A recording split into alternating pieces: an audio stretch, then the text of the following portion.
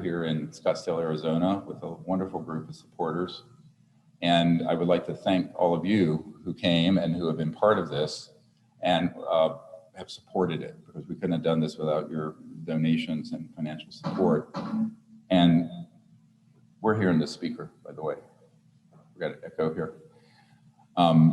So one of the things that has struck me in the last few years doing this project is that every time we move forward, classified projects try to get ahead.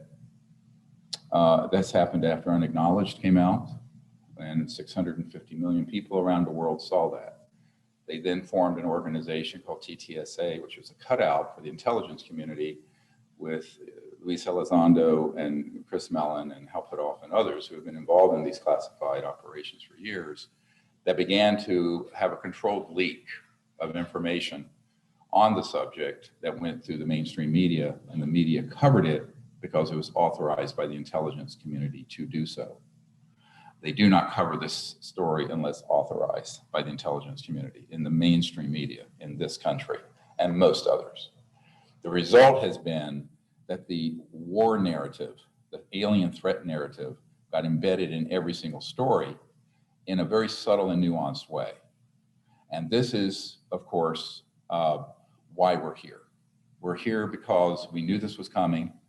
Carol Rosin was told this was coming in 1974. I was read into these plans in the early 90s that they would at some point pivot towards a wild card situation of a threat from outer space to try to unite the world around a very militaristic level of unity, or rather than an enlightened level of unity. And we're at that point. We're at the inflection point. And this is why this is such a very critical time. The good news is that our plans here are to create a documentary that will be released free to the world without a distributor, meaning that you don't have any intellectual property holdback on it. And if people want to put it out in its entirety, anywhere on any site in the world, they will do so, be allowed to do so. And that means every influencer, celebrity, friends you have who are influencers or celebrities, yourself. And this is where we really need your help. We have crowdfunded the project. Now we need to crowdfund or crowdsource the disclosure. Okay, and that's really why I'm very grateful for all of you here, because this isn't going to happen without us, we, the people, doing it. And this is what I learned the very hard way. And I just want to give people a little bit of a tour de force over the last, since 1992 or so. Most people don't know the history of disclosure. The history of the Disclosure Project was an accident or planned by some higher forces, perhaps, as a result of a close encounter of the fifth kind, CE5 contact, on the beach in Florida in 1992. So we had about 60 people there for a weekend expedition. I was just starting to do this, working as an emergency doctor as my normal life, and in my spare time, leading an interplanetary contact ambassador program. And so we were down there, and there were a couple colonels there and people who were Air Force folks who had come. And first night we're out, it was only a couple nights, it was a weekend. We had 4 extraterrestrial vehicles just pop, pop, pop, materialize in the sky. Now you've all seen the funny video where the southern dude goes, "Holy damn hot shit!" And I said, just calm down, you know, that one. But photographs were taken and ended up on the front page of the Pensacola paper. So within 30 days, I get some calls from people in the intelligence community. So the general who's head of Army intelligence, General Albert Stubblebine III, contacts me. He invites me to a meeting in Atlanta a few days after this contact to meet with him, allegedly for some conference, which was actually a dog and pony show from some intelligence people. And they put me I got there, I thought I was being in the back of the room, and they put me at the head table with the general and some CIA and National Security Agency folks. And that night took me up into a room in this hotel. And they basically said, well, who the hell do you think you are? And what do you think you're doing, making contact with these civilizations without our permission? And I informed him, I don't need your permission. I'm a free denizen of the earth and the cosmos. I've had contact with these civilizations. I know who they are, why they're here, and you can't deceive me. Moreover, I'm not wealthy, but as a medical doctor, I don't need your damn money. And thirdly, when I was 17, I died, and I'm not afraid of death. Therefore, you have no traction with me. And of course, he was not happy hearing this. He goes like this, we know exactly who this son of a bitch is. I said, yes. So what are you going to do about it? So that was my entree as a doctor who was doing this as a civilian for universal peace and enlightenment and contact, getting dragged into this morass that we call the national security state. So that little, I know it's apocryphal, but I just wanted to give you that sort of setting. So then within about a year of then, a month later, the co-founder of the Peace Corps, Dr. Maury Albertson, and an Apollo astronaut and some other folks organized a conference. And before the conference was a weekend retreat at St. Malo's near Estes Park. And so some of these same people show up at this. And of course, they're trying to intercept what we're doing. And at that meeting, again, the general, the head of Army Intelligence, General Albert Stubblebine III, offers me $2 billion, with a B, US dollars, if I would stop what I was doing and join their group and be on the sort of board, operating board. It was a serious offer, and I said, no, thank you, I cannot be bought. He then went behind my back to my wife, big mistake. And I said, no, we're not gonna do this. And she thought, oh, he was so nice, he was flattering you. And I said, yeah, devil speak with forked tongue. So I'm quarter Cherokee, so I kind of like the Native American view of all of these sort of corrupt people. So what I decided was they're not going to stop, but I'm going to just keep ignoring them. So then I get approached shortly thereafter by some people who were tied into the Clinton administration. And of course, he took office in January of 1993. And what they basically communicated to me was that the president and the CIA director, as well as other members of the administration, had made inquiries into the subject and had been denied access, which did not altogether surprise me, but I was a little bit unsure that could be true. I think most Americans or people around the world would think top of the pyramid would be the President of the United States and certainly his senior national security team. Not true. So eventually I was asked to brief the director of the CIA.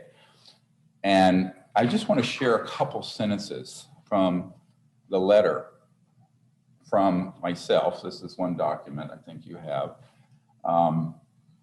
And it's from the head of the Arlington Institute, who was friends with the director of the CIA, R. James Woolsey.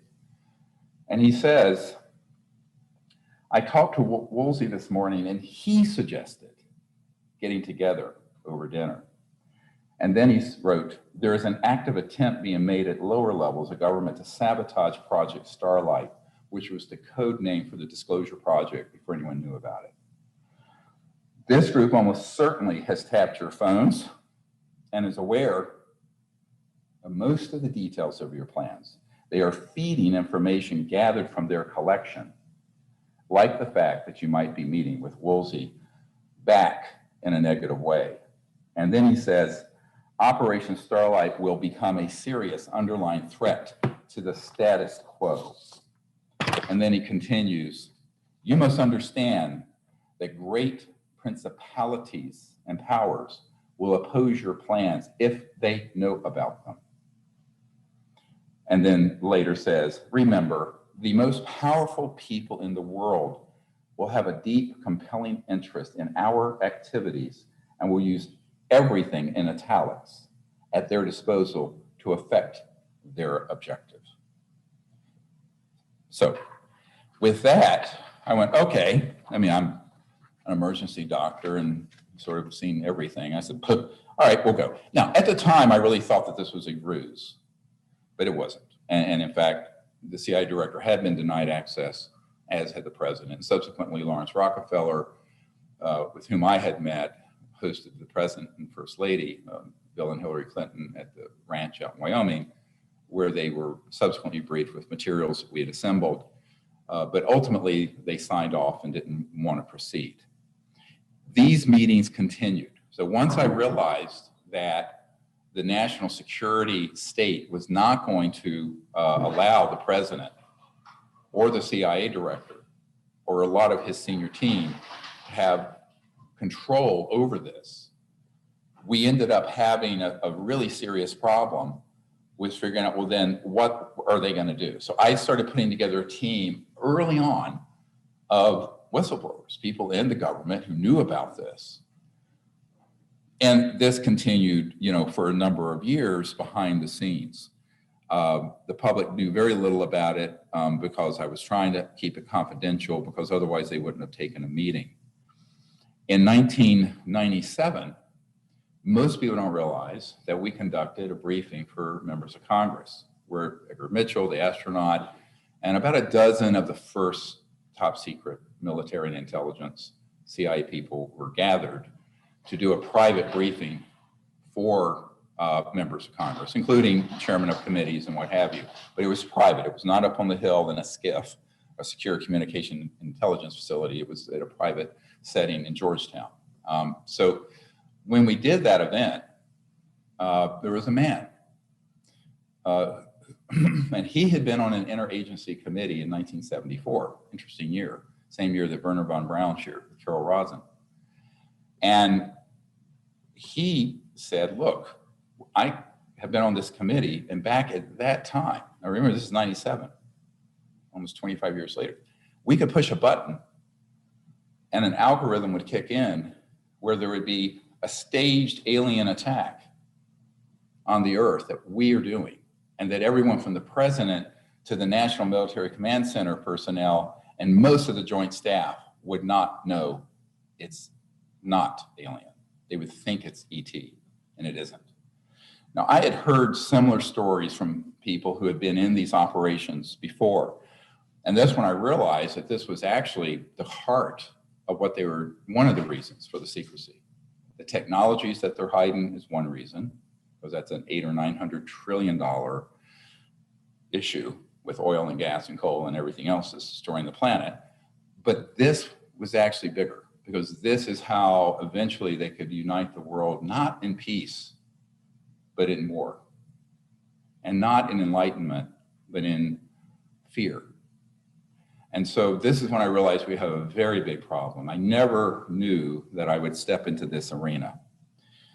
Ultimately then, right after that, I briefed Admiral Tom Wilson. And that's another, I don't know if you're keeping up the documents, but I've been going through some of them. And Admiral Wilson was the head of intelligence, Joint Chiefs of Staff.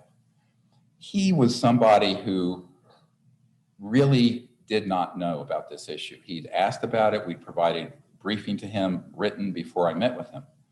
And remember, this is J2, head of intelligence joint staff, sort of second in line after the head of it, the director of the Defense Intelligence Agency, who I later briefed.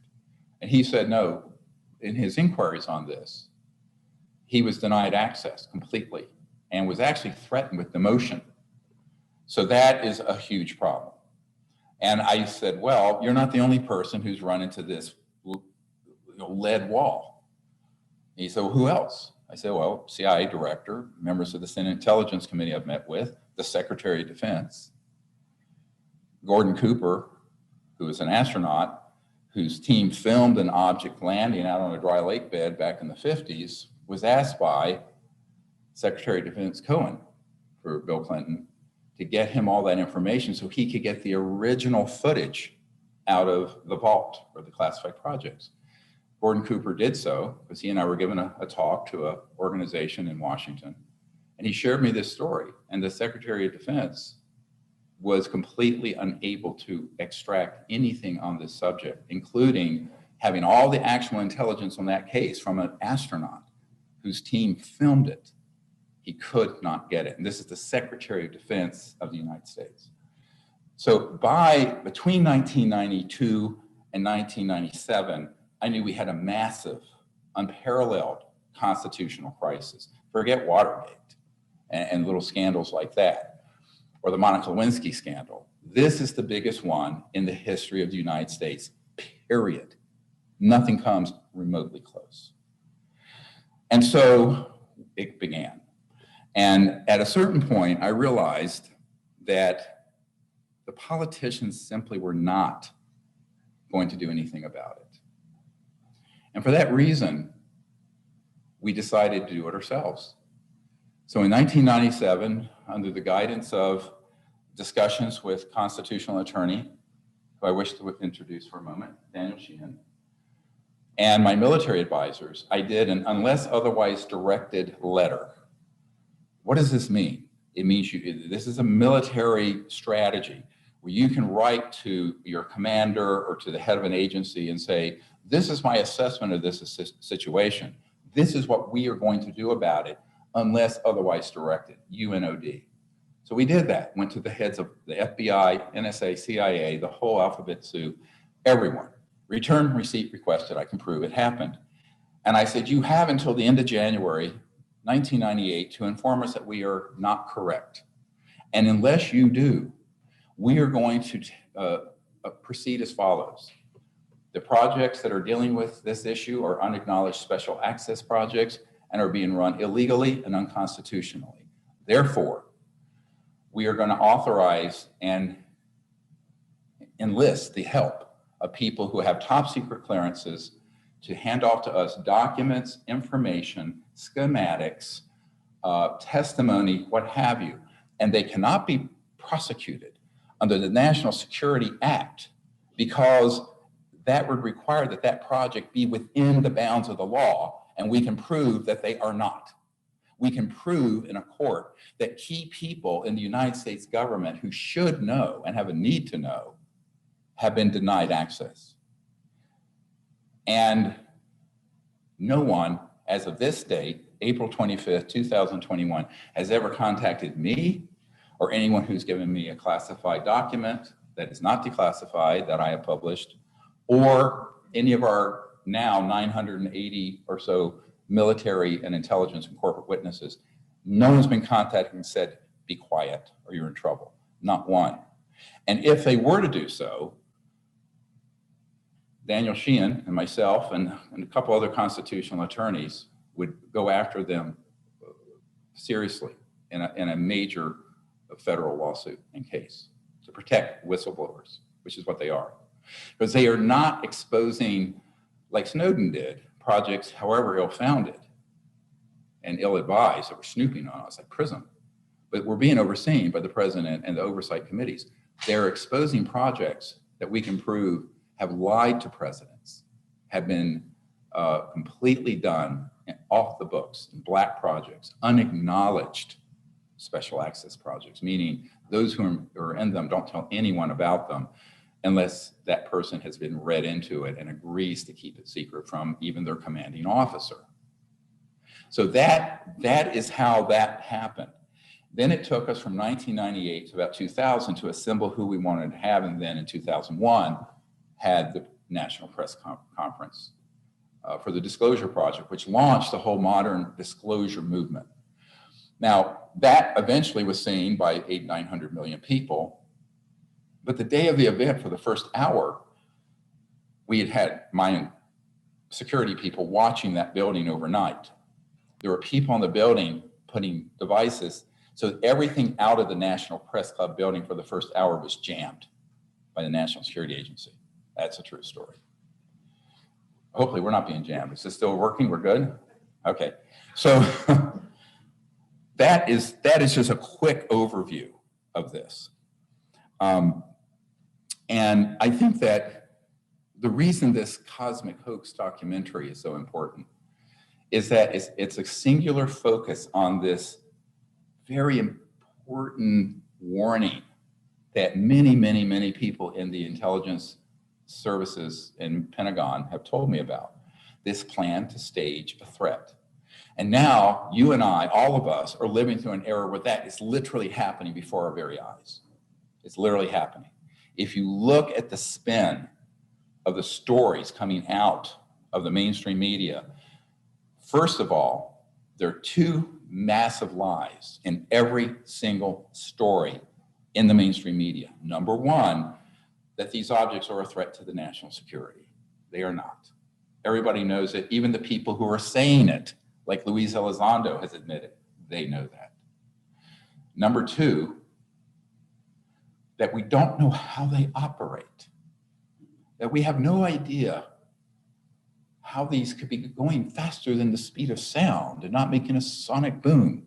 Never mind, I have met with multiple aerospace engineers at various aerospace companies and also who've worked for the intelligence services who helped design and have worked on these systems since the 50s, 60s, 80s. So you have, that's not only a lie, but a damn lie. Now, I'm not saying that Senator Marco Rubio or former Trump National Security and Director of National Intelligence head Ratcliffe are knowingly lying, but they're reading from a script. Okay, I don't know what they know and don't know. I do know that what they're saying to you, the American people in the world, is false. It's completely and provably false. And that's what we shall prove today and in the course of this documentary and over the next 2 months.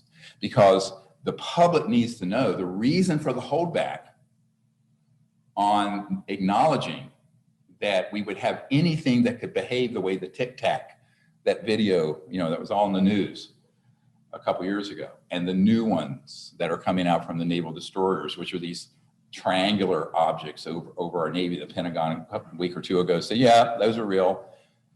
They didn't say those are ours. Those are made by our aerospace and clandestine operations and engineering operations. So they want people to think that our Navy destroyers are being harassed by these things. No, it's because the captain of that Navy ship and the pilots who were chasing these Tic Tacs and other craft off the coast of California, they weren't read into the existence of these technologies that are in unacknowledged special access projects. That's how secret it is. The captain of a naval destroyer would not have clearance for that. Certainly, if the CIA director was not read into it, why would a captain on a Navy ship? So this is where secrecy is dangerous, because in the darkness of that secrecy, these people can unroll a program that would trick everyone, a false flag. And it's happened before, and we'll get into that later. But I just wanted to give you this big picture before we welcome our first guest from Russia. Oh, and we're not. Okay, well, we seem to have a technical problem. We have a cosmonaut who is supposed to be there, but we will then proceed with another part of the program. I think we can have, is Carol Rawson ready?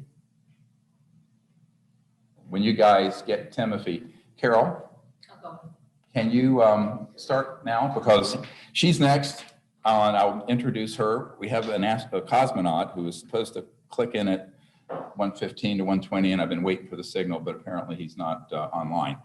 Hopefully we'll get him online soon. But first, then, I would like to introduce a dear friend, beautiful soul. Oh, Carol, I see you left. Oh, she's trying to get him. And let me just give you a little background on Carol. A neighbor of ours had told me about Carol Rosin. And she knew of her because she had read an article about her in a magazine and said, you really need to talk to Carol Rosin. I said, who's that? And so we reached out, and she, of course, had been the spokeswoman for Wernher von Braun, who invented the rocket for the Germans in World War II, father of rocketry, later was foundational in our aerospace programs here in the United States. And he told her, well, he was very sick, last few years of his life or so, in 1974 and onward, about what would happen. and that it was Carol Rosin's sacred task to prevent and keep weapons from space, because space we must share with our cosmic cultures and neighbors. And this was his heartfelt request and his dying request to Carol. And she's been faithful to that for now, 47 years. So I'd like to introduce Carol Rosin, my dear friend.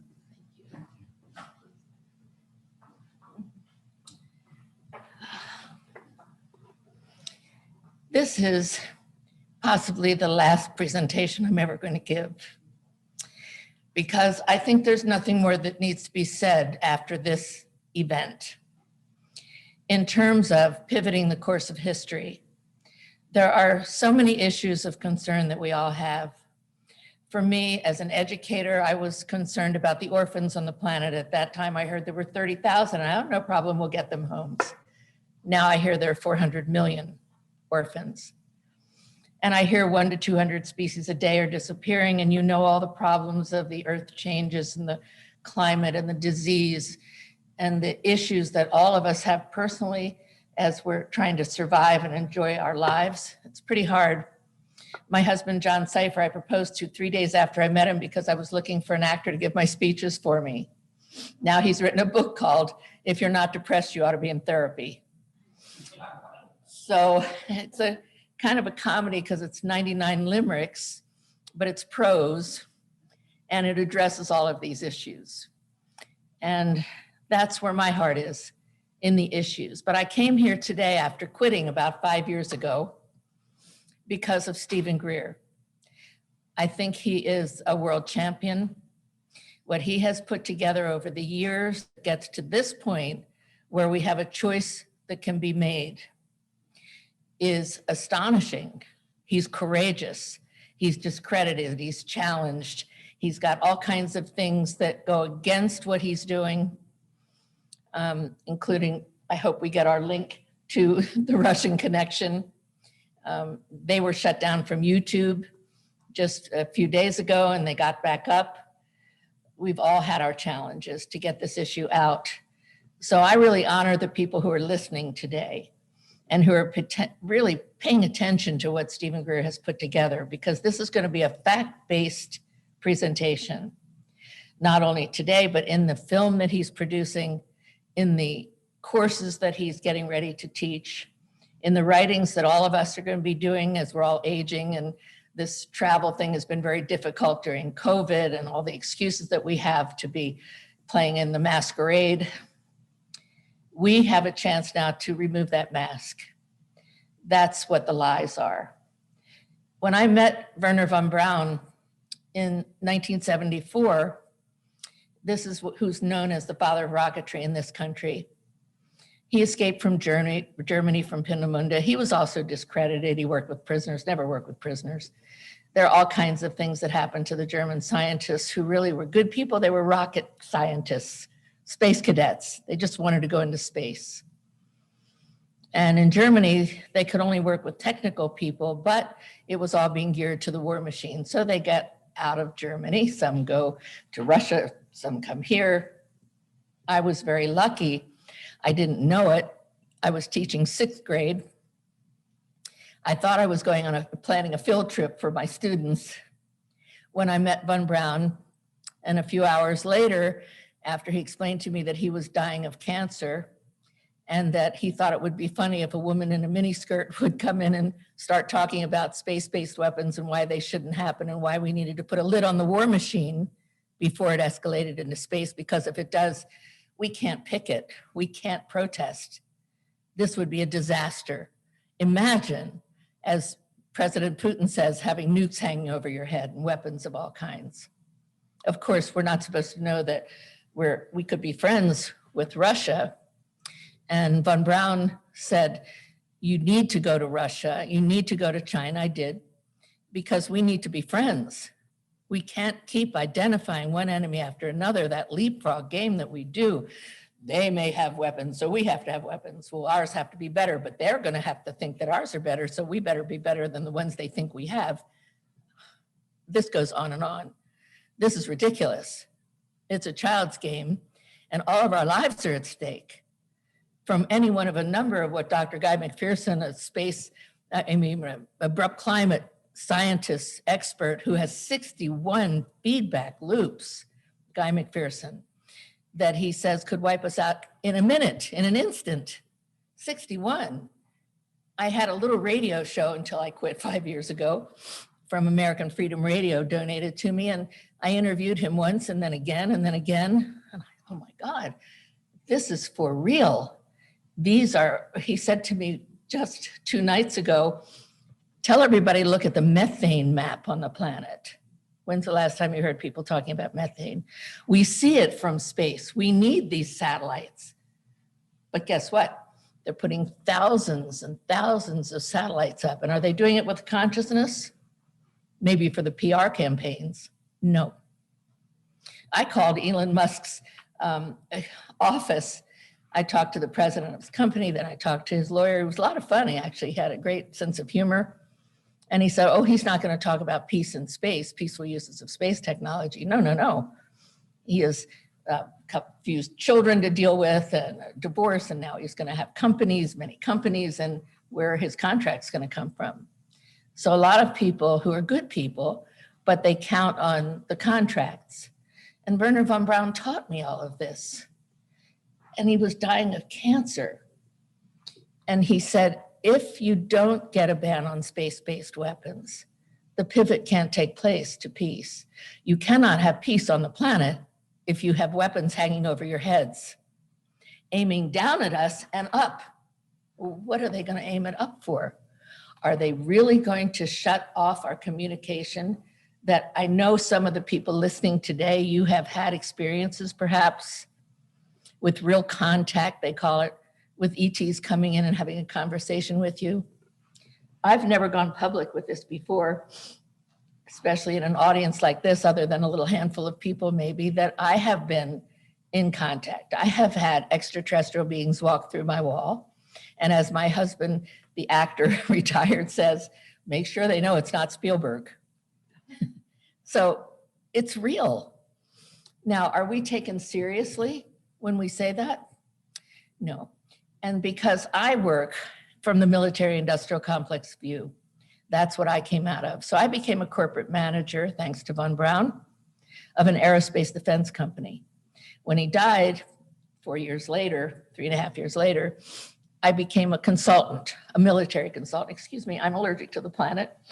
And I think right now, I have to get a grip on the fact that when I came out of the aerospace defense industry, I realized that there's an accelerated movement going on to weaponize space. Space is already militarized. So if you're talking about stopping the militarization of space, it's too late, guess what? But in space, the military is different. So we have a way to communicate with the military. And I know it works if you say we're opposed to the weaponization, because most of the people I've met in the military are too, most. There's always the handful, as my husband says, that likes blood and guts. They watch those movies. But no, we don't want to protest the military because it's not going to work. They're well funded, they're huge, they're really, really nice. I've gone to some military balls. I like those people. I love a lot of the military friends of mine. I'm an honorary Marine from Commandant Al Gray for work I did with General Joe Hoare, who took Schwarzkopf's place. I was a consultant and got to go into a meeting where I was the civilian who said, how many of you have been to the countries that you're studying? 500 people, 3 people raised their hands. Well, where do you learn about the country that you're going to be in as military reps? Books, movies, lectures. Oh, that's nice. So I want to encourage people listening to go to the countries, go. I've been to Russia over 35 times, China. I've traveled. You meet people from all over the world in these meetings. They're not the enemy at all. I'd like to also encourage you to go to a website, peaceinspace.com, peaceinspace.com. On it, you will see a lot of Russians, you know, the enemy. Well, they're not. And so I've gotten to go to very high levels in Russia. I'm very close friends now with Vladimir Ermakov. You'll see him on the website. He's the head of disarmament and arms control. You're going to see a little video clip. This is an amazing clip that you're going to see today from General Leonid Ivashov. General Ivashov sits down in a chair, you're going to see him, not in uniform, retired, saying, there are extraterrestrial beings here and there is no threat. Is this not our major issue here? So Dr. Greer is bringing out the threat that doesn't exist. He's bringing out the treaty that I'm going to tell you a little bit about, the treaty to prevent the placement of weapons in outer space. And guess who initiated it? The Russians and Chinese. Yeah, the enemy. So we're not supposed to know about the goodness over there. You're going to see a whole lot of these. Just scan the news section, and there are a lot of pictures with people from Russia, high level, saying the same thing.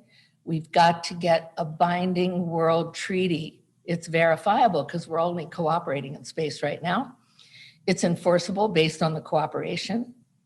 Get the treaty, support it, do what you can, educate people about this treaty. It's posted on that peaceinspace.com website.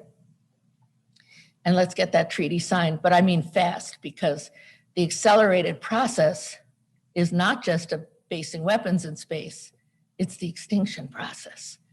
And I know a lot of people want to deny or not know about the extinction process and the 61 feedback loops, but guess what? It's serious. And I followed Guy McPherson for 30 some years. This research is mind-boggling. And I don't want to come from fear on it. What I want to come from is solutions. Because imagine when we do this breakthrough that Stephen Greer is talking about, so he's talking about the threat that doesn't exist, the treaty that can be signed right now, it's written, there's no compromise on it, it's been approved. We have over 100 countries, close to 125 countries who have agreed to not be the first to place weapons in space on celestial bodies or crafts. This is very important because you're going to hear, oh, there are already weapons in space. Yeah, right? Yeah, electronics, you can use beams, you can use a grain of sand, anything could be a weapon. But we can actually ban space-based weapons on celestial bodies and crafts. And when you read the treaty, you must read the treaty. Some of it's legalese, you'll hear it, but the story is there. And guess what? It's the first document that acknowledges indigenous cultures and cosmos cultures. I mean, wow. You'll see. Now, they can't obviously sign a treaty, indigenous cultures and cosmos cultures, but they're acknowledged in this. And this has been approved by international experts, this treaty. So it doesn't need to be compromised or rewritten. We don't have time for it because the other part of the acceleration is not just about this process to put weapons in space, but the extinction process. Now, I don't think anybody listening to this or listening to the film that's going to be coming out or watching it is going to be uneducated about the problems on the planet. But we need to reach the people who don't know. And if you can't get to them, move on and find the ones who can. So you don't have to write your book on why it's, you have to be in therapy if you're not depressed. The fact of the matter is you have a chance right now to educate people. So what I did was, encouraged by Von Braun, I went to Russia. During the time of Andropov, President Andropov in the 83s, Andropov gave me a statement. First of all, I got off the plane and tourists stopped me because women alone from America had never gotten off a plane in Russia. What are you doing here? I said, well, I came to meet with President Andropov and I have this list that I got out of a newspaper of names of Russians. And they said, well, that's not possible. But they took me to a hotel. I got in a taxi cabs, which were just the people driving them at that time. This is a time when you still had brown water in the hotels. I mean, they're still getting out of all the horrible war machines that they had gone through. So someone brought me a statement by Andropov by the time I finished talking with people like Roald Segdeev came to see me because I sound like I'm interested in outer space and he was the head of the Space Research Institute. Yevgeny Velikov came, he was the head of the nuclear program. I met with teams of experts and I said, why do you want to be a communist? Then I found out only 1% of Russians were communists. So I was completely wrong with my education about Russia, completely wrong, so many ways. And they took me out to eat and I said, is this organic? Is this no GMOs? And they said, we have no GMOs in Russia. We're not supposed to know that.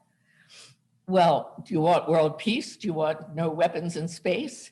Now you're going to look at the peaceinspace.com website and you're going to see many people, but that's only a tiny portion. Because after I started coming back and commuting back and forth to figure out what to do, how can we now educate people about Russia, China, the same thing? And I addressed a lot of audiences.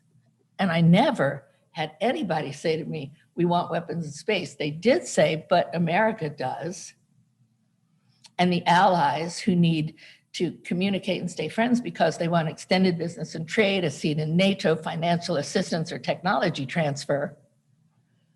So they have to be allies. They can't be friends around the world with that viewpoint, or they have a belief system or a perspective or interpretation of what they're hearing. And so they think America is a big enemy.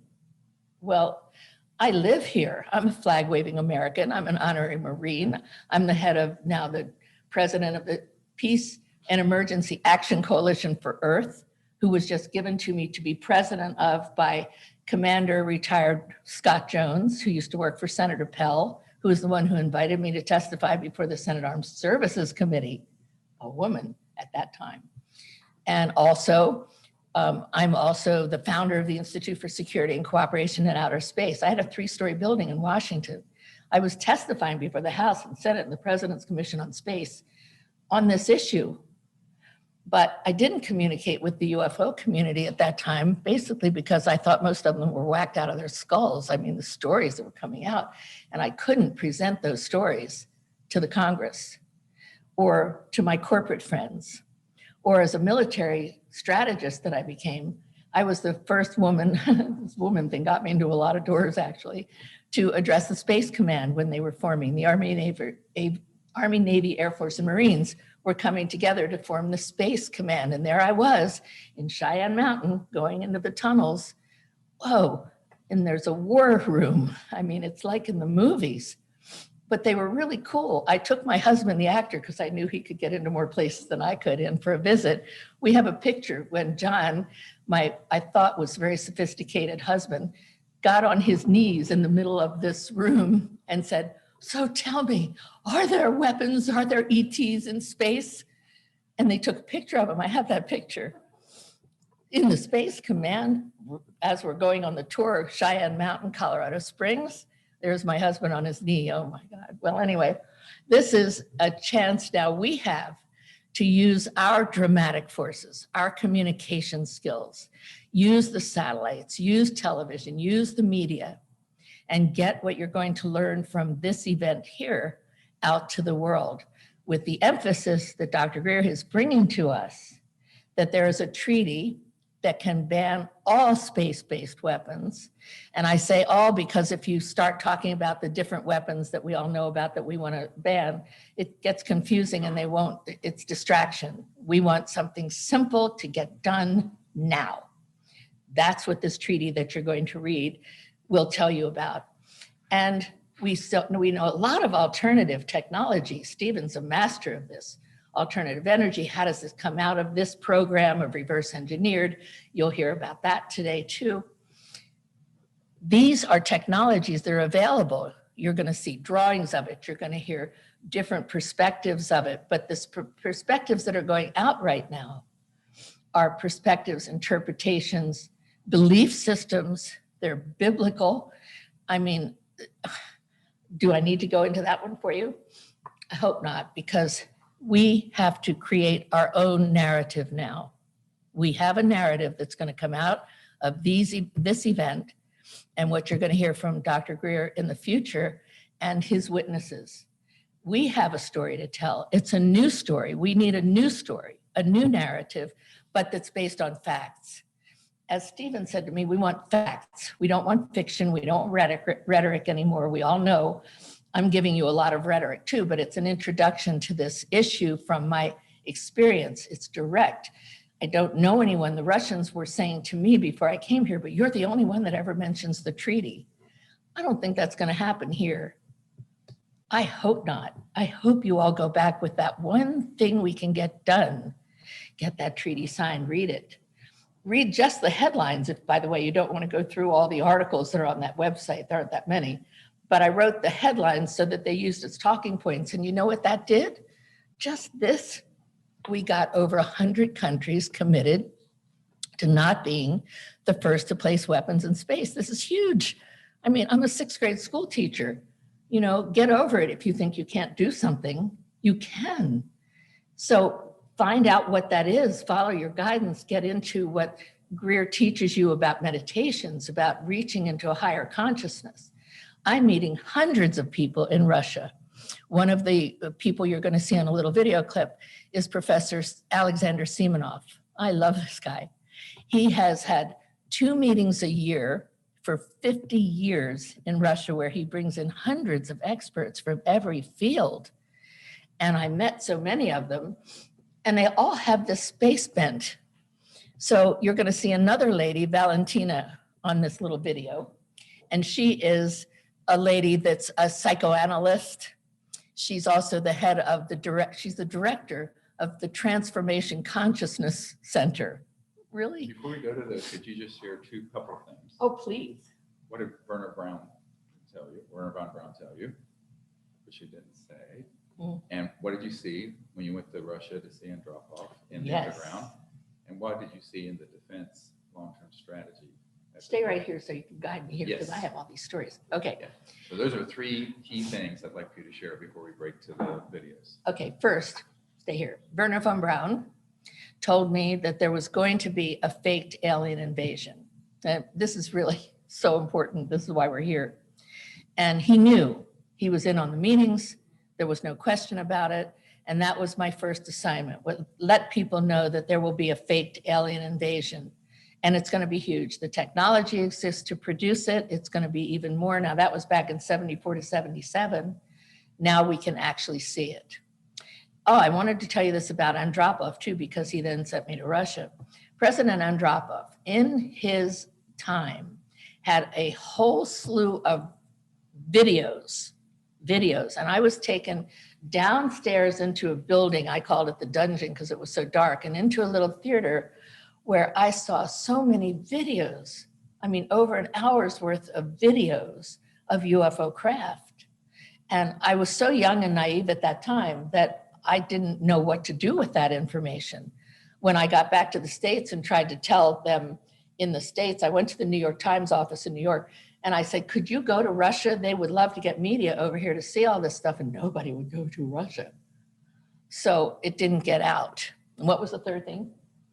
Well, I think it's really important to share what you saw while you were a corporate consultant on this plan. This is a part of which the 4-star general Yes. Wesley Clark. General Wesley Clark, I thank you. I saw on TV. He was on Democracy Now! Where I saw him.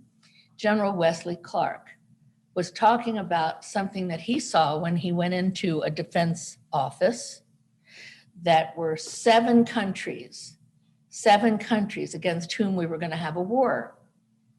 7 now you know them. We've already had them. Iraq, Iran, Libya, Lebanon, Syria, Sudan. There were 7 of them, but I called him from Moscow the last time I was there, which was in 2019.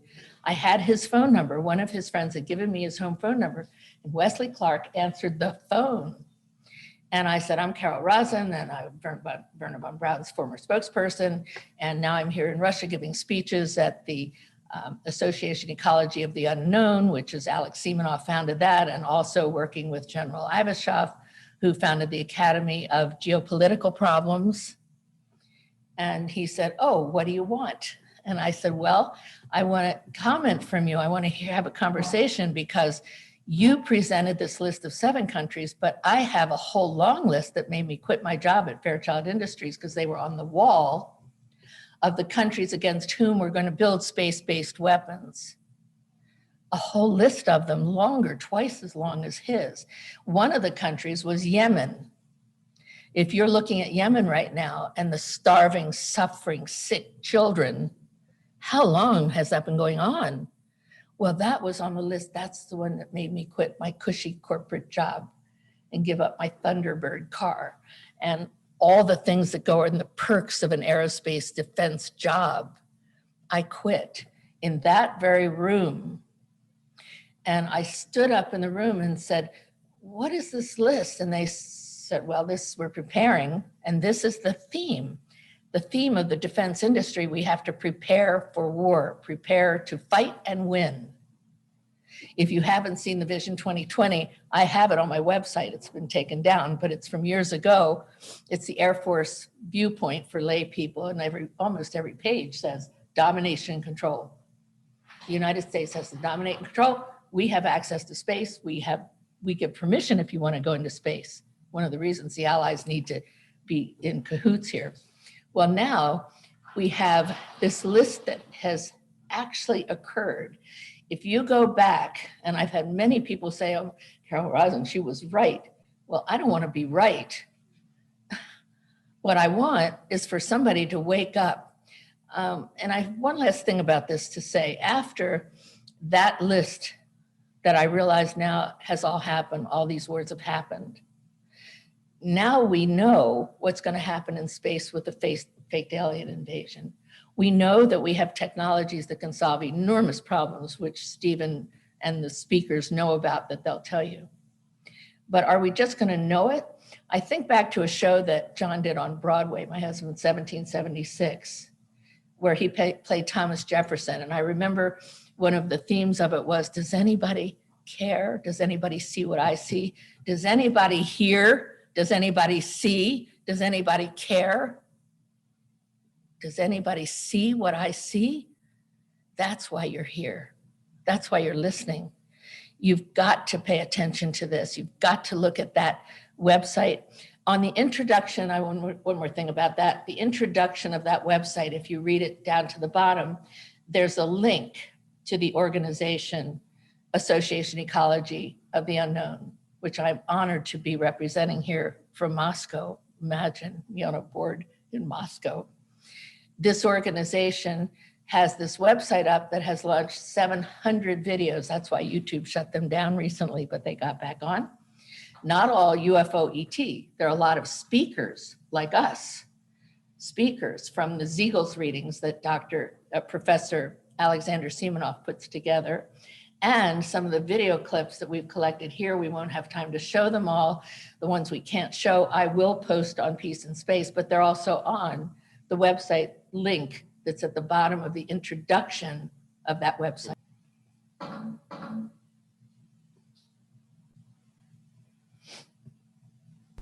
Соединенные Штаты Америки запускают сейчас, казалось бы, фантастическую программу. Казалось бы, что это некая иллюзия, фантастика, не имеющая реального отношения к безопасности нашей планеты и всего человечества. Но я полагаю, исходя из своего военного опыта, жизненного опыта, и исходя из реализации программы «Звездных войн», которую проводили Соединенные Штаты, я вижу, что здесь что эта борьба с инопланетянами и летающими тарелками – это всего лишь легенда прикрытия. На самом деле запускается огромная программа особого доступа, которую даже президентам и Конгрессу не имеют права докладывать. Это программа вторжения, опасного вторжения в космическую среду. Более 30 программ особого доступа запускаются и финансируются Соединенными Штатами для вторжения в космос. Почему я полагаю, что это угроза, может быть, сегодня самая важная, самая главная угроза жизни человечества? Потому что Во-первых, космос – это живая среда, это не некие мертвые пустоты, о которых принято говорить. Но существуют в космосе другие полевые формы жизни, и это доказано и российскими, и иностранными мыслителями, в том числе академиком Вернадским, академиком Казначеевым, Козыревым и другими. Вот. И мы, живущие на планете Земля, являемся частью этой большой живой системы Вселенной. И поэтому любое вторжение в космос, тем более с целью размещения, испытания и применения новых оружий, новых видов оружия массового уничтожения, значительно превосходящий по своей, так сказать, убийственной эффективности ядерное оружие, несет человечеству угрозу уничтожения вообще жизни на планете Земля. Поэтому сегодня нужно космосом заниматься серьезно всему человечеству, всей элите.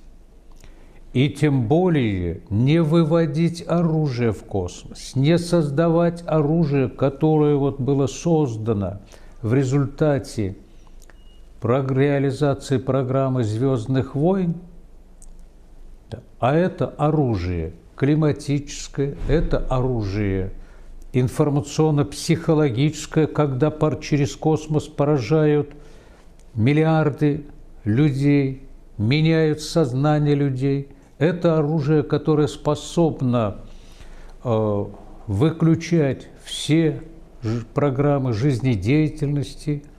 Так вот, сегодня американцы пытаются создать еще более убийственное оружие и из космоса влиять на все процессы на планете Земля. Это и литосферное оружие, это и всякого рода инфекции, вирусы и так далее и тому подобное. Поэтому мы сегодня, все земляне, должны категорически выступить против, проводить совместные международные исследования, а не закрываться в рамках программ особого доступа, чтобы космос сделать средой нашего обитания безопасным, безопасным, энергию космоса использовать во благо всех людей планеты и всей природы, живой природы Земли. Поэтому нужно поднимать этот голос в защиту безопасности космоса и понимать, что любое вторжение в космическое пространство – это подобно вторжению в систему наших ген человека.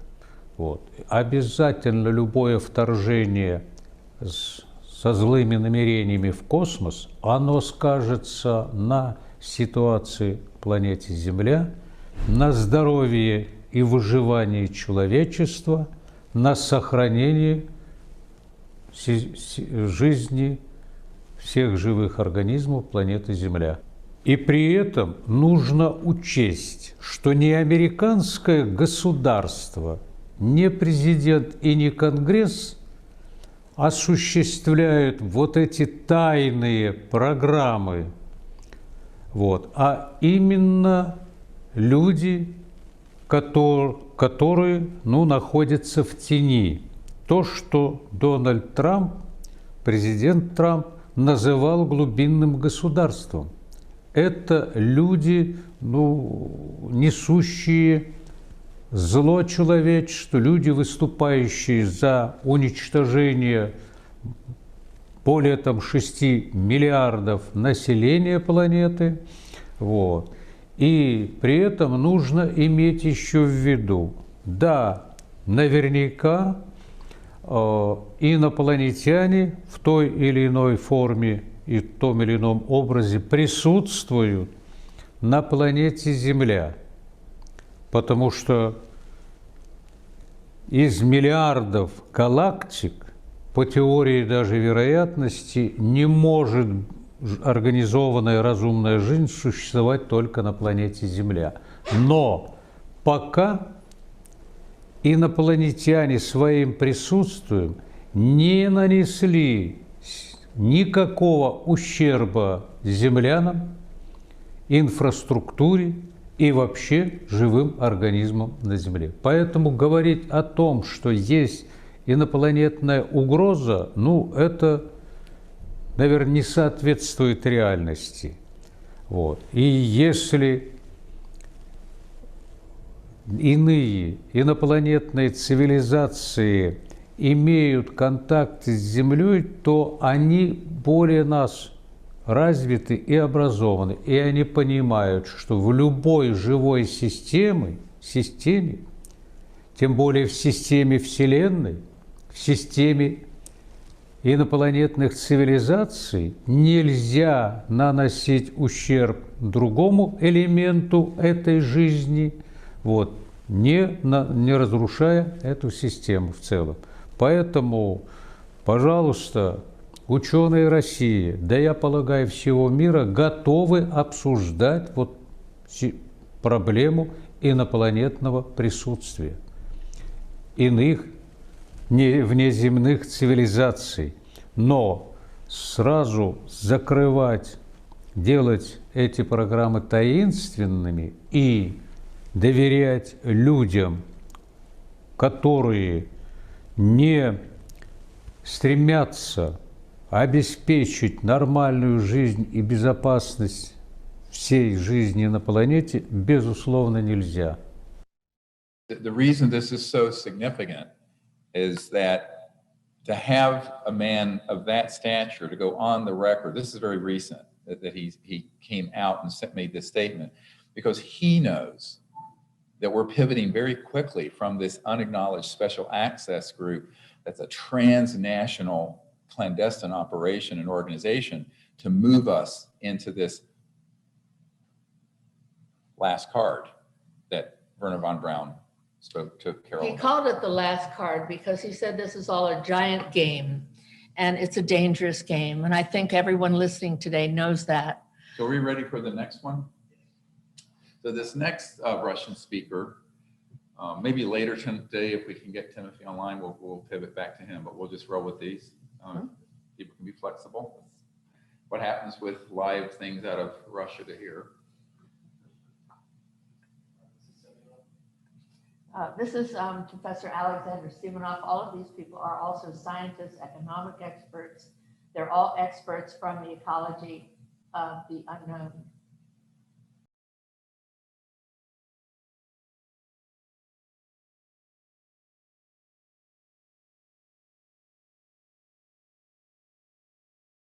Элементарное. Просто мы не зная еще каких-то физических глубинных законов, которые они освоили, там перемещаются по этим законам, там или исчезают из видимости в невидимость там, и так далее.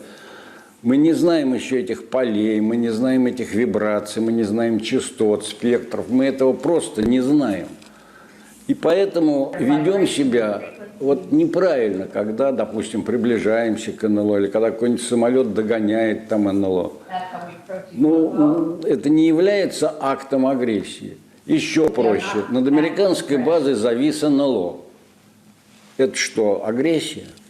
Где здесь немирные, враждебные какие-то действия? Это просто любопытство, это контроль. И, кстати говоря, контроль в ряде случаев очень эффективный и, слава богу, правильный. Итак, я призываю всех людей доброй воли, которые хотят просто жить на этой планете, присоединить свой голос к требованию от правительства заключить такие договора, которые не позволяли выводить в космос никакое оружие. Раз. И во-вторых, понимать, что вот в июне месяце, может быть, начаться разыгрывание вот этой вот последней так называемой карты, которая может привести к гибели или к страданиям подавляющего большинства людей. Мы не должны этого допустить.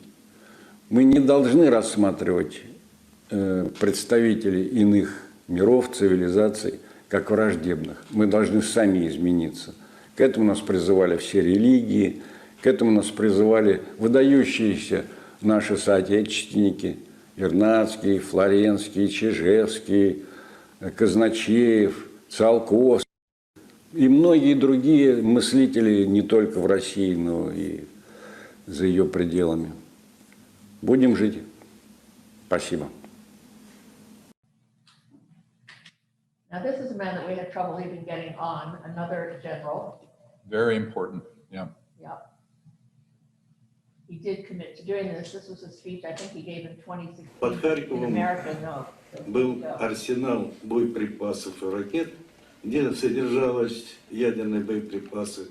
В феврале 1979 года прилетел летающий тарелка. Часовой, который стоял на вышке, попал в ступор, но успел нажать сигнал. Приехала пожарная команда, которая тоже не дошла до зоны, где остановилась летающая тарелка. Как описывали эти люди, все было зарегистрировано, зафиксировано, зарисовано. Значит, из НЛО вышли 3 представителя ростом 3,2, 3,5 метра, в белых костюмах, с чемоданчиком прошли к хранилищу, где размещались ядерные заряды. Чем было вызвано? Температура на одном ядерном заряде была на 2-3 градуса выше, чем положено. А вы знаете, стабильность ядерного заряда – это главное, безопасность и все остальное. Через час они улетели, все зашевелились, ступор прошел, начали фотографировать. Так след одного из этих представителей был длиной 57 сантиметров. Теперь понимаете, это не просто рост, да, это и такая основная как бы характеристика этих дел, да. Арсенал Govt, Новосибирская область. Вот этот волосатый представитель потустороннего мира заходит в караульное помещение, смена караульная, вся замирает, наливает себе воды из бачка, выпил и ушел. Все к окну смотрели, он повернулся, помахал и тут же пропал. Вот мы всегда говорим, откуда они берутся. Ну, я думаю, что скоро мы поймем, что есть понятие свернутого времени, параллельные миры и все остальное. Но надо думать, что приписывать обезьяне те возможности, которым он обладает, а в принципе после этого события мы стали рассчитывать на то, что они обладают телепатией, психофизическим воздействием и управлением сознанием. Конечно, никакая обезьяна этим не обладает. This has been going on since 1945, and you'll hear Paula Harris talk about this as well in a case that is more significant than Roswell from 1945. So this is a theme, a motif that runs over the last 75 plus years since the dawn of the atomic and nuclear age. And that is, these civilizations are very concerned because when we went to that level of technology, we ended up not only damaging the Earth and our species and all species on Earth with radiation and plutonium that causes cancers and mutations and what have you, but also it tears through the fabric of space-time transdimensionally and may in fact be doing greater damage in those worlds. This is a key point everyone listening must understand. That is why we humans, since the mid-40s, are viewed as a huge problem in the cosmos, and why Eisenhower was approached by a group of extraterrestrials saying, please stop this process, make peace, and join an interplanetary family and live in peace on this planet, because it was not only about the survival of a human species, it's also that when we do these things, we don't realize in quantum physics, in the entangled universe, the degree to which what Einstein called the spooky effect, where the same particle could be in two places at once, et cetera, and so on, that the cosmos isn't this straight line linear existence. It's a quantum conscious hologram woven together. And when we do something of a critical mass of, say, Hiroshima or what have you, and the things we have now, these weapons now that he's referring to are orders of magnitude more destructive than ones we dropped on Nagasaki and Hiroshima. It actually creates damage, not just on Earth, but throughout the cosmos. And now you're understanding why the ETs are here. One of the reasons they're here is that they're very concerned about what we do to this beautiful world by a small group of sociopaths and warmongers, but what it's doing to their worlds. So we have to understand that. And So- this is why these the people next- are coming forward. But Oh, is he on? now, Is Timothy on? this is Timofey. Timofey is the trainer of cosmonauts and astronauts from all over the world. They go to him to be trained to go into space. He's amazing. He's also a musician. He's got little children. He lives in a dome house community. And he is going to tell us now, he's going to give a 45 minutes. I don't know what he's going to say. No? Unfortunately, we're at the point now where we have to take a break at 2:50. So Timothy, I'm sorry, but we kind of had to extend things because we couldn't get you in. So we have about 33 minutes. You can do it. If you can sort of go through things, the really critical things, and I really appreciate that. I'm sorry we've had these technical difficulties, but so we have about 33 minutes. We blame it on the Russians. We blame everything on the Okay. Russians. But it's okay, Timothy. So Go ahead. thank you, Timothy, and it's very good to see you here.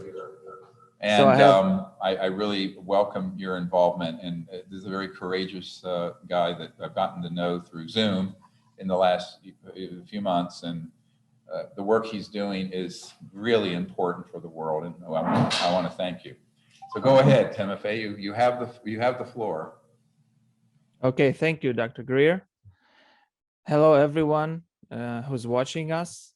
Hello, Dr. Greer and all people in the house. My name is Timofey Yegorov. I am the trainer of cosmonauts at the Gagarin Cosmonauts Training Center, Star City, Russia. Also, I am the general director of the Association Ecology of the Unknown, which is a non-governmental organization, the largest one and the most recognized official organization in Russia, dealing with the unknown phenomena of nature, cosmos, and human abilities. UFOs in that number, of course. Now I'm going to briefly tell you about the association so you can understand where it all comes from. The Association Ecology of the Unknown was established to unite efforts and coordinate actions of individuals and legal entities that conduct scientific research, contributing to the evolution of mankind in the field of studying of the unknown phenomena of nature, cosmos, and human abilities, in order to further take them into account and deploy them in practical work, including in preparation to the adoption of important state and international decisions. So that's what we need to understand. Now I'm going to present and talk about a few cases that our experts were dealing with, the most famous UFO sightings in Russia. And please know that we have a lot of people that we're working with, among them military men, PhD candidates, a lot of different experts in different fields. And we have some connections in the Ministry of Foreign Affairs of Russian Federation and other significant organizations in Russia whose employees are also part of our team. So today I'm speaking on behalf of all these people. And now I'm going to present you something. So will you please show the picture on case 1. Okay, so can you see it, the hole? Oh yes, now I can see it.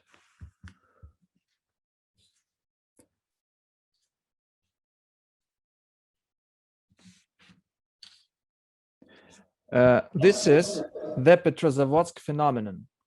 It was 1977.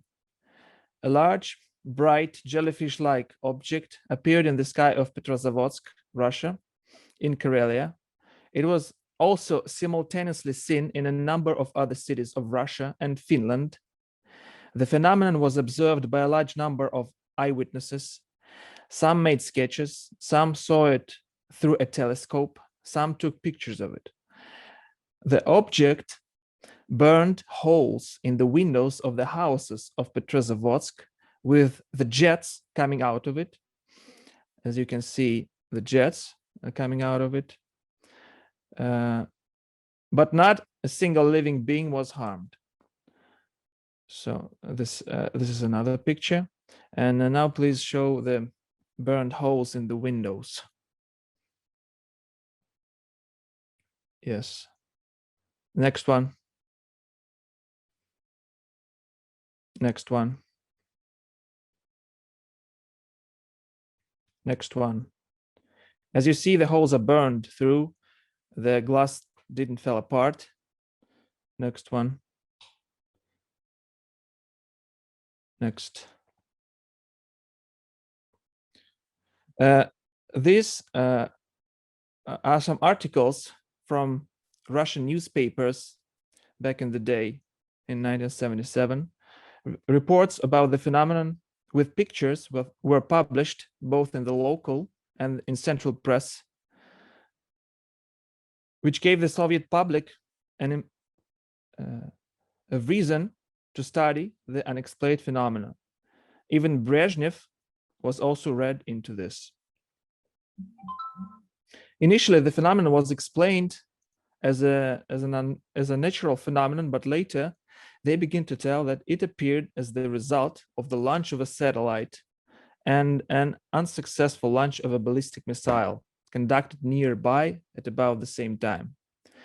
But one of our experts, General Sitnov, the video of which you have been just watching before I connected, who was later the armaments chief of the USSR and was officially in charge of collecting the UFO data, told us that he received reports that the object was 300 meters in diameter and was moving like this from north to south of Russia. As you know, Russia is a big country, in no time. And they saw the object on radars. So that's definitely not something of this world. Okay, let's go to case number 2. The January 29, 1986, near the village of Dalnegorsk in Russia, a UFO was observed in the form of a bright, self-luminous ball. It crashed in the mountains. So this is a sketch of what eyewitnesses saw. There's no actual photo of this event, but at the crash site, some objects were retrieved. Here they are. Let me talk about them a little bit. The objects were examined in the laboratory by chemists and other experts. Instances of iron balls had a very high degree of hardness. They could not be cut with steel tools, and they could only be cut with a diamond. According to experts, the composition of the balls included almost the entire periodic table. And here at the right, you can see a little mesh. This is a very curious mesh. In one of the samples of the mesh, they found fragments of the thinnest 17 microns threads which in turn consisted of even thinner fibers twisted into bundles. Those appeared to be very thin golden wires. Experts conclude that such a technology is impossible even at the current level of technology development. And what is interesting about this, they've put a monument like this, and many people came to this place to visit and to examine it as well. Okay, let's go to case number 3. This is a table which is put there. It said that on January 29, 1986, a UFO crashed here. Dvuzhilny Valery Viktorovich, an eminent Russian ufologist, was the first to examine the crash site. That's what is written here in Russian. The case number 3 was a landing of a flying saucer, and there were 3 boys playing at the place, which were separately debriefed, and their testimonies matched. So that's the drawings that an artist draw according to their testimonies. This is the object that they saw. These are 3 extraterrestrials that came out of the vehicle and communicated with them. Again, no one was harmed, but after that event, Voronezh, the city where it took place, became very famous, and there were people from different countries which even made some documentaries on this event. Okay, let's go to case number 4. Here's the boy, the witness. Okay, another photo. Okay, this is the landing site. Here's a video that took our Russian cosmonaut Ivan Wagner in 2020. He was filming Northern Lights over Antarctica. So watch somewhere in the middle of the screen. To the left, you will see 5 objects in a row. Saw this? Okay, and there will be another piece. Let's watch on. This is the Northern Lights.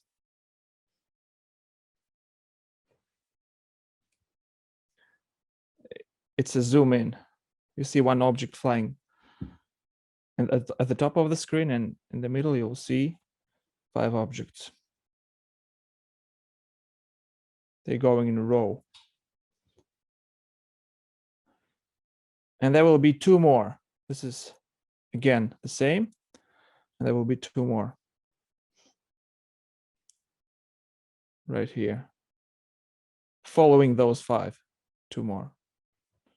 And 1 more.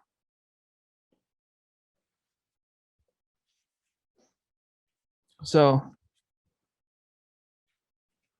he reported this to the chief of Roscosmos, but no comments followed still.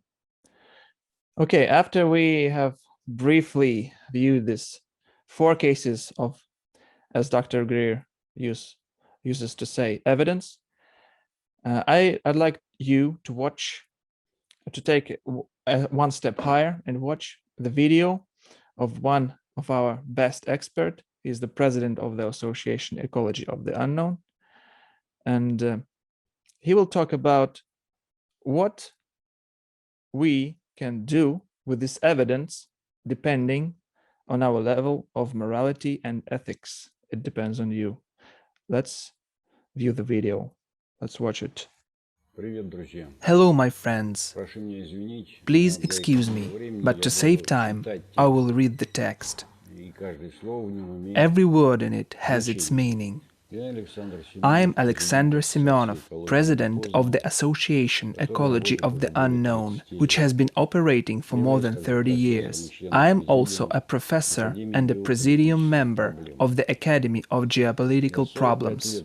For 45 years, I have been in the field of studying of the so-called anomalous phenomena, including the UFO phenomenon. I personally know almost all scientists and specialists and researchers who created the foundations of Russian ufology and have made their contribution to the ufology worldwide.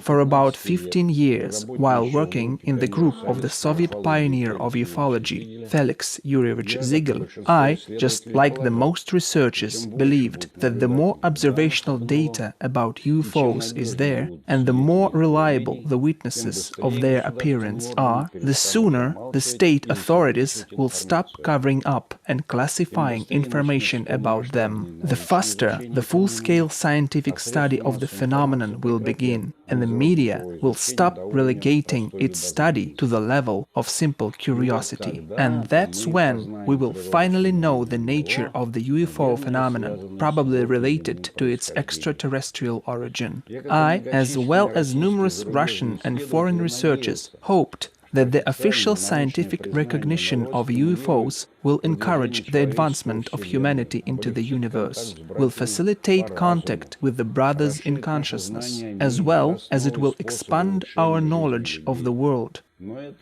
But that didn't happen. Moreover, the official scientific world resolutely distanced itself from the consideration of the problem, marking it as pseudo-scientific. State structures have taken a vow of silence, and the media continued to cover the problem in a superficial, vulgar way. And this is despite the fact that over decades, hundreds of serious informal associations in many countries of the world gathered arrays of thousands, hundreds of thousands of cases of UFO sightings. In addition, they periodically began to feed the public with declassified, though smeared, archives of UFO sightings, the collection of which has long been conducted in a closed mode by some government agencies in a number of countries. However, the methods of mathematical statistics, correlative and regression analyses more than 30 years ago allowed to identify several features of the UFO phenomenon that objectively talk about a set of properties inherent only to it, the same for different regions of the world. However, based on all the accumulated archives and investigations conducted, it is still impossible to say anything unambiguously certain about the nature of UFOs in scientific terms, except for one thing: the phenomenon objectively exists. The question is not about the reality of the existence and presence of the UFO phenomenon on Earth. It's about how we, humanity, should respond to it correctly. UFOs are associated with the activities of extraterrestrial civilizations. This is the most obvious version. Clarifying considerations is not so important right now. Whether UFOs are messengers from other planets or from other space-time dimensions, other worlds, frequencies, it doesn't matter. It seems that it would be more correct now to refer to them as the otherworlders. From the UFO archives, it follows that there are several otherworld civilizations. The description of the type and properties of their representatives has essentially a literary tone to it. But it is important that these descriptions, based on the so-called contact stories, have one thing in common. Among the otherworlders, there is no one who would relate to us in a hostile or aggressive manner. There are descriptions of an indifferent attitude to people. There is neutral, there is good attitude, but there is no hostile or aggressive one. And for all the time of communication with the otherworlders, of the most different contactees, there were no cases of presentation to Earth civilization of any ultimatum requirements, terms. Not a single bit of hostility or aggressiveness was shown by the otherworlders. There is also no recorded case of intentional, purposeful infliction of harm to people by otherworlders. Cases of UFO impact on the equipment took place most often as a response to the actions of people. In 1977, the 33rd UN General Assembly considered a QFON memorandum on these impacts. But in the future, with an objective study of such cases, it became clear that the injured witnesses, often military, unknowingly found themselves in the zones of action of force and other fields inherent in UFOs and unwittingly violated the unknown to Earthlings safety rules for contacts with UFOs. UFOs have not provoked a single military conflict. Their presence near military or secret facilities has the nature of supervision, but does not indicate in any way that their intentions are dangerous for personnel and equipment. There were cases when namely the presence of UFOs in the areas of basing of strategic strike systems zeroed out the probability of combat launches of nuclear missiles. We should also not forget that any peculiarities of the behavior of other subjects, for example animals, we humans perceive only through the prism of our own established views, beliefs and inclinations, including those of aggressiveness, hostility, evil, good, fear, etc. There is no reason to believe that UFOs and representatives of extraterrestrial civilizations are hostile or aggressive in relation to the Earthlings. Manifestations of the UFO phenomenon are exclusively peaceful in nature. So here we are.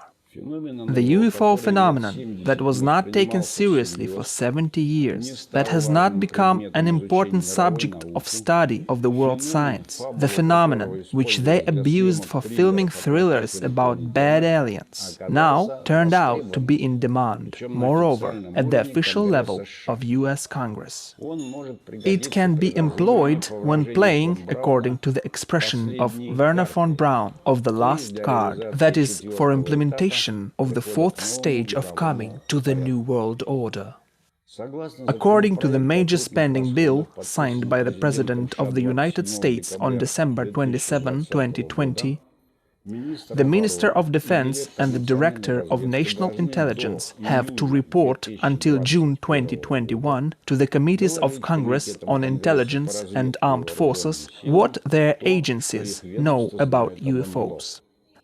The Pentagon must provide a report on unidentified aerial objects and phenomena, which should contain a detailed analysis of UFO data collected by the Department of Navy Intelligence, by the Task Force on Unidentified Aerial Phenomena, and the FBI. The Pentagon must identify any potential threats to national security emanating from UFOs and assess whether China or Russia could be behind such activities. The report must be public, but it may contain secret data. Such formulation of the President's instructions makes the following steps possible. US military and intelligence services confirm the presence of a whole spectrum of identified potential threats from UFOs. After all, for many decades, taxpayers' money from the US budget was spent to finance the ongoing, unacknowledged special access projects. World mass media starts a massive brainwashing of the population of the planet. A simulation of an alien invasion takes place. UFOs are declared enemies of humanity. US military-industrial complex receives contracts for the development and production of new weapon systems to compensate for UFO threats. Allies countries join the US defense program, providing their financial, technical, military, territorial resources, raw materials, political and other resources. Russia, China and other non-aligned countries are declared traitors to humanity. Against them, strict political, economic, informational, military space and other sanctions are introduced. A global operational headquarters is created for the reflection of UFO threats. A sole commander of the planet is elected. The role of the UN is being reviewed and virtually reset. The authority is exercised by the managers of the deep state. For serving the elite, a moderately well-fed computer concentration camp is created out of the population. The launch of weapon systems into space begins. Activities of the most nations of the planet are controlled under the threat of the use of weapons from outer space. The probability of a global military conflict reaches its limit.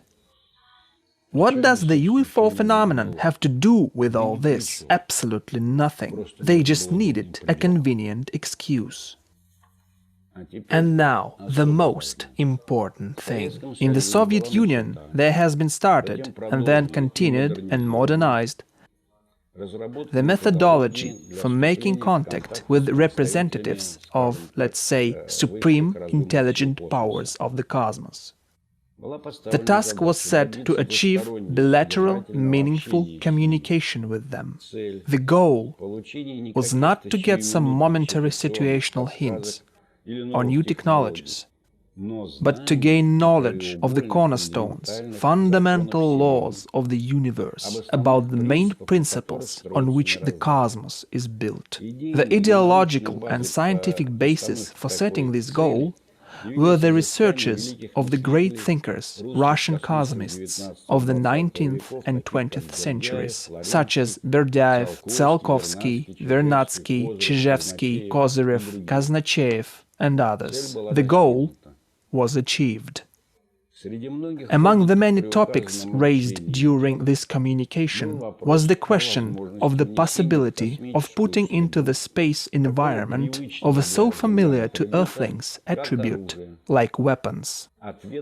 The answer was immediate. It was strict, absolutely unambiguous, not allowing any double interpretations. It is unacceptable to bring any weapons into space. That both Soviet and Russian leadership has been consistent for decades, back in the day and now, firmly defending the principles of exclusively peaceful exploration of outer space. Peaceful people of planet Earth. There are significantly more of us than a handful of those who want to establish a cosmic dictatorship on Earth. Be vigilant. Demand an absolute ban of the placement of weapons in outer space. Thank you. Hey, Timothy, so if you want to say a few more things. Yes, I have 4 minutes more, so I'm going to say something more. Okay? Okay, so after all that has just been said by Alexander Simonov, I want together with you to look into the future and see what we, the people, can do. So there are 3 options.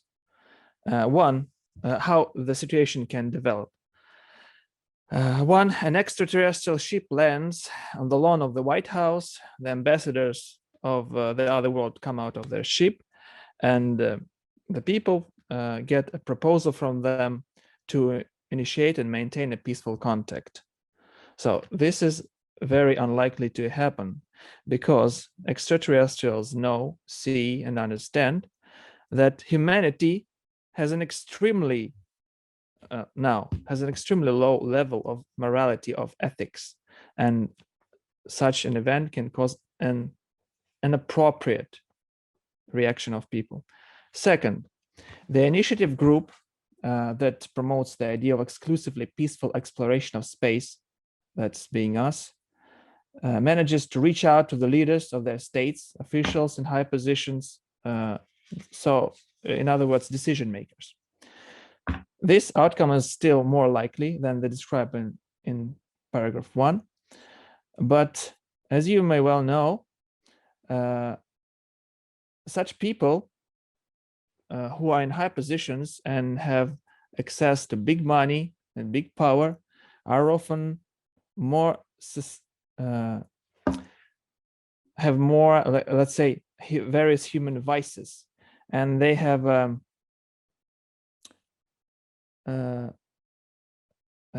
they are highly unlikely that they are going to change fast, and we need it fast. And the third option is that we, peaceful inhabitants of the earth, willing and ready to change for the better, unite our desires, our efforts and aspirations in an international social movement, the goals and objectives of which are simple and understandable to every person on earth. And we in Russia have already started such a social movement. We named it the ethics of the cosmos, because ethics is a set of universal laws which one have to follow to be able to evolve and travel throughout the universe. That is, by the way, the reason why there are no hostile extraterrestrials, because you have to have a certain level of ethics before you will learn the transdimensional physics and you can travel to other worlds. Otherwise, you can bring harm to people. So, and we invite everyone to join this movement. We can discuss the details. If you're willing to do this, if you want to have more information, you can check our website. And before I finish, I would like to show you one more last picture of my presentation, which I personally call the hardest evidence of the fact that we are not alone in the universe. The picture is named Hubble Legacy Field. Okay, what you see here in this picture is what the Hubble telescope sees on a tiny piece of the sky, about a moon size, if you look from the surface of the Earth. By the way, these are not stars. These are galaxies. 265,000 of them in this little piece of the sky, each containing billions of stars, each star possibly having a planetary system very much like our solar system, where life could emerge just like on our planet here under the sun. And you can also see this picture in detail at the Hubble website. But someday you just go under the stars, raise your head up, see the magnificent, beautiful, and living universe. And don't you tell me that you feel alone, because we're not alone. There are many other civilizations out there, and they're waiting for us to join them in peace. So people of the world, let's put ourselves together, change this world for the better, and enter this bright future, this new world that together we can take. Thank you. Thank I you. really appreciate it.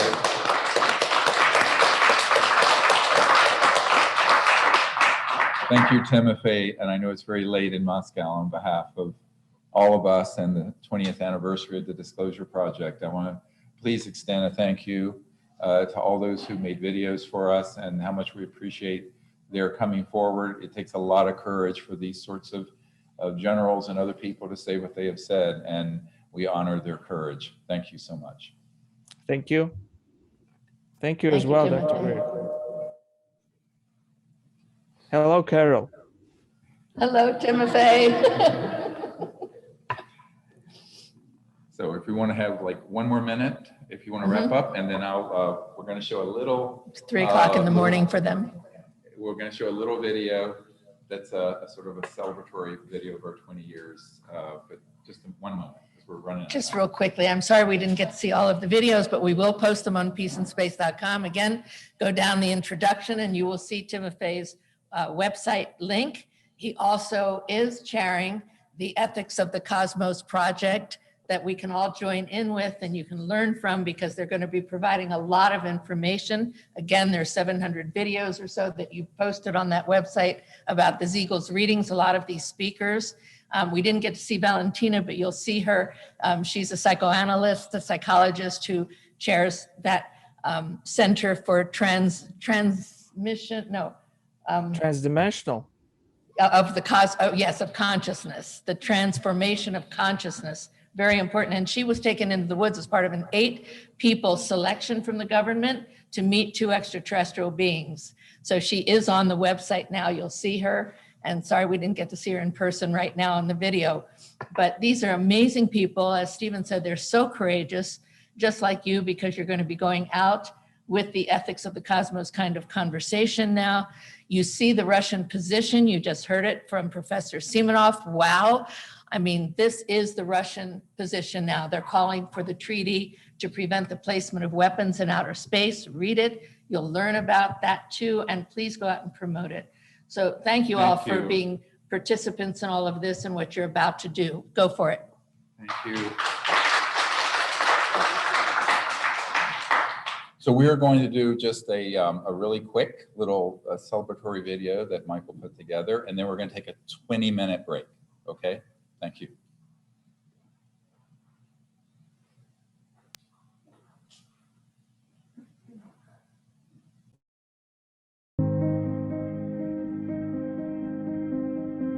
We are here today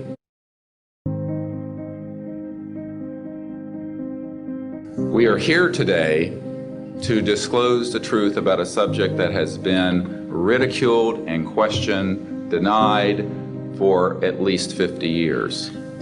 The men and women who are on this stage and the some 350 additional military intelligence witnesses to the so-called UFO matter and extraterrestrial intelligence can prove and will prove that we are not alone.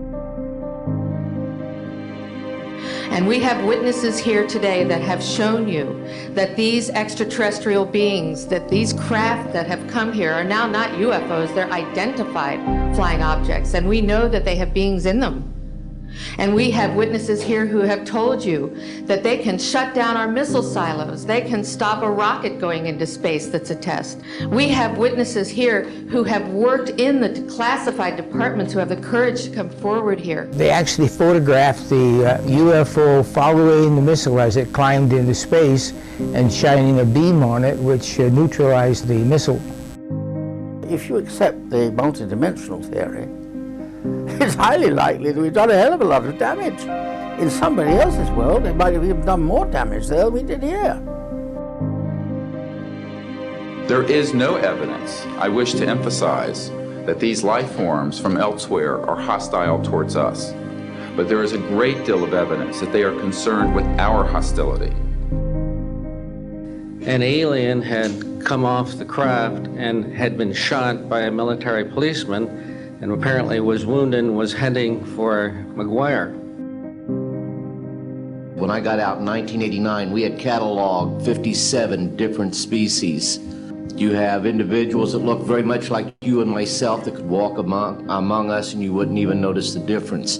The entities that we did catalog were in fact humanoid. Now this created a situation where the scientific community was trying to figure out why that would be the case. Because you would expect that if life evolved on other planets, that they would take on some type of other being, so to speak, not necessarily look humanoid or be bipedal such as we are. But apparently, we got quite a few of the species out there that are humanoid in appearance, and that creates a question that yet has to be answered by science. These discs were hovering off the floor without any visible means of support. They were referred to as alien reproduction vehicles, also nicknamed the flux liner because they used high voltage electricity.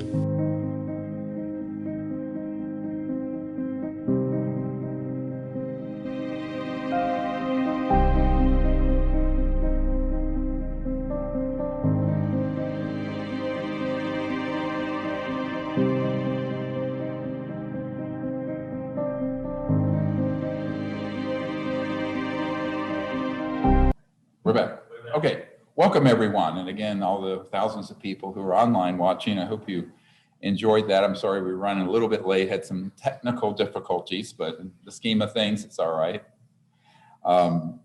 And I just want to give you a little overview. I'm going to spend about an hour or so dealing with some really key important information, particularly the aircraft that are man-made that have been posing as UFOs, the information that we have on a new photograph of some type of humanoid being dissected in the 1920s. We're going to go through that in this next hour. I'm going to be going through, of course, the very well-known case where Ben Rich wrote to a friend what his assessment of this issue was and confirmed that they were both man-made and extraterrestrial. But I think what I want to start off with is more recent. So I've shared in pieces here and there what we were doing towards the end of the last administration for President Trump and Vice President Pence. I was not able to reach anyone in that administration at the level of the Office of the President or Vice President, unfortunately, reliably until September of 2020. So kind of late to the party. At that point, I had the CEO of a think tank and consultancy in Washington, D.C., A10 Associates, who the CEO of which is very close friends with the Pence family and knew the Trump family, who 100% supportive of what we were trying to do to avoid World War III and endless war, and particularly weaponizing space and portraying these interstellar visitors as a national security threat. But unfortunately, we're a little late to the party. And by the time Unacknowledged had hundreds of millions of views, and this counterintelligence and disinformation operation known as To the Stars Academy, TTSA, went public with the Tic Tac and other videos. Unfortunately, at that point, we knew that there was a countermeasure to what Unacknowledged was telling the public. Because when you hit hundreds of millions of people, it goes viral, then they're going to do something. So the genesis of that, we knew, was the beginning of them launching what Wernher von Braun warned about, the hoaxing of an alien threat where they could unite the world around a militaristic response to this. And at that point, I realized, we're really in trouble. And we're going to have to do something to sort of get the narrative back. The first thing we did was to create, through the help of many of you, Close Encounters of the Fifth Kind, which also became a #1 documentary on Amazon and iTunes and all over the world. And it's now on Amazon Prime. Anyone can see it for free if they have Prime, and on other sites. That was a call to action for grassroots. What Timothy Ikarov, the trainer of cosmonauts in Russia, just said, where we come together as a movement that are grassroots, where we make peaceful contact with these civilizations and bypass the national security state and take the matter into the hands of we the people, which is how it actually should be. And so that, of course, went forward. And about the time that, of course, picked up enormous momentum in the last 12 months, they then pivot towards this big problem with the Trump administration having been targeted at the level of the president and the vice president with very effective counterintelligence disinformation. Now, let me explain how this works. Probably you all know about the Iraq War and how we, through the Vice President Cheney's office, cherry-picked intelligence so that Colin Powell, the Secretary of State, would go to the UN and talk about the fearsome weapons of mass destruction that Saddam Hussein had. Now, I'm no fan of Saddam Hussein. He was obviously a thug and a dictator, and they're all over the world. However, he did not have those weapons, and it was known he did not have them. However, it was enough to stampede the American people and the Congress into a disastrous war. And it was all based on knowingly false and hoaxed, in some cases, intelligence. Colin Powell, the Secretary of State, who had been chairman of the Joint Chiefs of Staff, by the way, it wasn't like he wasn't familiar with military and intelligence operations, admitted later that he was deceived, and his chief of staff went on the record saying that they were deceived by an intelligence operation out of the West Wing run by the Vice President Cheney. of course, that ship sailed a while back. I'll get into some things that happened there that will stun you. And with weapon electronic systems on satellites. But when we get into looking at how this runs, you also have to go all the way back to the era of Ronald Reagan. And I met with a colonel not long ago, before he passed away, named Colonel Holman. And Colonel Holman had been on a committee back in the Carter transition, late Carter years and early Ronald Reagan presidency, to convince the president of the need for the Strategic Defense Initiative, Star Wars. And it wasn't really getting much traction as a policy initiative in terms of conventional geopolitical exigencies and requirements until they played the last card. And he admitted to me that they went in with cherry-picked and distorted information and convinced Ronald Reagan that there was an alien threat. And of course, that's reflected in his speech to the United Nations and a few other speeches where the president said, oh, wouldn't our job of uniting the world be easier if we could unite against a common threat, alien threat? So unfortunately, you had an actor from Hollywood and then a governor in California, Ronald Reagan, who was easy to move through cherry picking and spinning of information to go to the policy decision these classified projects wanted. This happens all the time in the Congress, in the White House, and in other capitals, because the people who run these unacknowledged special access projects, first and foremost, are masters of psychological warfare, psyops, and psychological and social engineering. Very good at it, extremely good at it. It's why the CIA director in 1953, CIA Director Smith, says, and we have the document, it's in my books, and it says that the UFO matter has a great potential for psychological warfare operations. Well, that's what it was talking about. And so that was something that was actually put into play in the early 50s, and perhaps in some milder way before that, in the 40s. But it definitely began at that point. So we have to understand that our democracy, which Eisenhower warned, was vulnerable to these kinds of machinations and extreme secrecy, that it could threaten our security and our peace. That's what Eisenhower said on his last speech to the world before he left office and before Jack Kennedy became president. And what I've learned is people who are in positions with access to the presidency often are the people moved into place to be able to do exactly that. The gentleman whose letter I quoted from at the opening, who set up my meeting with the director of the CIA in 1993, flat out, when I asked him, is it possible that the director of the CIA really hasn't been read into this or briefed on it? No. I said, well, what about the president? He says, well, the president has just been brushed off. And I said, how is that even possible? This is my naive days as a young doctor stepping into that world. I've never been in the government and don't want to be. But he said, oh yeah, I was a staffer on Ronald Reagan's National Security Council. And if we didn't want the old man to know, we just lied to him. I said, you lied to the president of the United States. He says, oh yeah, every day, all the time. Welcome to Washington. So you have to get into a mindset of understanding how this is played.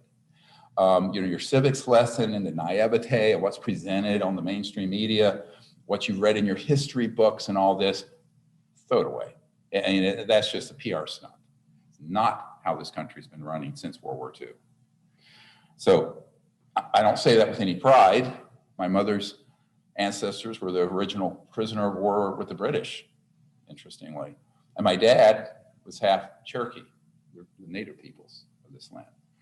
But when you look at this, you realize that we have a very big constitutional crisis. And so when I was approached by these folks to put a briefing together for the president and the vice president back in the fall, in the summer, I said, I'll do it. And I said, but you have to be our liaison. And it has to be handed to them off-site that does not go through the security system. And they were able to do that because otherwise it's been intercepted, put aside. So that group worked diligently. We're still close and working. Of course, obviously it's irrelevant in terms of that administration, they're out.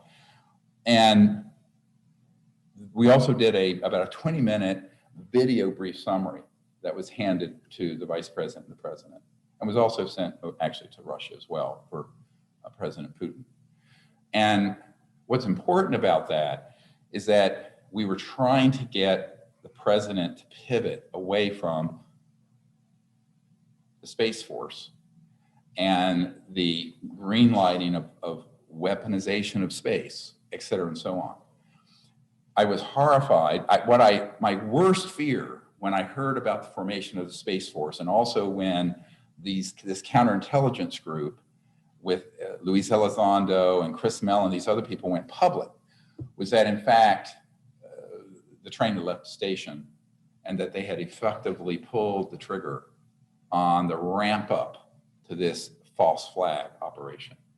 And in fact, that's what was confirmed.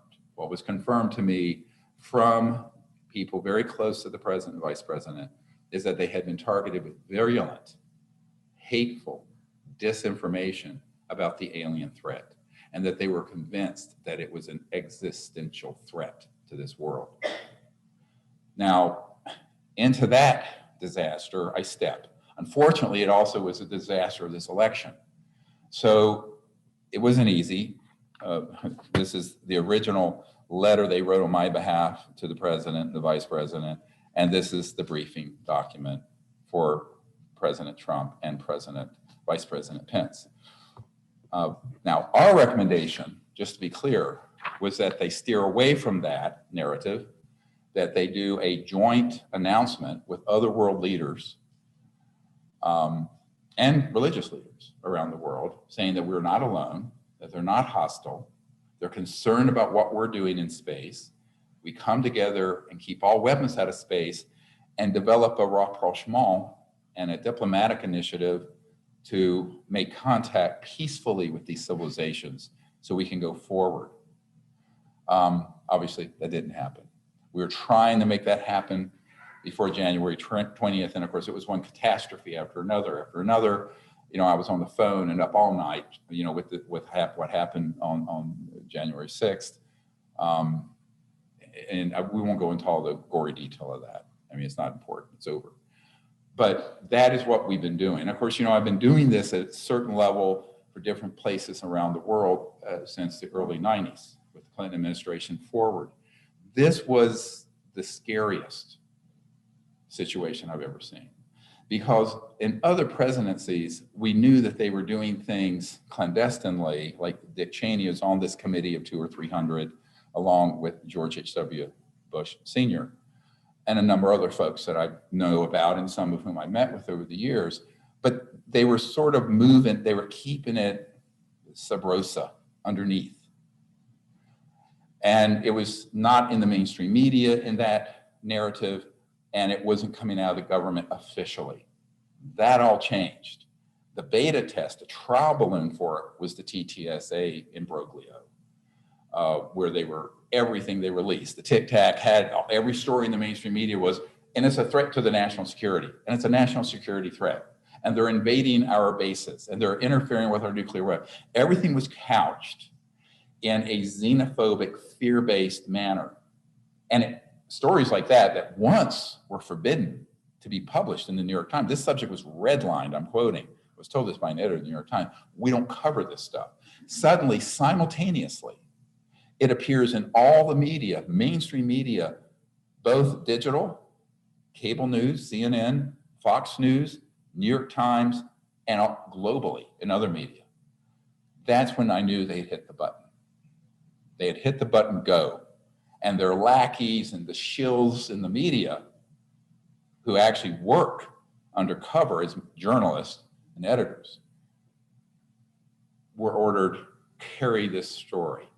Now, they don't carry the Disclosure Project witnesses and videos or documents, which are much more dispositive and much more evidence than what TTSA released. However, they did it that way because the people who were the mouthpieces appearing in the media were all sticking to the talking points, to wit, to be specific, that these are a threat to the national security, and we have to find out what they are. And number two, we don't know what they are. We're going to call them something new, UAPs.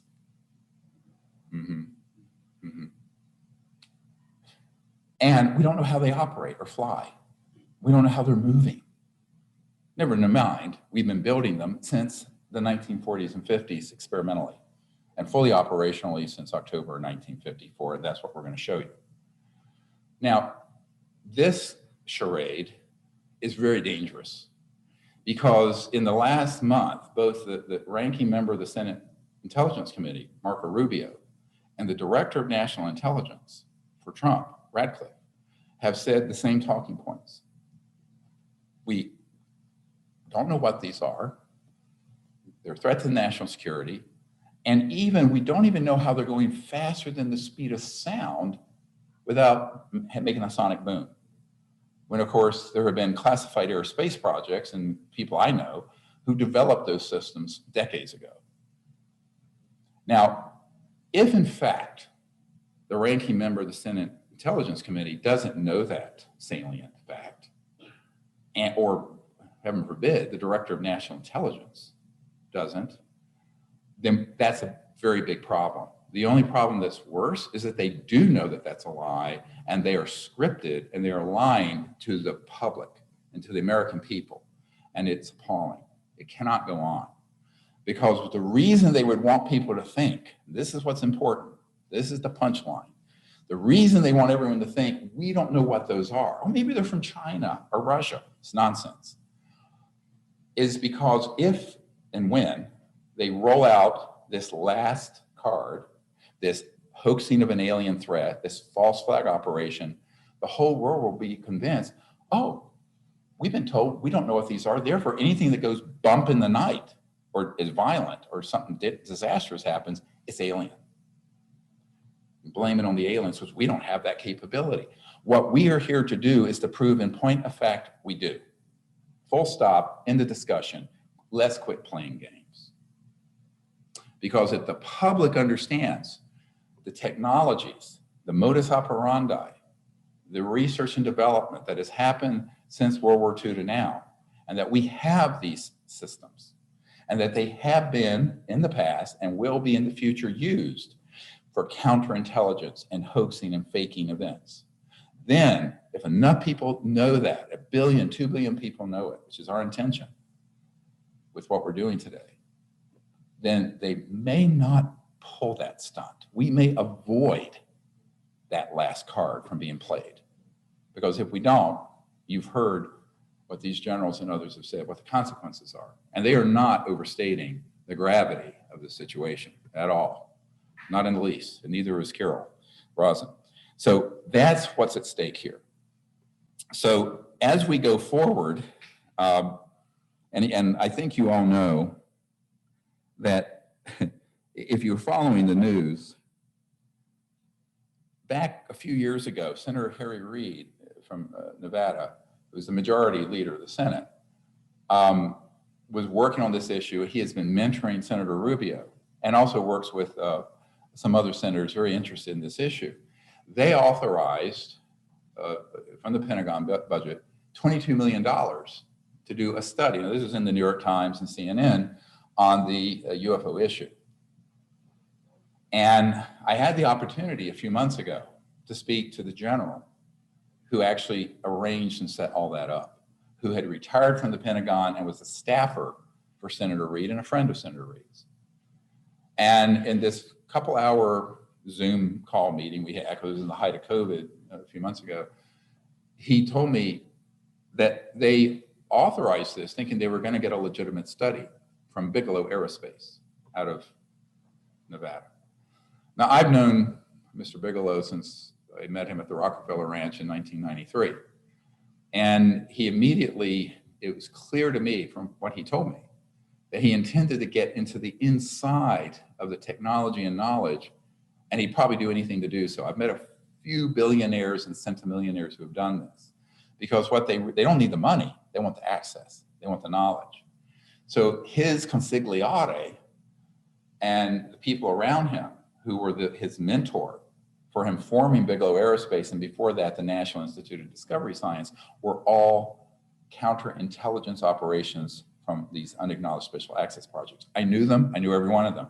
And I knew he was going to be used by them for his money and his connections and his political connections to run what's called a DDT operation. You think of DDT as a pesticide or whatever. The right-hand guy for the director of the National Security Agency back some years ago, who was General Odom, his assistant used to carry his briefcase, handcuffed, you know, that whole bit.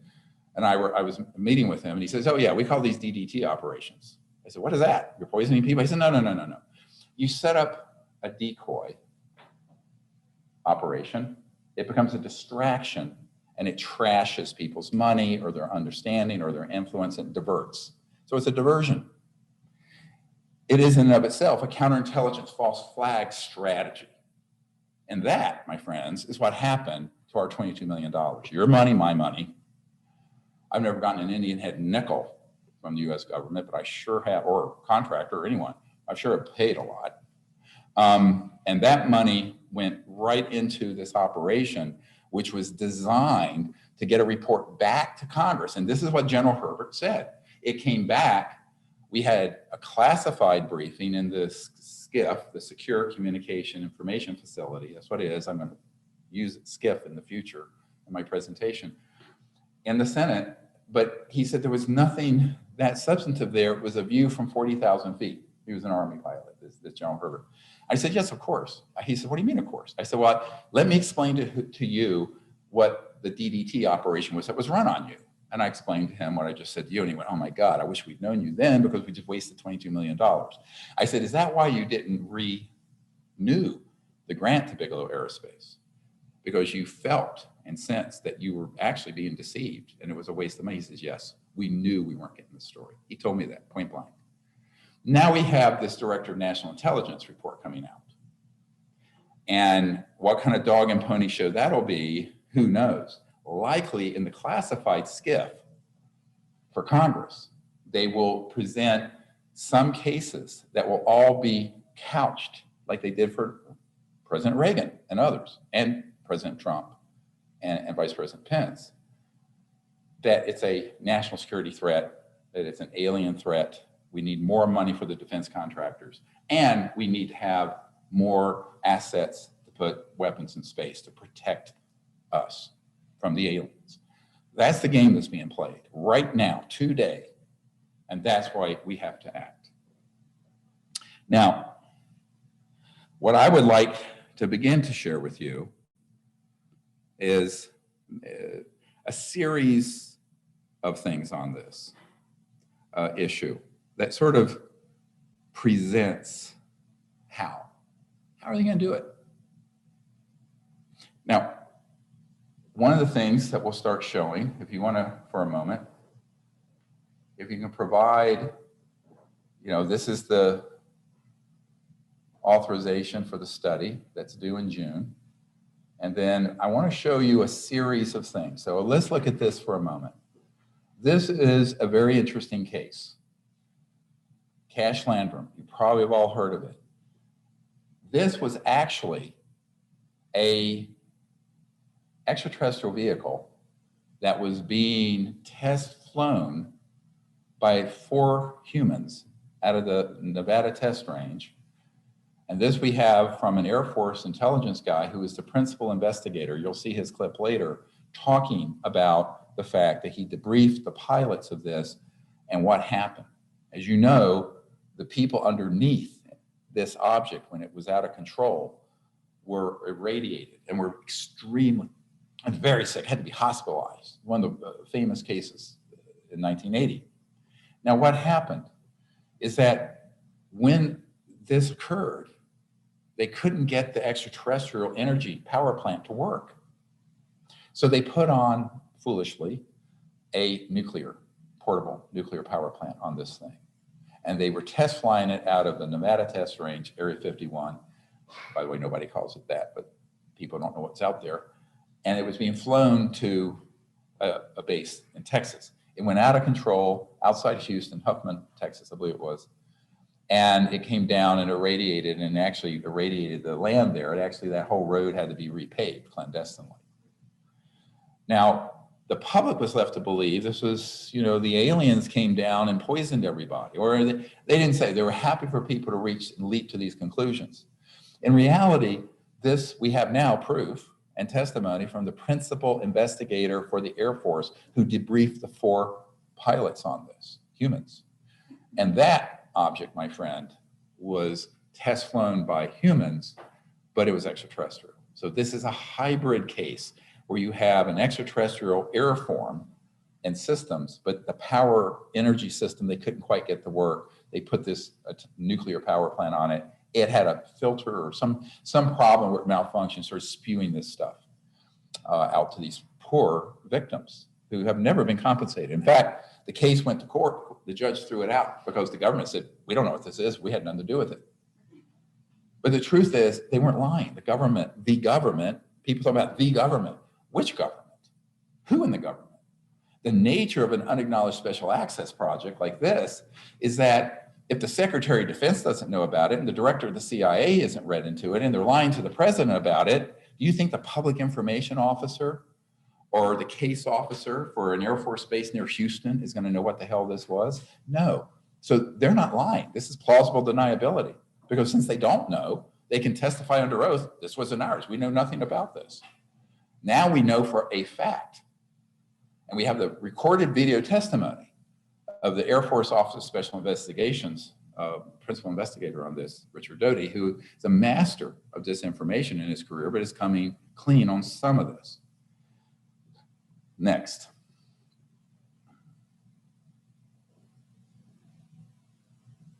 We're going to go through a series of, well, maybe not. Okay, I thought it was just going to be a slide one after another. So next, what we're going to see are a series of schematics and cases of over the years. Very interesting. This is 1956, sort of a domed object with these underneath. This was a man-made anti-gravity vehicle from the 50s that was seen, and we can go to the drawing of it. Very good, excellent illustrations. And a very well-documented case. I'm going to go through a number of these examples. Next. This is one from New Zealand, our friends from down under. This was also a man-made object. The date on this is listed somewhere below there. I believe it was in the 50s. And that object, a very well-documented case, occurred. And someone came out and it was a human in sort of an astronaut suit. But this, I believe, was 1959. Here we are. Yeah, Blenheim, New Zealand. It had these flames, so it had a combination of anti-gravity and also other types of energy systems. And people say, oh, this is from New Zealand. I said, oh yeah, 1959. Next. But we're going to run through a bunch of these quickly. Okay, next. This is a really interesting one. Again, the dates, this was 1966. Love the Mustang. And there's an object that came in and for some reason landed malfunction. Another early prototype of a man-made electrogravitic, meaning anti-gravity, high voltage system. And it rose up and took off like a spark off a grinder, is how it was described. But you can see there's some components of it from conventional aerospace aircraft on the front, the bubble. But this was, again, it had a high drilling, whining sound as it took off and was gone. And this is man-made, 1966. Next. And this is very similar to some of the Tic Tac things. It's got an arc on it. I think this was in, what date was this? This is well, no, not 2017. That's not sure of the date. Anyway, but a very interesting object, reminiscent of some of the Tic Tac and other objects. We have a number of videos of these canister and cylinder objects. This was seen in enough detail. And you can see the rivets. You can see the detail. An extraterrestrial vehicle is seamless, has no parts like that, has no welds. Those, when you see those, my friends, those are not extraterrestrial. Those are man-made. And there are a series of generations of these that have been rolled out since the 50s operationally. They were studied before then. Next. This is a really interesting one. Again, this 1972, so we're talking almost 50 years ago. Looks like an iron with this rectangular object on it that was seen, and multiple witnesses. Again, this is a man-made platform, a silent electrogravitic. Next. And this is a really interesting one. This is from also 72. It has these sort of flaming energy out of the rear of it, and a bubble. Another one from that's man-made. I don't forget which city this was over. Venezuela. Yeah, in Venezuela. People say, really, these other countries? Oh, yes, all over the world. I mean, these operations are not just out of remote places like Area 51. So they have these facilities all over the world, you know, Alice Springs here and there, and all over, and they can go anywhere very quickly because they're not using jets and rockets. Because even our most, you know, really extraordinary craft may get to anywhere in the world in a couple hours. These don't take that long. So those have been experimented with in different shapes, forms, and sizes. Many of them are based on acquired extraterrestrial vehicles that we have shot down and studied and then experimented with the airframe and the propulsion and energy systems, the flaming ellipse. Next. This is an interesting one. This is from 1980s. I'm just taking you in chronological order. Number one, there are a lot of objects that are sort of rectangular or domed rectangles, totally silent, can float over the landscape.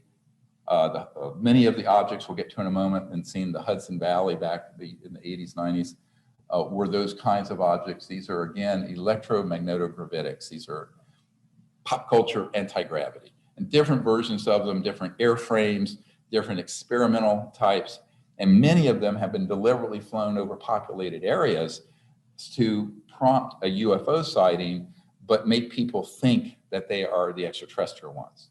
So you have two things going on simultaneously: actual extraterrestrial vehicles and the ones that are made by clandestine aerospace and black budget funding in the unacknowledged special access projects, the deep black world of engineering. Next. I mean, all these cases, look, we have hundreds and hundreds. This would go on for days if we were going, but these are very interesting, excellent drawings. Now, this case, of course, I was very involved with, as you know. This is the Japan Airlines case of 747 going over Alaska, and we can go up, and the pilot had this massive vehicle come forward. This is a real one. Let's look at it. Can you scroll? Look? No. There's a wonderful schematic of what the pilot saw. There's a large, seamless, almost like walnut-shaped object, massive. That was, I guess, didn't make it into the slide, sorry. That was the Japan Airlines case. That's one of the disclosure witnesses, as you know, was Mr. Callahan. And he was the chief FAA person in charge of accidents and incidents when this occurred during the Reagan years. And he actually has handed to us, and I have, the original radar films, check tracings, not a copy, the originals. We have them. And the Japan Airlines pilot encountered this object, and it would be, you know, this part of the sky at 1 second, and a couple sweeps of the radar or one sweep would be in another direction altogether. And the pilot, the Japanese pilot said, described it. It was actually on military radar, on board, visually seen, and civilian radar. So this got kicked up to the highest level of the FAA. And at that meeting, if you remember the disclosure project, the CIA came in and said, we're going to confiscate all of the data on this. And they had just stacks and stacks of digital data on this case. And so they had to give it up. And Mr. Callahan says, yeah, okay, we'll give it to you. Turns out those were copies. He kept the originals. And when he left the FAA, he took them and we have them. True. Okay, so next. This is a very interesting, a pyramid-shaped object. We have a model similar to it here. Now this has all kinds of tubes and structures on the bottom. And what's interesting, this is 1994, there are extraterrestrial vehicles that are pyramid-shaped, but there are also man-made ones that they've made to look like them. So they're copycat. You see what they're doing? So it's like the old commercial. Is it real or is it Memorex? So is this the only way I'm mic'd? So we probably need to have people handing me these models. If I can have an assistant there and then hand off here. There you go.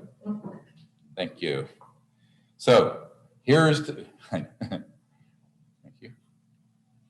And this is a great one. I like this one because we may have, this is also in England 1990. And this one is great because it has, if you look at the underside, there are the girders and the structures, and they're even weld marks. Now, of course, this is a triangular, and the people under it could see that and could see the light in the center and the three on the end. That is man-made. That is an anti-grav object. And we have many people who have been in the aerospace classified projects who have described these and how they operate. And so we have massive files on these sort of different kinds of triangles. Now, just to make things more complex, because the world is complex, there are extraterrestrial vehicles that are triangular and that are saucer shaped and that are other weird shapes. So to make things complicated here, how are you going to know? Well, you got to be close enough to it to see. And if you can't see the superstructure detail, you're not going to know whether it's extraterrestrial or not. But I'll give you these few hints. The ET ones are not manufactured by digging stuff up and soldering things together and what have you. That's not how they manufacture. They are doing it through a frequency sonic resonance manufacturing that pulls from a template an object in its entirety as a piece from the elementals, let's call it, of space-time, the foundation of energy of space-time. And it comes into 3D, like 3D printing, but for a whole spacecraft, but not putting plastic molding injectors in, but it being brought from the finest foundation of energy, not only the 0 point, but beyond that even trans-dimensionally. So this is trans-dimensional manufacturing. We don't have time to go into this. We'll go into it more this week for everyone. And then this one, again, this is a very interesting one. This is the very famous Phoenix Lights one. Who was here for that? Anybody? I was. So there are a couple events that happened then. And we have had both ET vehicles, then piggybacked on man-made events. And this is really confusing because once there's something that really happens demonstrably, that is a sighting or an event, they will then put up objects and have things occur that are the man-made ones to confuse people. And they'll even do other decoys, so drop flares, all kinds of things.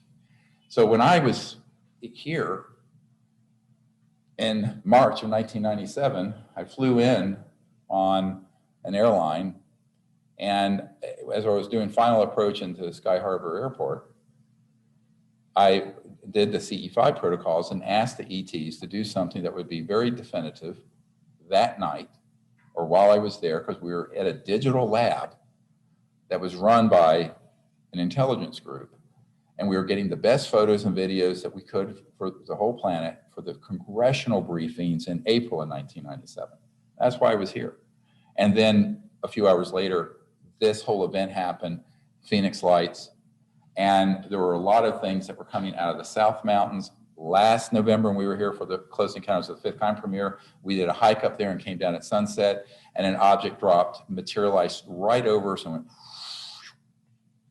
You saw it. A couple of people who are my friends here were there with me and saw it. So you have both phenomena happening. And this is the problem. People are going to say, it's all man-made, it's all extraterrestrial. No, and we need to get another layer of understanding here. And particularly any important thing that happens, by definition, is going to be inundated with a cover story, and where they're going to deceive people from the real over to the staged, the DDT, let's call it. So these are more of the triangular, and this is a great one. This is 1989 in Belgium, that you can see all the tubes and structures underneath the Belgian cases. So this particular one was very much a man-made one. Again, this is global. Don't think, you have to think, it's a transnational group that runs these unacknowledged special access projects, clandestine organization, is global. They don't think of international, they're transnational, and have been at least since the 60s. And so here's another one, very interesting.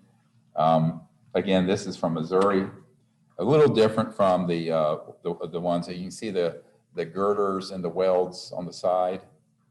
I hope you can see that. That's the camera and the people on the webinar. And these are also well-known platforms. You can basically, once you get your lifter system in place that causes mass cancellation, you can create any kind of air structure around it. And it doesn't matter if it's aerodynamic or not, because the way it moves, let's say, the molecules of air around it. So it's basically moving an electromagnetic field effect. So there's no resistance and there is no sonic boom. That's man-made. We've had it for decades. Is this too much? I'm just trying to run through these. This is to give you just a sense of all the different types and structures that we know have been man-made objects, various different. Some of them are kind of hybrids. They'll have some conventional propulsion as well as electrogravitic, different shapes, and they all have structural, superstructure components that are clearly a man-made machine, not an interstellar vehicle. And this is one of my favorite. I love this one because this one is, this is from Southern Illinois in 2000, it's not that long ago. And it's this, like a ranch house with the pen, but it's like, how Midwestern. And it's this object, was totally non-aerodynamic, silent, floating. You'll hear a transformer buzzing sound often from these. And a similar rectangular ones were some years ago, I think it was in the 1990s, were in the Amazon. It was near where there was a E-Systems facility. And these were put up and engaged in, they went from animal mutilations being staged by clandestine human organizations to these were doing human vivisections and killing humans. But of course they wanted everyone to believe that aliens were doing vivisections on people. No, it wasn't. It was our sociopaths in this organization. So, and here's another. This is a great one. This is from 1983, Hudson Valley, very famous cases, many, many witnesses to these transformer sounding objects, and underneath when they were closed, you can see superstructure and tubes and other things. That is not extraterrestrial. Now, have there been extraterrestrial vehicles of boomerang and other shapes? Yes. But what do you think to get the idea? And also, how else do you create a false flag? You have to create structures that would be believably not aerodynamic. So, and this is another one. This is another boomerang shape from the Hudson Valley. There's several years of these occurring. You've all heard these cases. And you see underneath the superstructure and the aspects of it. And, you know, these are it looks a little bit like the B-2 Stealth, but this is different. Again, they were silent unless you were close enough, you could hear this sort of electronic transformer sort of sound from it. And another one. So I just wanted to run through these. They're all fun. And I want to thank the people who have worked hard to create these, from the reports and the photographs that exist. This one, actually, you could see up in it, the people looked in and they could see other structures and platforms inside under the center of this particular, not an equilateral triangle, but isosceles, is that correct? Yep. So those are the reason I wanted to show you that is sort of to give you a sense of the variety, the type of craft. I don't know if we had any other pictures. I think maybe some of them got dropped, but it's enough to give you a sense of what we have. Now, the archive on this is very large, and I want to pay homage to Mark McCandlish, who did the drawings. If we want to bring up Mark McCandlish's work and the schematics. Now, this is based on a very interesting event that happened at the Norton Air Force Base, which has now been decommissioned in Southern California. And there were a number of people, you know, a lot of people talk about, well, you know, Brad Sorensen and some other people are there. There's a man on my team who is very close friends with Frank Carlucci, Secretary of Defense at the time. He calls him Uncle Frank, who was there. Senator Cranston was there because they were read into these unacknowledged projects. And this was kind of like an air show, and there was sort of a sales pitch going on. And you see these three objects. There was the smaller one, a medium one, and a big one. You know, baby bear, mama bear, and papa bear, as one guy who was there called it. And these were from around, the components in them were apparently from between 1950, late 50s, early 60s. But these particular models had obviously been used quite a bit and had gone in the solar system, various places in our solar system, not the whole universe, but our solar system back then, I mean, long before we landed on the moon. Now, what's interesting is that one of the people who was there did an interview and shared some of the information. And I'm loath to read to people, but this is just so compelling. I just want to share this. I'm not going to say who this was or how I got this recording transcript, but it's very interesting. And he says the small one was 20 feet. The next was 60 in diameter. And the next one maybe 120 feet. It looked like it was the small one looked like personal light speed vehicle. It just boggles my mind to think about it. And he said that this one, these objects, didn't require its own fuel source. They had found a new fuel source that was everywhere in the universe. It was a wavelength frequency that was on the order of 500 times the speed of light. Very important. It's invisible. We can't feel it. They said that everything in the universe is a vibration.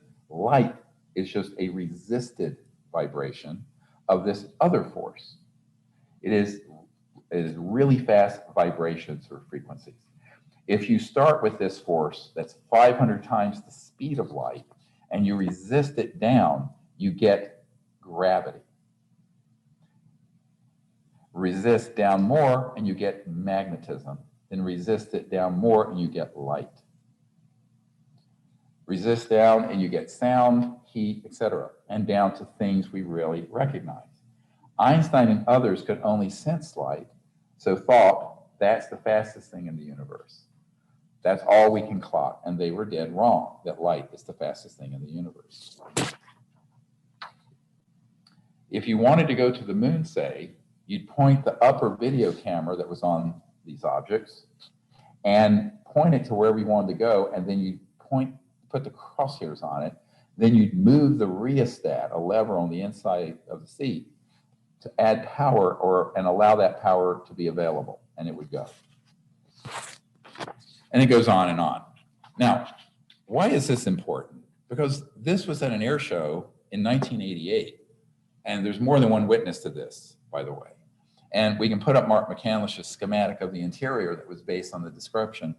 And I want to honor Mark McCandlish. He just recently, the last couple of weeks, passed away. But he was at the original National Press Club event, and he was just a really smart, courageous, talented aerospace illustrator who had learned of this. And you can see some of the detail and where the compartment would be for the people. According to some people who were there, some of this isn't exactly accurate, but it's a pretty close rendition.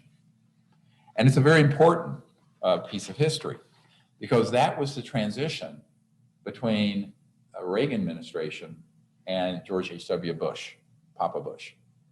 And it was in November of 1988. And they were trying to get more funding for Star Wars, SDI, what's now called Space Force, and classified aerospace contracting for these unacknowledged special access project systems. The reason this is all critically important for you to understand is that the people who are running these projects want you to think, as I said earlier, that nobody in the United States has any knowledge of these objects that they are now euphemistically calling UAPs, which is ludicrous, the term, on the face of it. I don't use it except in a ridiculing way, because it's just absolutely not that. But ultimately, if you don't take my word for this and all the data and all the witnesses, why don't we listen to a guy named Ben Rich, head of the Lockheed Skunk Works. And Ben Rich had a friend that wrote to him, John Andrews, and he said, the topic is UFOs. I believe there are lots of UFOs. And I'm also tend to believe that there are two categories: man-made UFOs and extraterrestrial UFOs. And Ben Rich says, yes, I'm a believer in both categories, and I feel everything is possible. Many of our man-made UFOs are unfunded opportunities. So there's funny underlining unfunded opportunities. There are opportunities that could have been used for a lot of great purposes. So this is dated 1986. And you know, Ben Rich was the head of the Lockheed Skunk Works, was a very renowned aerospace figure. And you think, well, people who want, I think, first of all, this is a document, and all this is stuff needs to go right to the Senate Intelligence Committee. We're planning to do a closed briefing for them ahead of the Director of National Intelligence. So if the Director of National Intelligence dumps a bunch of falsehoods onto the Senate Intelligence Committee, they're going to have received all of this and more that you're seeing. We don't have time to go through all of it prior to. This is why this is very important. But I'd like to invite a wonderful gentleman up, Mr. Goodall. He's a renowned aerospace illustrator and researcher. And if you would come up, he has a couple he's a sort of surprise guest here today. And I would welcome you to share your story, that last conversation that probably anyone had with Ben Rich, and also your little quick story you had with the lady who had worked for the National Security Agency. Sure. I've been an aviation writer and aerospace historian, I think, most of my adult life. I'm 76, so that goes for a long time. But I had somewhere along the line, and it was probably through John Andrews from Testers, that I became a pen pal, if you want to call it that, with Ben Rich. He was Kelly Johnson's right-hand man, and when Kelly Johnson retired, the only person that could really fill his shoes was Ben. And for 25 years, Ben and I spoke. He either called me or I called him once a quarter for 25 years. I could call him at Skunk Works. June, his secretary, would say, just a second, I'll put you into Mr. Rich. He'd be in a conference with a room full of engineers. He'd put me on speakerphone, and we talked for 40 minutes, 45 minutes. But he was dying of esophageal cancer. This is the mid-90s. He'd already retired from Lockheed. And I tracked him down. He was at USC Medical Center near the end of his life. And we were talking about John Andrews and some other stuff, and we started talking about UFOs. And he said, Jim, we have things out in the desert, and he wasn't referring to Area 51, but said, we have things out in the desert that's 50 years beyond what you, and he was talking directly to me, beyond what you can imagine. And he said, if you've seen movies like Star Trek or Star Wars, we've been there, done that, or decided it wasn't worth the effort. I said, Ben, you want to expand upon that? And typical Ben response was no. And he had the nerve to die on me about 10 days later. The other thing, late last year, I think 2019, maybe it was 2020, and these last 2 years have been sort of a blur. On CNN, I'm not sure if it was CNN, but Tucker Carlson on Fox announced that the federal government had made a statement that we have equipment that is not of this earth. There was also a government employee that said the same thing. So I have a friend of mine who works for the National Security Agency. I knew her from Hawaii, and she was in Pine Gap, which is Alice Springs, which is in the middle of nowhere, if you've ever been to Australia. And I sent her an email. I said, you believe in UFOs? And I mean, instantly I got a response back. I said, no, why did you see one? And I said, no. And then she came back. So I can't go over it on, through electronic means. Maybe one of these days we can sit down face to face. He said, but they're here. And that was your comment. Now she went from Pine Gap to Guantanamo Bay, and now she's back in Hawaii. And I hope to get to Hawaii sometime this year and sit down with her face to face. So that's my piece. Thank you very much. My pleasure. Very important little pieces of history. Now, the next thing I want to share, because I know, we have so much today, is something that I want to set the stage before we put it up on screen. A few months ago, a woman who is the granddaughter of a seamstress who was at the atomic bomb site, who actually was the seamstress that made the cover for the first atomic bomb, so it could be moved out and put on the aircraft and then dropped on Nagasaki and then Hiroshima. And this particular woman said, look, my grandmother lived to be 90-some. She had been at the atomic bomb site and then was moved to Roswell, and she was there when the crash happened near Roswell in 1947. And all she would ever say is that she absolutely knows that the ETs are real. That's all she would say. So, the family never knew anything else. This woman's grandmother passed away. And a few years later, they were going through the attic and picked up a book, and out falls a 5x10 photograph. And it's a photograph of some kind of humanoid being that we do not know from whence it came. And she was convinced it had to be one of the bodies from the Roswell event. And we started looking at it, and of course, being a doctor, I was looking at, I wasn't a doctor in 1947, but it didn't look quite right. I thought it looked more European. And then I enlisted the help of a number of people to research this. And Pat Pearsall here helped find Dr. Burns, who is the most renowned medical archivist in the world in New York. And he looked at it and he says, no, the medical garb, the setup, all of it isn't an autopsy. He wanted to be very scientific. It's a dissection of something from the 1920s, between 1922 and 1929.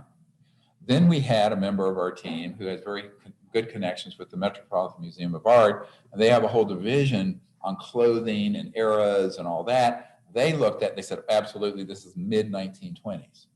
So we're talking 20 to 25 years before Roswell. And what are we looking at here?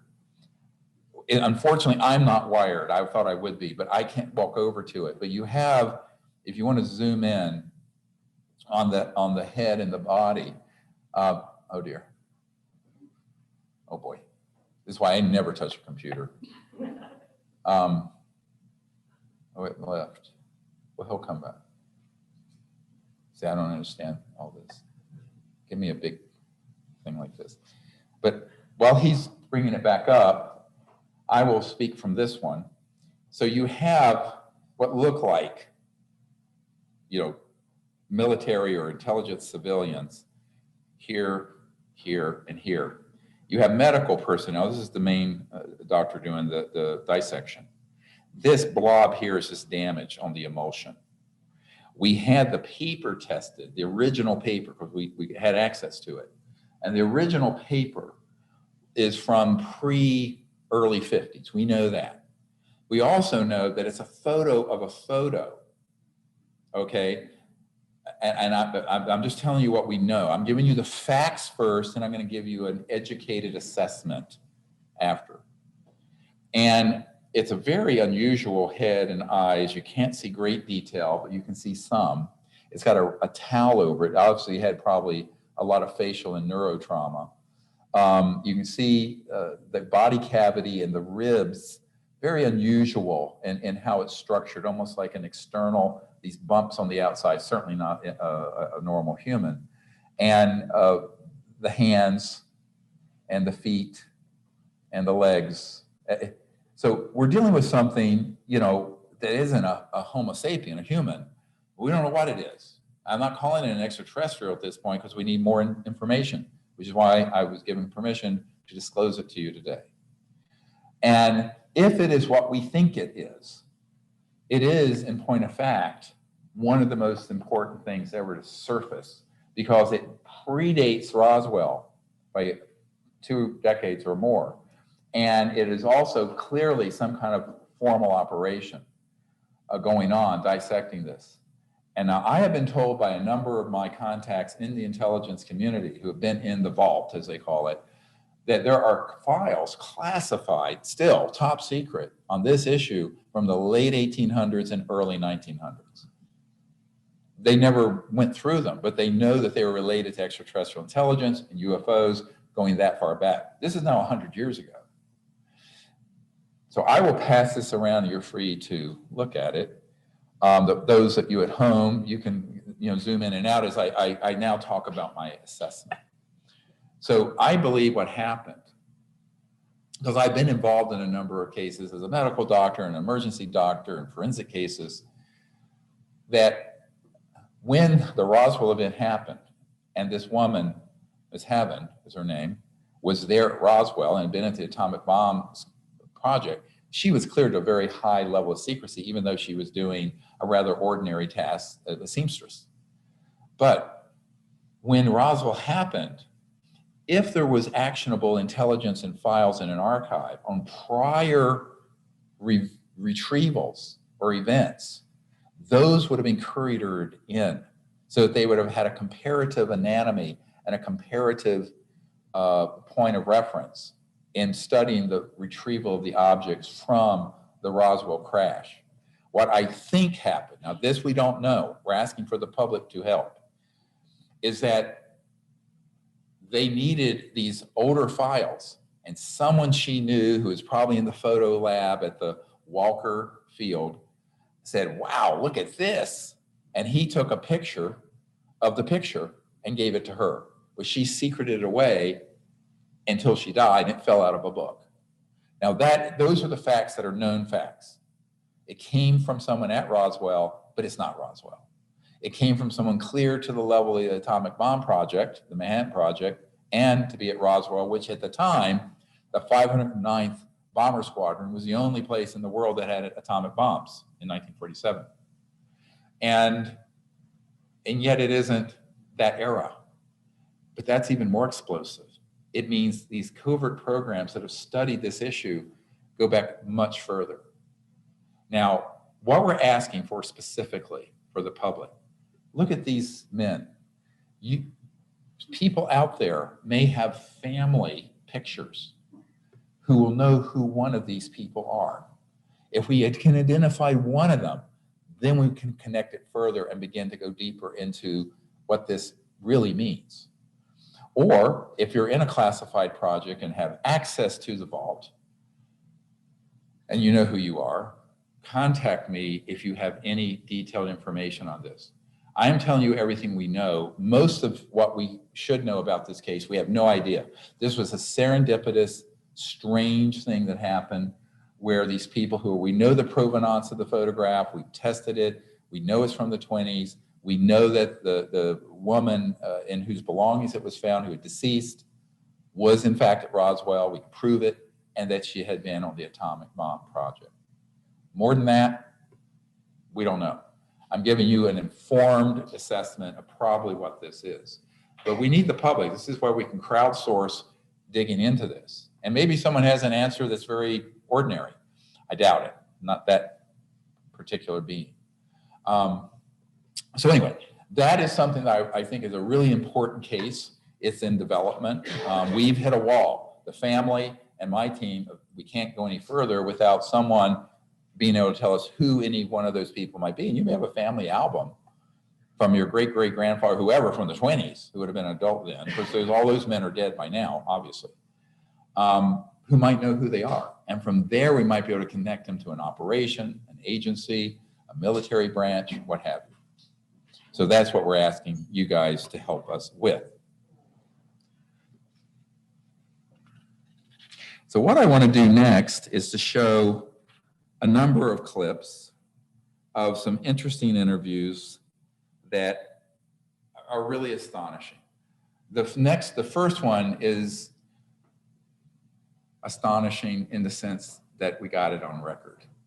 So about 2 weeks ago, I interviewed at the Watergate in Washington the son of a member of the committee that had been dealing with UFOs and ET issues for a number of years, and that's Senator John Warner. His son is John Warner IV. And John Warner IV is also the grandson of Paul Mellon, the Paul Mellon, one of the few billionaires at the end of World War II. And he told me the very first time I met him 5 or 6 years ago, John Warner IV said, look, my entire family are fascists. And he didn't mean it in the way that it's bandied around now. Of course, you know, now anyone you disagree with, you call a fascist. It's terrible. But I mean, in the true sense, that they were ardent supporters of fascism, supporters of Adolf Hitler until we declared war. And this includes Prescott Bush, George H.W. Bush's father, Henry Ford, Watson of IBM, and Paul Mellon. And he informed me that at the end of World War II, his father actually went over with General Patton and with Allen Dulles. Now, this is a founding family we're talking about here, Paul Mellon, and his grandson is telling the story of the CIA and this whole covert program. So let's listen to these. Now, this is a 3-hour interview. So we have just a few clips here, but I want to share them with you because they're very important. Project Paperclip, most likely we got 5,000 or more scientists. I heard we got trainloads of paperwork, mature nonlinear physics experiments, Walter Gerlach's research, the death camp research. We got all that, as well as, you know, the Bell project, plasma accelerator, you know, all that kind of stuff in that deal. My granddad and I, when we were talking, I'll never forget it. And he said, he was talking about Patton. And of course he said, I was in Czechoslovakia with Patton in April '45. And I thought, oh, that was neat. You know, what did you do? And he's like, well, you know, Patton had to secure a lot of the stuff that the SS had. And I said, oh, that's interesting. And, you know, and today we know it as the SSE-4 division under Hans Kammler, General Hans Kammler. And of course, Gestapo Müller also had 3 levels of security around that town, which was pretty dense. And of course, the SS we know today had their own funding streams. They were totally independent of the Reichstag. And, you know, a lot of that treasure in Switzerland, they had access to unlimited funds, right? Which sounds a lot like the deep state today. And so I said, what were you doing with Patton? He said, oh, it was interesting.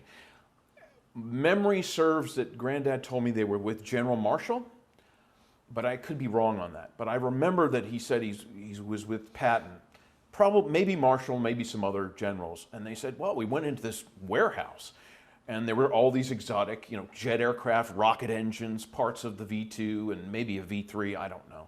And I said, oh, that's interesting. And he says, I saw a disc-shaped aircraft. And I said, I'd done some history work by that time. I said, oh, is that the one they built? I can't remember who built it, Arado or maybe someone else, that had the BMW jet engines and the Arado ones in a circle, and it didn't really work and everything like that. And he said, no. And that was it. It was time for lunch, the guests had arrived, the wine flowed, blah, blah, blah, blah. And I went away as a college student. I was like, well, that's interesting. And it didn't hit me until I read Nick Cook's book, I think in 2004. And I was like, okay, this is getting really weird because, you know, in 1993, when I was 31, I showed the Majestic 12 documents to my dad, and we went back and forth on that. And I said, you know, I've heard of, you know, Roswell and Pelona Peak and Corona. I've heard of some of these UFO crashes, but are these real? And he said, oh no, you know, I checked with the Pentagon, the FBI, it's all hoax. And we went back and forth for months on this, and he finally said, look, just don't go down that road. You know, he says, live your life, enjoy yourself, but don't, you know, they have it all under control. They know what they're doing. And I said, Dad, how the hell can I live my life if this is the truth of our world? So this disc in the warehouse, obviously we got it, and it ended up somewhere in the United States. Probably Wright-Patterson, or Wright Field as they called it back then. I am not a documents expert, but I know 60s mimeograph sheets like you and I had in school. I mean, they smell funny. Yes. He's a guy in my car club, and he was, you know, in the Air Force. His father was a 3-star general in the Air Force. I'm not going to say his name. I promise I never would. Yes, I understand that. I mean, you know, it's just my story, you know. But he and I started talking about this, and he says, you know, my wife and I have seen all kinds of strange phenomena. We've had, you know, glowing Foo Fighters come into our home and, you know, all this stuff. And he says, I want to show you something. And so his father left him a large safe that he said, well, I had to get my Navy SEAL buddy over here with some C4, and they blew the hinges off. And you can see where they blew the damn hinges off. And I said, holy shit. And inside were Air Force documents with, you know, disc craft and a lot of technical terms in German, which I thought was interesting. And he said, these were from 58 to 63, I think. And the dates were on them, and I recognized the terms, you know, vortex compression, you know, plasma accelerator, you know, 0 point gravitational field, you know, all this stuff. And the schematic had an Air Force serial number. And we were just flipping through them, hundreds of them.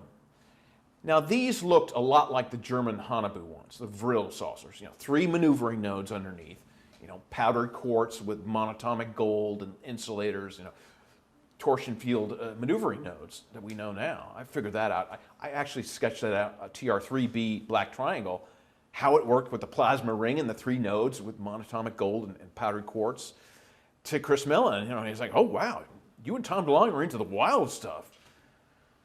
I just shook my head and I was like, okay, whatever. But atomic weapons, and I'm sure you know this, Oppenheimer was famous for saying, I have become death, the destroyer of worlds. Correct. Well, that's from the Vedic texts. Yep. And what he found out from the Vedic texts that the Ahnenerbe SS and all those Tula Society and everyone else and all the societies knew, and Rudolf Steiner and Gurdjieff probably knew, the Theosophists, was that when you light off a nuclear weapon of a certain yield, it not only affects the local battlefield at hand, but it rips through several dimensions of the universe, the local universe, and you get additional casualties.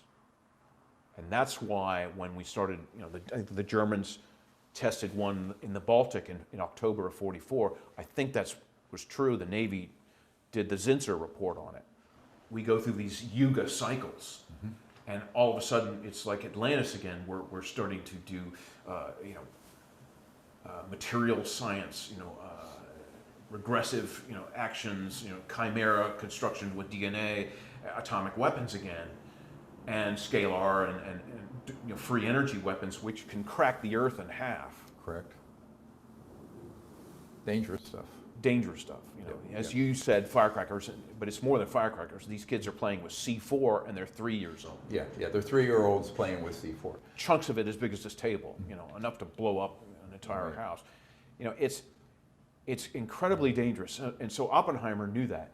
And the other person that worked with Oppenheimer at the Rad Lab at MIT, not only was Vannevar Bush, he was big time UFO file, was John G. Trump, the president's uncle. Correct. So that's how President Trump knew a lot about all this that we're talking about. It's because his uncle and he were close. And his uncle was read in along with Vannevar Bush and Oppenheimer and everybody on the Foo Fighter file, as it was known back then, and the German atomic program, our atomic program, the Klystron 2 scalar weaponry, radar research, you know, and all that stuff at the Rad Lab. That was the Area 51, you know, if you at MIT where the eggheads were, but Wright Field in Ohio was the place in those days. But that's something every American should understand is John G. Trump, because a lot of his physics work is still classified. Yes. Yeah, why? Right. Yes. I'm of the opinion they're given a very thin file to work from. And, you know, Chris and I have met, we've talked about all this stuff. I think the TTSA program was a little goofy with Tom DeLonge. I don't know what, you know, Hal Puthoff was wanting, you know, soliciting me for funds for his quantum communication thing, which I think the Navy has had for 30 years.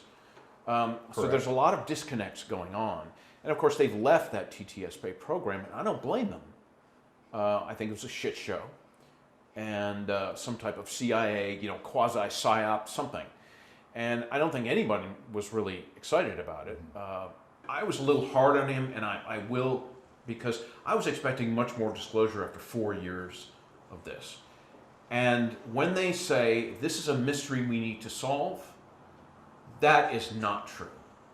As you and I know, the US military, especially the Navy, has reams of information on every shape of craft, where it's from, who's driving it, what they're up to, you know.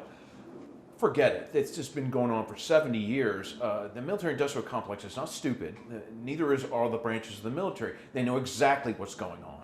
And this Tic Tac, the word is, it's Lockheed Martin. It's the successor to the TR-3G Black Triangle model. You know? And of course, there are stories by Charles Hall that the tall white ETs out at the Indian Springs, at the S4 and the Nellis Range, had these, lo and behold, these white Tic Tac looking things that they used as buses. And so I'm thinking, aha, maybe there's a connection there. And maybe that validates some of his story. And so when you start piecing all this together, you know, I'm glad that they're doing something. But it's, you know, Elizondo just will talk the bark off a tree. He goes in circles. He's a great counterintelligence guy. I'd love to get into debate with him, but of course that's never going to happen. You know, I think Chris means well. I really do. I don't think he's one of these guys, you know, that's going around here, I'm going to fool the public and get paid for it. He doesn't need the money. I don't need money. We don't need fame or money. That's the last thing a melon wants. I'm telling you. We're very private as a family. I can pretty much guarantee you that. His brother was in the press a little bit, but, you know, I think he sees this as a patriotic job. I think he believes that that report is genuine and there's maybe not much more, and that he's okay with this is what I'm allowed to talk about, and the rest of it is national security, and that cannot be talked about. They've lied by omission, and when they say it's a mystery, that's a lie. Okay, sorry, but that, you know, I'm not on board with that, and that, you know. But they have to know that's a lie. Right. So they do, and I think, you know, it's obvious. So, you know, that's why I'm giving this interview with you today. I mean, I've had enough of that. I had enough with my dad. You know, was he a liaison to Majestic 12 as a Magic member? Probably. You know, he probably had 2 pages of the UFO file. You know, don't worry about the rest of it. Just need 2 pages are all you need. Okay, yes, sir. You know, and Chris is going, yes, sir, too. Whatever factions in the Pentagon, as you know, everything is factions. Whatever factions they represent, it's like, well, we want to have disclosure, but not really real disclosure. And so they're slowing everything down. Mm-hmm. I don't understand why Chris is involved either, except, in my opinion, this is just me, I think there's a reason they picked a melon. Because we've had other families, this is a tradition in our family, You know, as you said, the Mellons were the first family of intelligence. Well, I agree with that. From my, you know, the people that I've talked to, that will go along with, you know, we need to do this for the good of the country. You know, yes, you got to lie and do whatever you have to do, but, you know, this is what we need to do. And they'll just do it. And, you know, I'm a private citizen. I've never worked for the government or the military. But you know, I'm not going to get up there. I mean, I'm not going to, you know, stay silent when members of my family lie to the American people. I won't do that.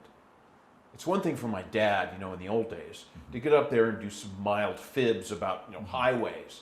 This is not. You're messing around with the survival capability of the human race. Correct. I mean, that's not an overstatement. Right. This is deadly serious. It's not funny. Right. You're sort of half joking, but I thought you were somewhat serious that you said, you know, a lot of my family are fascists, or were fascists, or fascist sympathizers. And you talk about that a little bit, even if it's a little bit uncomfortable. Oh, that. There's no doubt. I mean, Andrew Mellon was upfront about it. You know, he was Secretary of the Treasury under Harding and Hoover. He was ambassador to the court of St. James in 1931, a good friend of the royal family. That's where this Mellon royal family thing connection comes in.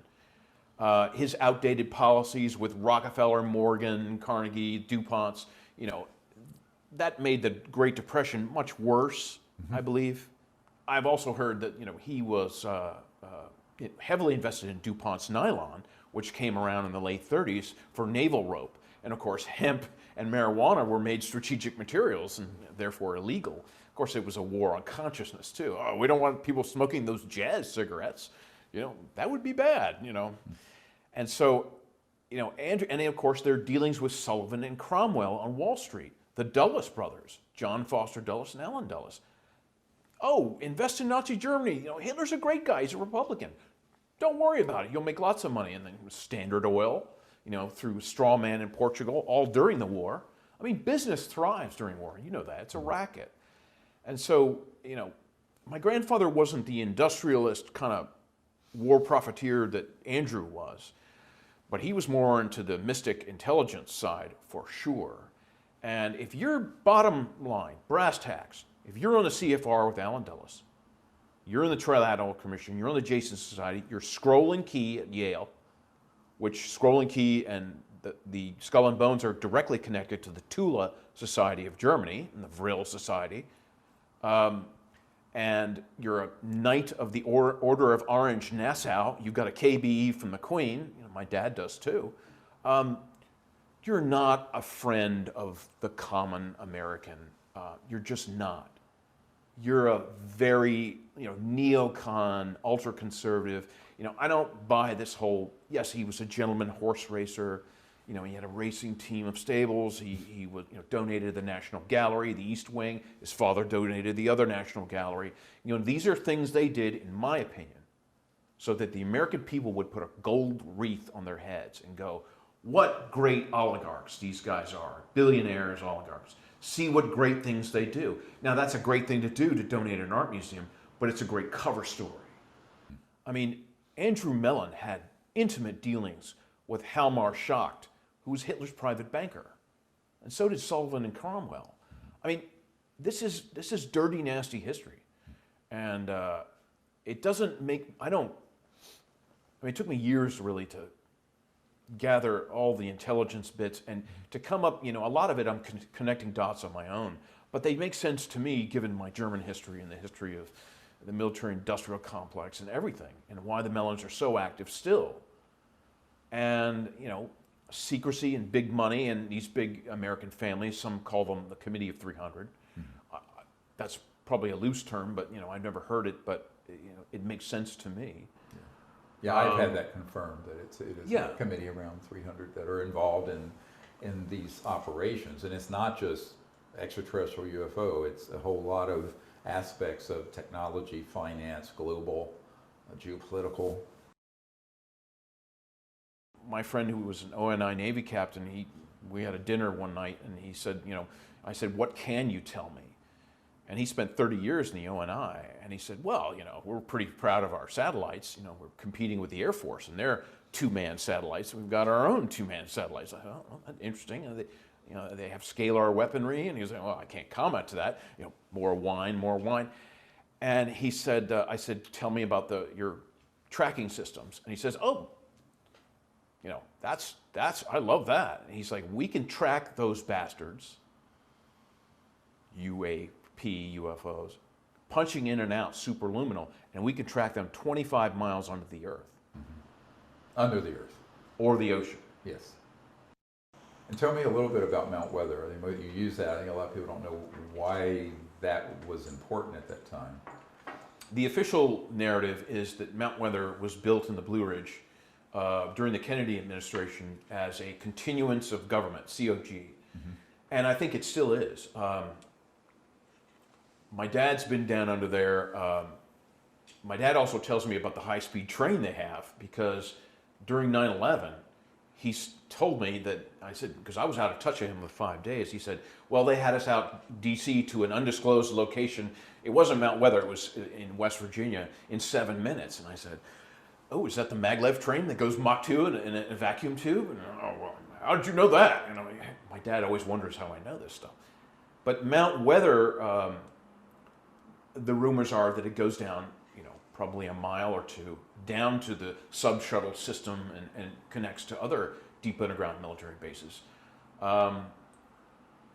Why else it's in the Blue Ridge in that specific location, I'm not sure.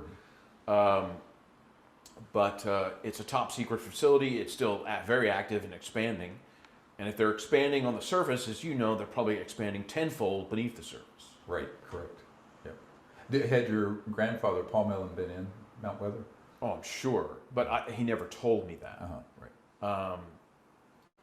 I don't remember that as part of our conversation, but certainly that's all connected with his jet strips and his meetings and Mount Weather. You know, these are all connected things. You know, for all I know, there's a tunnel from his farm to Mount Weather. I mean, I have no idea, but it wouldn't surprise me if that were true. And I don't take pleasure in any of this.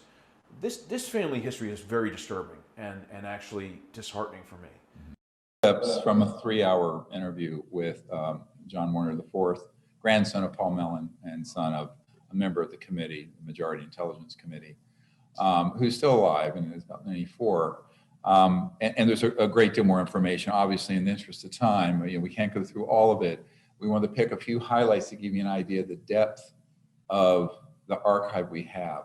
We're trying to put together a multi-year, you know, 10, 20 episodes per year disclosure file series for a major streaming group, because we have about 200 hours of riveting content that we have in our archives, and the world needs to see it, and I'd like to get it out before I meet my maker.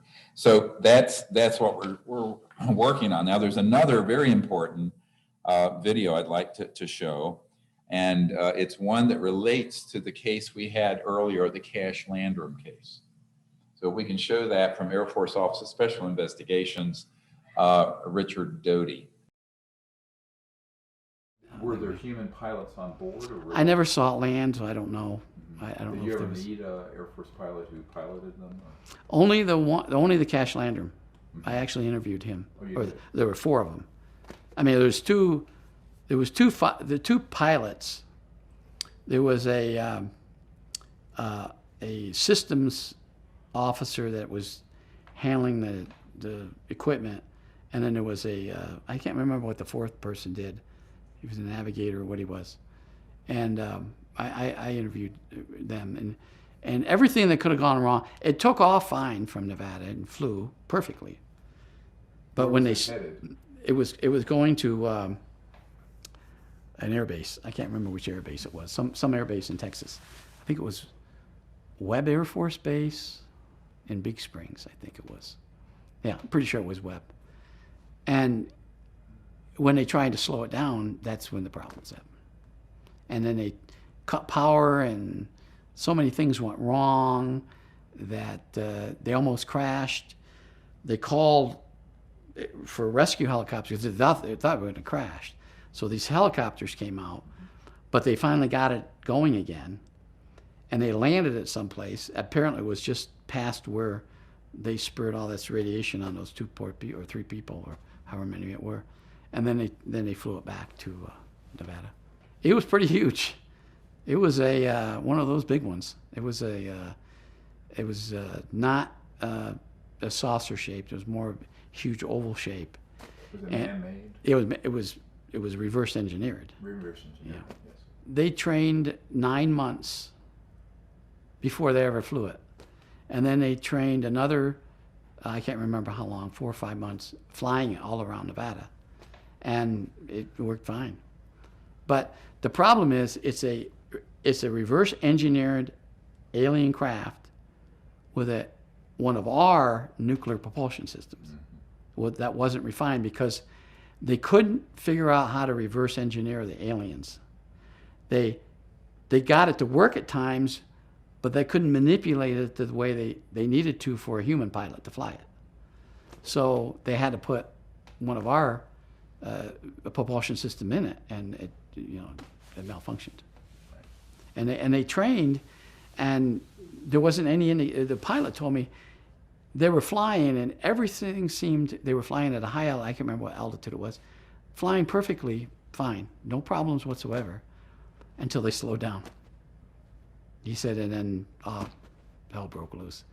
Then the system just malfunctioned, and they had this something that was supposed to throw thrust, but the thruster was moving all around, and they had a filter, some kind of filter that was supposed to filter. That didn't work. That didn't come down, and it was just a mess. Do you know what kind of velocities this craft reached? It could go Mach 1. And I that's all I was told. I mean, maybe probably more than that, but just what he told me, or the pilot told me when I interviewed him, was he had it up to Mach 1. It sounds like a hybrid craft. It had some aspects of the ET craft and others Yeah. of the conventional. Yeah, the body and everything was ET. The only thing that was propulsion was it was us, with American or conventional, or actually a nuclear, and it just didn't work. And there were 4 humans. Yeah, four humans in it. And none of them suffered any radiation problems. It's just those poor people on the ground.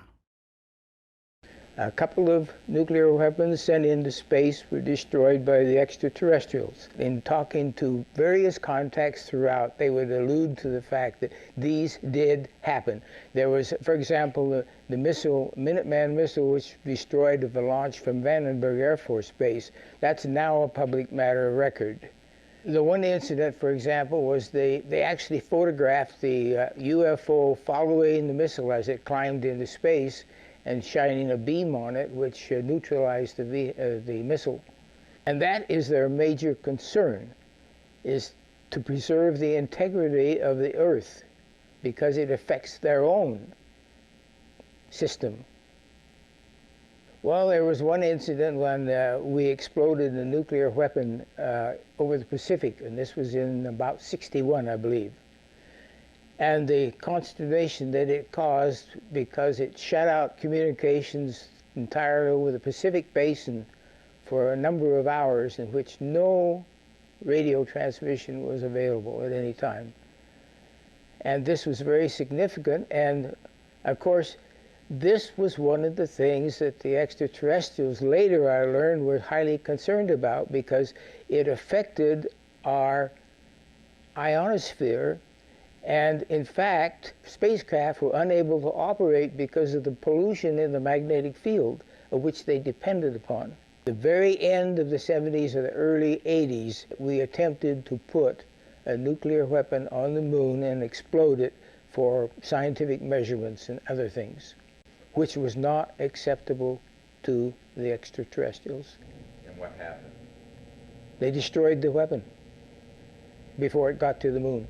With reference to the incident which our government sent a nuclear weapon for explosion on the moon's surface, it was tended to, as I understand it, to assess some scientific data and reaction and so forth.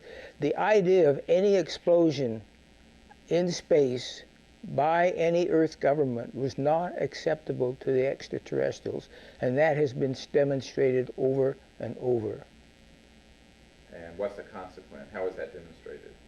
By the destruction of any nuclear weapons sent into space. Thank you, guys. And again, thank you for all attending, and everyone online. Thank you guys for your participation and your help, and all of you helped make this whole event possible. The next person who will be presenting is Paula Harris, and Paula Harris and I have known each other for at least 22 years, and she has been so pivotal in assisting with the Disclosure Project. And when she lived in Rome, was a teacher there, but also a journalist investigating this issue, and hosted me in Rome and introduced me to some amazing people, not only at the Vatican, like Monsignor Balducci, but also some scientists and military officials, Vatican astronomers, et cetera. And she's just done an enormous body of work since the 70s on this subject, including really intimate relationships with Colonel Corso, getting to know him and his whole story very well, all the way back to people like Dr. J. Allen Hynek, who was, of course, the head of the Project Blue Book back in the 60s. So we're really honored to welcome Paula Harris. Thank you.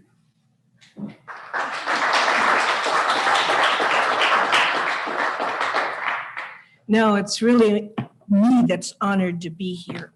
This is a historical occasion. And when Stephen asked me to speak, I said, yes, this needs to get done. We're going to do it. This happens to be not entertainment for me. This happens to be part of my life journey as a journalist.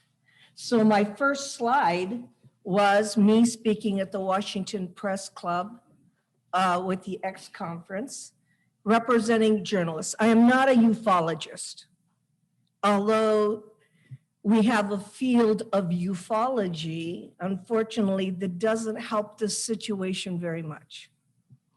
So my job is to just get the testimony for you, to put it, I've written 5 books in 3 different languages, so that you can make up your mind what's going on. And it shouldn't be told to you on YouTube. It should not be told to you by other people. You're intelligent enough to know what's going on.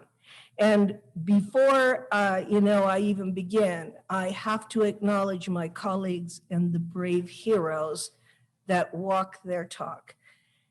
And Stephen said we've known each other for 22 years. And I brought him to Europe to testify, because this is not an American phenomenon. This is an international phenomenon. And Stephen had an effect on people in Italy. And when he spoke in Barcelona, Spain, he is the only one. 1,400 people gave him a standing ovation. 1,400 people who were not into entertainment, who came to that conference, if you remember, were scientists. They were people who were professional. There were no tinfoil hats. Nobody bought gadgets. And it was not a circus atmosphere. I had never spoken to 1,400 people anywhere except Barcelona, Spain. And I was shocked that it was not a circus atmosphere. And Stephen got a standing ovation. In fact, there's going to be a slide of him because he has an orb on one of his shoulders. I don't know who that was. He's very strange sometimes. And I want to acknowledge Danny Sheehan for his contribution. He was not only the counsel for the Disclosure Project, he was at another disclosure event, which was the citizen hearing of 2013 that had 36 men and 1 woman.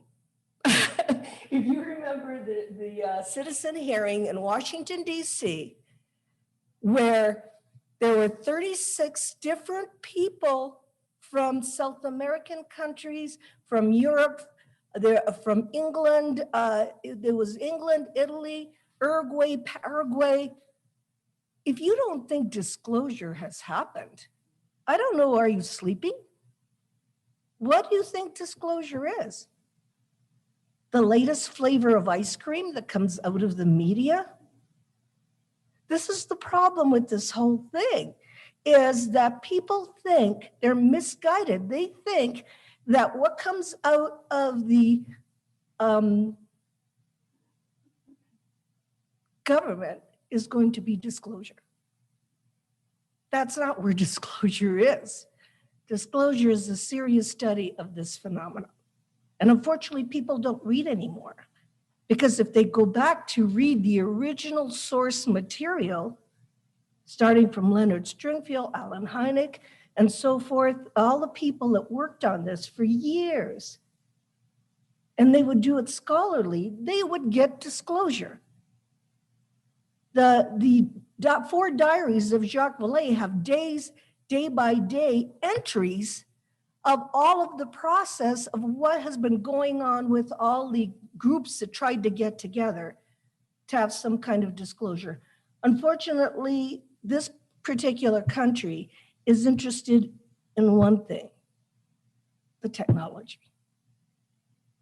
And in the 1950s, if you bothered to look at the Giant Rock Group, for you people that date back, the people that met the Van Tassels, the Mengers, the early contactees, and I had to go back there to study this because our field, and I'm the only one that's going to mention this, is little gray aliens, abductions, and all kinds of mythologies that are unproven. And that when you go to a conference, that's what you're seeing. And I'm thinking to myself, oh my God, do they bother to go back and see in the 1950s? And the reason why I go back to the 1950s is because it goes back further than that. And that's the case I'm going to talk about. 1945. What happened July 16th, 1945? We exploded the atomic bomb. So it's no coincidence that all that stuff happened in New Mexico, because that's the history that began this problem. And I've heard all kinds of testimony now because the explosion of an atomic bomb has repercussions in other dimensions. It doesn't take a rocket scientist to figure that out, that we got somebody's attention. We got somebody's attention. I've heard this before, but the kids have discovered the matches, and you can't put the genie back in the bottle. So let's start this with the first slide. I spoke to the Washington Press Club because at that time, Stephen Bassett had asked me to speak to journalists. And of course, what I said is, look, you guys, just tell the story the way it is. Don't put a spin on it. And there was a series of international people there. So what did the Washington Post do? The red vote, the blue vote, and the little green man vote. So they made fun of it. So the media is not on board here. So I asked them to do that. By the way, in Barcelona, I was the only woman with all men. At the here at the National Press Club, I was the only woman. Thank you, Stephen. Thank you, Stephen Bassett, for letting me speak. But more thank you, Stephen Greer, for having 2 women. Because the woman's perspective is a whole other perspective here. And this is a field of men. And so you heard Carol speak. Sometimes we get some things done. And sometimes we see the 360 picture. So I am very grateful to him for changing the paradigm. All right, so I tried Washington Press Club. Next. But I didn't pick this. In 1979, I watched Close Encounters of the Third Kind and got very emotional at the very end when there was that contact. If you remember Francois Truffaut that met the beings at the very end. And I was a teacher, like Carol. I taught high school for 40 years and I have a master's in education. So I'm always going to talk about reading and getting educated. So what happened is I was at a wedding in Evanston, Illinois. I walked into the Center for UFO Studies, and by coincidence, Alan Hynek was there. And I went up to him and I said, "Is this real? Is this, what I saw in that movie, was that real?"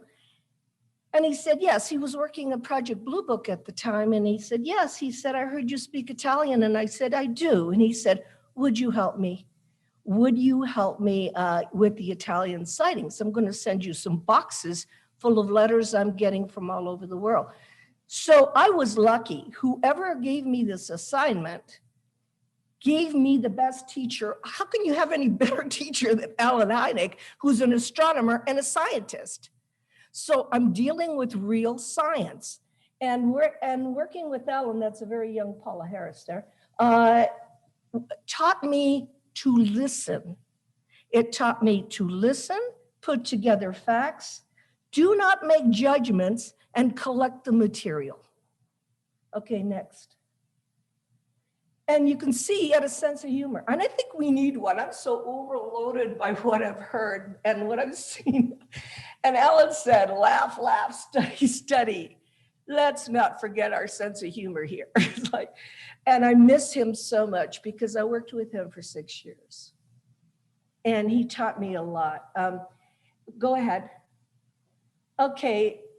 What happened in I think it was 1999, was that Stephen Greer came to Italy and he asked me to help them with the disclosure project, which meant we rented a room near the train station in Rome and we filed all these military people in and they gave testimony. We filmed it. And then he asked me to meet Monsignor Corrado Balducci of the Vatican, who made the statement, the next one. There's Monsignor Balducci with Stephen. He said, the devil doesn't need UFOs.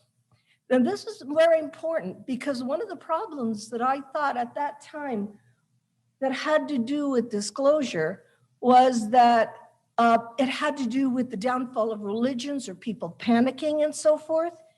And he said, no, he actually said, "I'm a demonologist. This has nothing to do with the devil." Believe it or not, in Roswell, once they put me on a panel to talk about the devil. And I said to these were engineers. And I said, "Why are you doing that?" And they said, "Wouldn't you rather believe in Jesus Christ than aliens?" I said, "Are you out of your minds? This is not about religion. So get a clue. And if you attribute it to the box of religion, then we will never learn the truth. Wouldn't it be great if we could learn we had friends out there? If this planet was not the only one? If there is a civilization that's more evolved?" And that is what Balducci said. He told Stephen, he said, "Look, we're the bottom of the barrel." He said, "In all these years, we have not evolved." He said, "They're watching us and trying to get us to a point where we understand how amazing we are and how filled this universe is with life. And we're just part of it."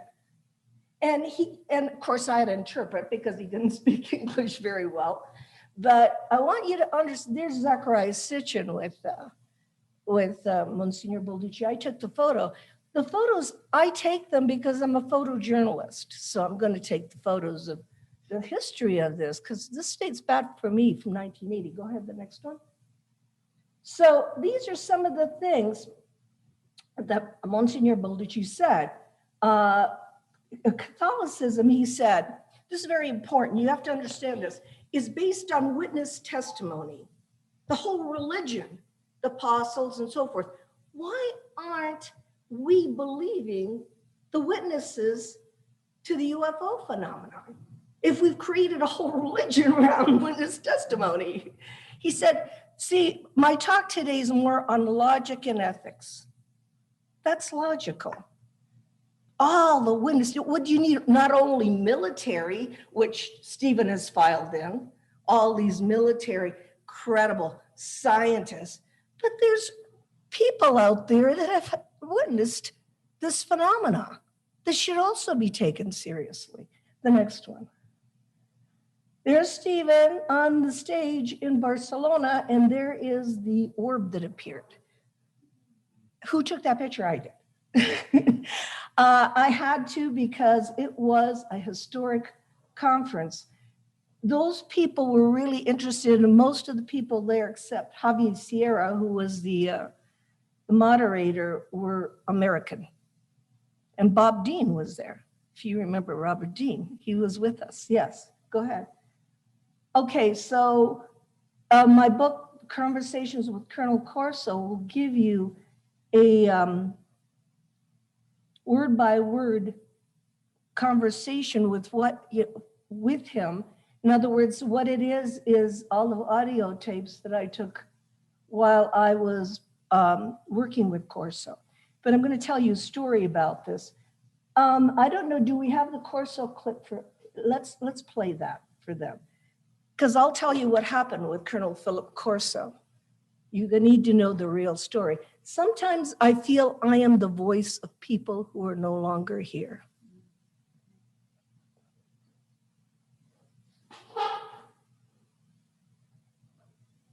Right today, Right. people hear these things. Right. We don't know what the humanoid clone, what advancements he can make or how we can make one. So what you have to do, you can't go to the library and get reference books on how he was built. You can't go any place and find this information. You have to start from zero. It's a new science. I've told you the answer. You have to start from zero and promote a new science. That's what you people have to do. And not only that, I tell you, I'll promote a new science. I'm going to only give you a little bit of help. You have to do the rest yourselves. And if you can't carry it on. Colonel, but humans could turn into robots with this new science. How do we You know what, Dr. Mari, what I told him and he agreed? Okay.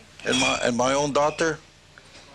This would be a great boon for mankind if we could give man new muscles, new bones, new organs. Do you realize what that would bring to mankind? What? That's what this thing did. Jeez, medical science is coming. Look at the new advances in medical science that we could make. This man changed my life, and he also changed ufology, and I'll tell you the reason. Okay, here's the books in Italian on Colonel Corso, my books in French. Go ahead and put the, okay.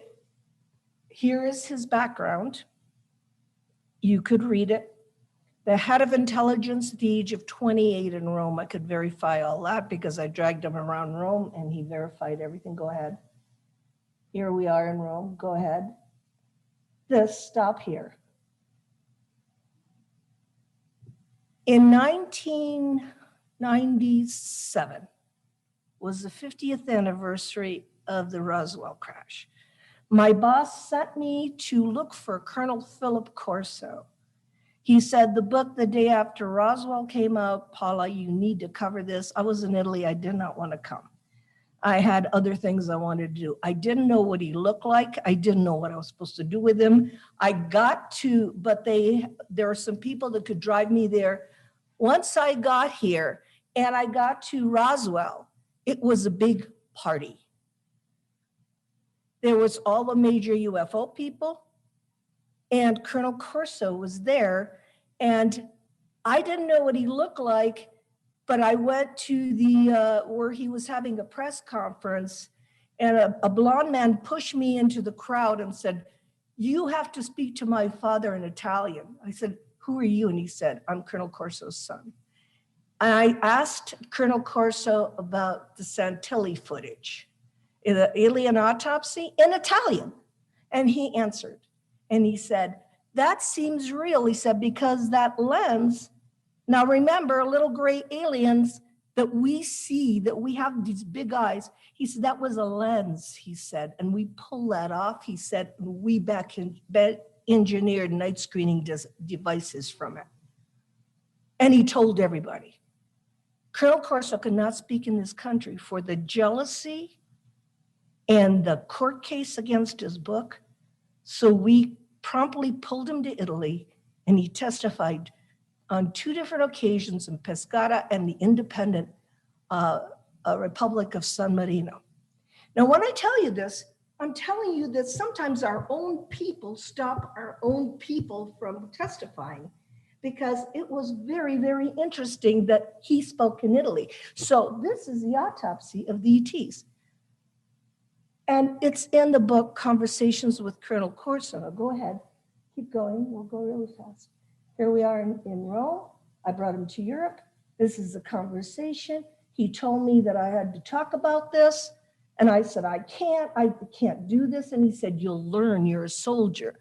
And I'm a woman, I'm going, what do you mean you learn? I'm a soldier. He said, after I'm gone, you must talk about this. Go ahead.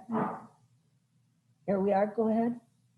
All right, so from that point of view, I heard that the former defense minister had read Corso's book, had called some military men here. And what this man said was, I verify what Corso said about back engineering and more. And when I realized what this was really about, I realized that's what the secret was. It wasn't people were going to panic. This is about creating back engineering. Go ahead. Now, this is the story that Stephen has been talking about. When we detonated the atomic bomb, somebody noticed. So that 1947 Roswell, which has become a party if you go there, was not the first crash. It was 1945, go ahead. It was in San Antonio, New Mexico. 2 little boys, Remy Baca and Jose Padilla, were looking for a cow that was calving and that had a calf. And what had happened is they watched a UFO come in, hit a radio tower, and actually crash. A piece of it fell off and they saw the beings inside. This is a case I've been covering for the last 9 years. It really happened. I believe that the files on this are in the Atomic Energy Commission files and not on the Blue Book files. Go ahead. And here's Jose and here's Remy. One is 9, one is 6. They're children. They're telling the truth. This really happened. I did an interview for Stephen that you'll see in the documentary of the details of this. This is important because it was 1 month after the atomic bomb. So these ETs, this civilization, were not on vacation. This was a statement to planet Earth. The boys saw the creatures. They stayed there for at least 20 to 25 minutes and watched it. Go ahead. Now, why is that important? Because at that time, and there's Oppenheimer, and I heard the testimony, I am death, the killer of worlds, which is what that Trinity plaque is near the site there, 13 miles from where this crash was. I am death. I have created death, the killer of worlds, plural. Oppenheimer is having a conversation with Einstein. Go ahead. Protocols were discussed. Oppenheimer and Einstein said, we got problems here. You think Oppenheimer that wasn't there didn't know about this crash? It was 1 month after the atomic bomb. Go ahead. There is a document, MJ12 document. It's called Relationships with Inhabitants of Celestial Bodies. It's an MJ12 document. There it is. You can go on Ryan Wood's website and read it. And what it says basically, go ahead. What it says is, hey, President Truman, we got problems. We're having visitations because something happened. And this is a month after the atomic bomb. And it says, we've got to do something. The United Nations cannot cover this. We're going to create a supra-United Nations. He calls them cosmic cultures. There is no hint of hostility. This document, you should go on Ryan Wood's website and look at it, relationships with celestial bodies, and it calls them cultures. And in the UFO field, all you see is a little gray alien. We got to understand that there were also people from other planets coming here. In fact, Colonel Corso said, we weren't worried about the clone. We were worried about who created them. Because those things could fly in outer space, but there are actual, cultures that created them. Go ahead. This is Adamski, and it's very important because people, my colleagues especially, just completely canceled George Adamski. When I started listening to his audio tapes, Adamski was addressing all world leaders because in 1952, November 20th, 1952, the message from Orthon, and there's his footprints done by George Hunt Williamson, plaster casts of his shoes. If you would go back to the Adamski era, we were on a timeline like we are today, where Adamski said, look, Orthon that came off the ship said, this planet is run on a war economy. And if you keep doing this, you have to create the wars. But Kennedy wanted to go out into outer space. Orthon says, look, if you guys change the war economy to a space economy, the spin-offs from the space economy will give you enough money to still have an economy, but you'll get to meet us. That is the message of George Adamski. If you bother to go back and do some scholarly study of ufology. Get his audio tapes. He went to the Queen of Denmark, to the Queen of England, all over the world. And the irony is, when I went to speak to people that knew him, the ETs would go in the car with him. The ones that look like us. And it's very, very interesting. Go ahead. Okay, so the message of George, that's the message written. We'd have to create the wars. Well, guess what we chose? We're out of enemies, so I don't know. Now we have to go into something else. Okay, go ahead. There is Colonel Corso speaking to Desmond and Leslie, who wrote the books on Adamski. I was listening to the conversations. I'd sit there at dinner and listen to Desmond and Leslie go, on about meeting George Adamski and what he said. Go ahead. There I am with Dr. Edgar Mitchell. It's time to tell the truth. Said, we are not alone and they are not hostile, or we would have conflicts a long time ago. Look, if they were going to bomb us, they would have bombed us. Or if they were going to attack us, they would have attacked us when we became a threat. Why are they going to do it in 2021? So all at once in 2021, we become a threat and we see all this. No, there's an agenda behind everything. God bless Edgar Mitchell, because he was like you guys, a hero. And because it cost him a lot to come out and talk about UFOs, but basically he had an epiphany when he was in outer space and felt the consciousness rise. Go ahead. There's Edgar Mitchell and me and Roswell, go ahead.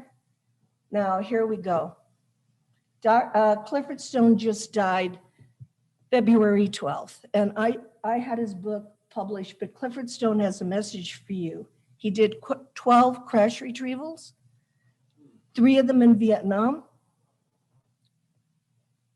His first crash retrieval, he didn't know it. I can't go into detail about this, but when he was picked to do this, he was 18 years old. His first crash retrieval was in Indiantown Gap, Indiana in 1969.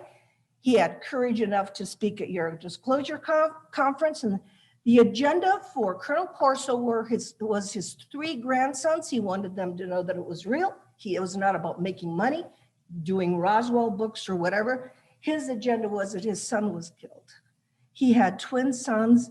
His son Robert was killed. That was the impetus to come forward at your disclosure project.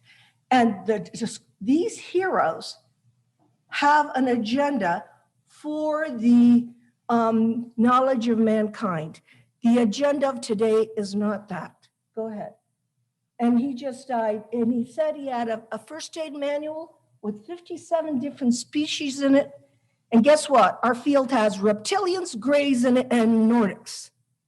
And we got 57 different species. And so we play the reptilians, grays, and Nordics, and we try to shove. There are cosmic cultures out there that are interested in coming here to watch the evolution of mankind. And they are not reptilians, grays, and Nordics. Go ahead. This is Wilbur Smith, who said that this subject matter, that the visitation to the Earth is classified higher than the atomic bomb. Go ahead. So we're getting to the end. Why would I ever do this? I started as nuts and bolts with Alan Hynek putting pins in maps for sightings. And it took me this long to look at why this was happening. This is a phenomena that is created. Go ahead, the next one. This is a phenomenon that is created to raise the level of consciousness of this planet, because if we don't grow up, the repercussions are horrible. Go ahead. Here's Colonel Corso and me in Europe. He had a piece of metal with atoms aligned. He only spoke in Europe. What happened here? Our own people, two researchers went after him. So he could not speak here. Go ahead. There we are, and he said, I had a bunch of fiber optics. Okay, the next one. Paul Hellyer, former defense minister. Everybody laughed at him, but he felt he needed to talk. He is not somebody off the street.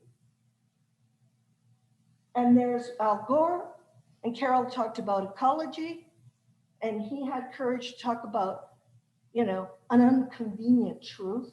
Go ahead. And there they are. The release of these technologies could change the planet.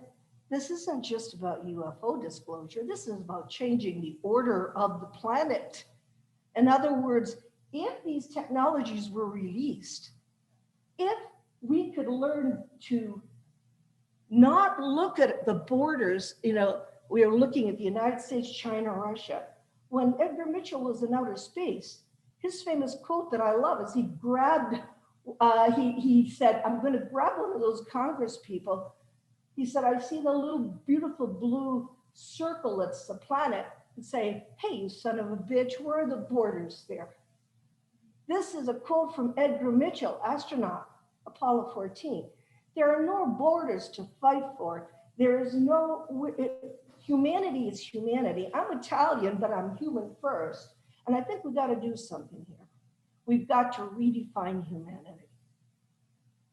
We are humans, we all have children, we all want this planet to survive. For me, the message is, this is it. Okay, the next one. We have a problem. Stephen just did 2 hours of this, our stuff or their stuff. Go ahead. And then the message from Warthon was that we could go to a space-based economy instead of a war economy, the next one. So when Colonel Corso had his encounter in the desert, Colonel Corso told me, this is the first interview you gave me. And I said, I'm not printing this. They're going to think you're nuts. I can't do it. He told me that he had an encounter in the desert with a being because a craft had landed. He had seen it from the sky. This being came out of a cave in White Sands. And Colonel Corso, being Italian, he had a stiletto in his boot, but he had a gun, and he pointed it at the being, and he said, friend or foe? And he said, Paula, guess what he said? I said, he said neither. He said neither. There are no good aliens or bad aliens, like there are no good people or bad people. They just are. But look at the agendas. And then the being said, do you want to come aboard? And Colonel Corso said, what do you have to offer me? A new world if you could take it. The last words of the CE5 movie. A new world if you can take it, to me is not a hostile statement.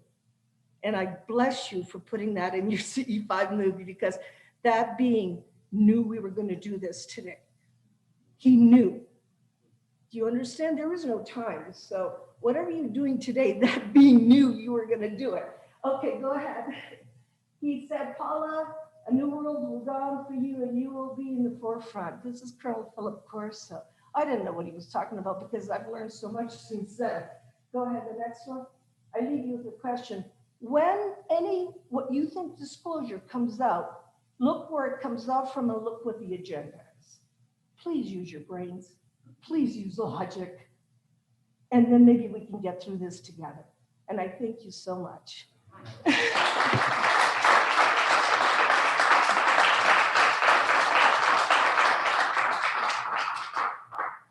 And we'll be having more information coming up. Oh, somebody looked at the phone. Is that yours? Oh. So we'll be having more information about this case in 1945. We did an extensive interview on that. And one of the things that was an interesting correlation is that those children picked up just bags of these angel hair-like filaments that they decorated their Christmas trees, and then the whole town got them, and it turned out they were fiber optics.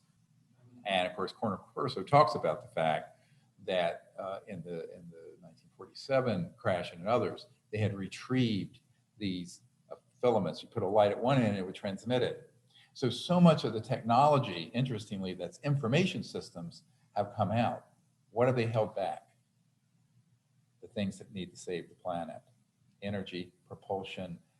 Instead of these advanced sciences, we're using oil, gas, coal, nuclear power, which should have been retired 100 years ago, what I call the lost century.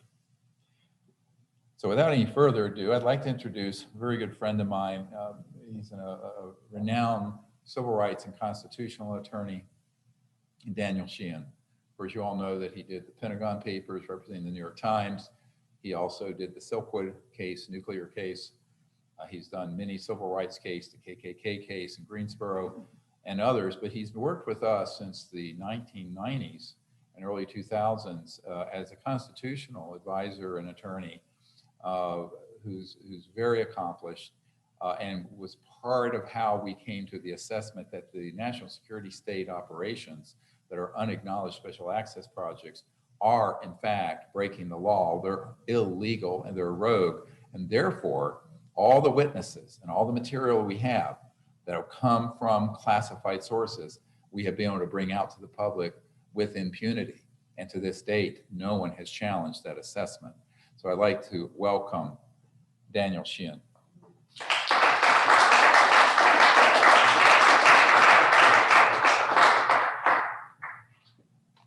Well, I have the good fortune of getting you while you're totally exhausted.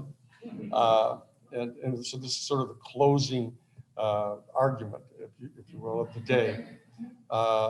We've covered an awful lot of different subjects here, kind of different strands that you've seen. There's like a whole dozen different things that we've talked about. And what I want to do is I just want to kind of bring it together here, sort of at the end of the day, and try to be clear about what the implications are of what we're talking about here.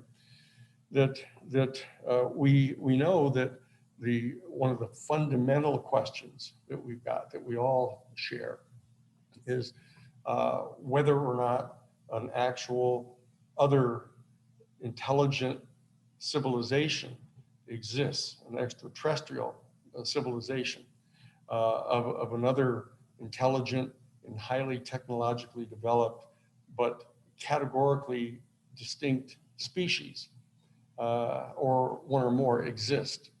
And this is a fundamental question that has brought us all together. I think that basically the reason we're all here together is because we have had a different kind of unique response to standing out under the stars. You know, when we look up into the nighttime sky and see a star pulsing in the distance, we have, since we've been small children, experienced that as an existence of another star with other planets and other beings, and that we've had a deep kind of overwhelming sense that what we're doing here in our day-to-day lives is not in harmony with that reality. That we've got this kind of bizarre reductionist view of reality, that we end up drawing lines in the sand and threatening to kill someone if they come onto our property, and use our intelligence to sort of dig into the earth and dig up the minerals and develop bullets and weapons to do that. And it is so incongruous with this dimension of reality that we have known about and experienced since we were children. And so that ultimate question, we have, I think, had an answer to that in our own conscience since we've been small. And that it's baffling that other people have not acknowledged this. The schools we go to, the churches we go to, the political parties that we all participate in have never wanted to acknowledge that. They stay completely fixated on this kind of reductionist view of reality. So this is one of the most important issues that we're dealing with now. And we've crossed, I think, into a new era on that within our own lifetimes. Some of our lifetimes are a little longer than others here. But I remember distinctly when I first raised this issue, when I was legal counsel at the Jesuit headquarters in Washington, D.C., that I was there when, as many of you may have heard about, is I got contacted by the Congressional Research Service, Science and Technology Division.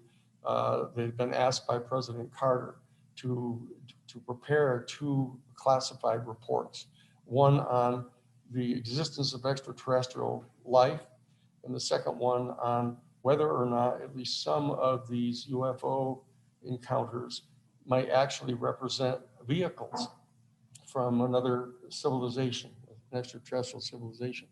And I was contacted by Marcia Smith, who was the head of the Science and Technology Division of the Congressional Research Service, and asked whether I, as legal counsel at the Jesuit National Headquarters Office of Social Ministry, whether I would be able to get access to the Vatican Library for the study and secure the information they had on these 2 subjects.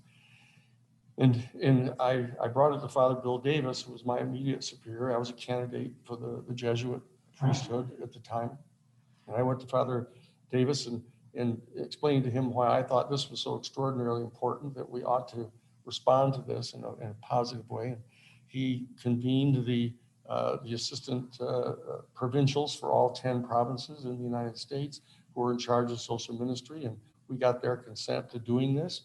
And that's an extraordinarily important step that took place there with the largest single order of the Catholic Church, the largest single denomination in all of Western civilization, to agree that we would take the step of going forward and trying to get the Vatican to provide this information.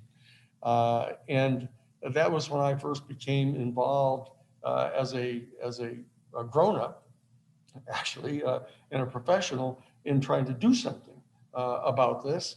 And that's how it started. And so I became counsel to the special counsel to the investigation and study for the president, and ended up being therefore invited to go to talk with the top scientist in SETI, the Search for Extraterrestrial Intelligence at the Jet Propulsion Laboratory, to deliver a closed door seminar to them on the theological implications of contact with an extraterrestrial civilization, which it turns out they had been seriously concerned about, as it turns out there at SETI. So I said, well, look, just let me ask you this then. Whatever the nature of this tribunal might be, can you tell me whether either or both of the following questions are going to be at issue here, as a matter of fact? Number one, whether or not another highly intelligent and highly technologically developed, but distinctly non-human species exists in extraterrestrial life here. And secondly, whether at least some of these vehicles that are seen around in the UFO phenomenon might actually be a vehicle from another civilization, an extraterrestrial civilization. Relman, who was the chairman, said, well, absolutely, those 2 issues are at stake here. And it's totally ridiculous for anybody to believe either one of those things is true. Now, this is Harvard University in 1994 is making that type of declaration, right? And from between that time in 1994 and then in 2009, at that whole period of time, it turns out that you have the Vatican, the Jesuit order, convening a gathering of world scientists to come to the Vatican, to Castel Gandolfo, where the papal observatory is, spending a whole week briefing the cardinals on the developments are. And they come out and they go to the Vatican and deliver an official statement on the part of the Roman Catholic Church saying that in light of the discovery of more and more of these new planets, these exoplanets, that it now appears that much sooner than we'd anticipated, that we're going to discover that there's life elsewhere in our universe. And therefore, the time has arrived for the beginning of a very serious conversation among our human family about the philosophical and theological implications of this discovery. And so that's an official statement from the Roman Catholic Church here in Western civilization.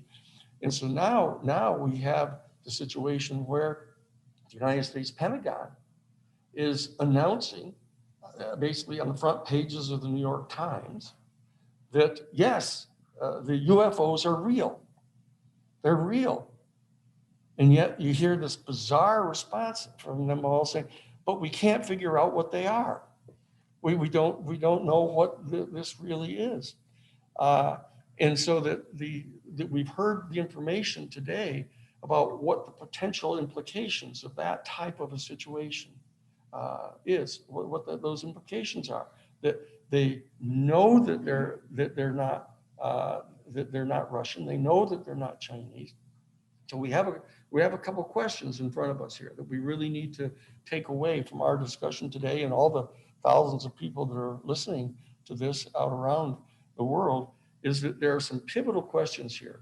We now know that the institutions of the major Catholic Church in Western civilization are taking the position that it's now clear that there's extraterrestrial life. Now, for the very first time, now the Pentagon is acknowledging that UFOs are real. The question that we have in front of us here, and the evidence is starting to roll in on this, is has the United States government come into physical possession of any of these vehicles?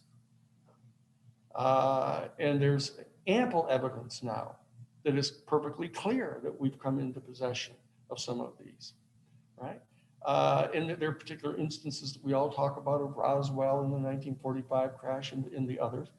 And the next question is there any evidence that we are engaged in some effort to duplicate these, to back engineer and generate these things so that we would end up having access to this technology? And there's growing evidence that they clearly have been trying to do this. So the big question here that you've gotten posed to you today, with evidence that you may not have heard in the past, one of the pivotal questions is, have they succeeded in doing this? Or are they still trying to do it?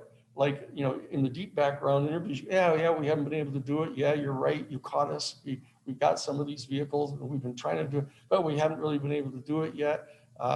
So that fact question is one that's pivotal. If you were a jury, and you had to try to decide when you go back into the jury room to try to figure out the answers to these questions, you have to ask yourself, is there evidence now that is going to cause you to be convinced that we have, in fact, some of us in this country, in some governing elite circles, have actually mastered the technology so that we're actually flying these things around? So that we now are confronted, all of us in this room and people that are listening around the world are actually confronted for the first time in our life with, if we were out on a dark, starry night and a big UFO came around and landed in the field like this, we would, instead of saying, fantastic, great, I feel like Betty and Barney Hill, I'm getting set to be able to go and meet people from an extraterrestrial civilization. And you find out they're US military people. I mean, what a bummer that is, you know? I mean, what a bummer. I mean, these people are messing with our life ambitions of getting to have that experience. And here we are dealing with guys in camouflage or something. So we need to be able to answer that question, okay?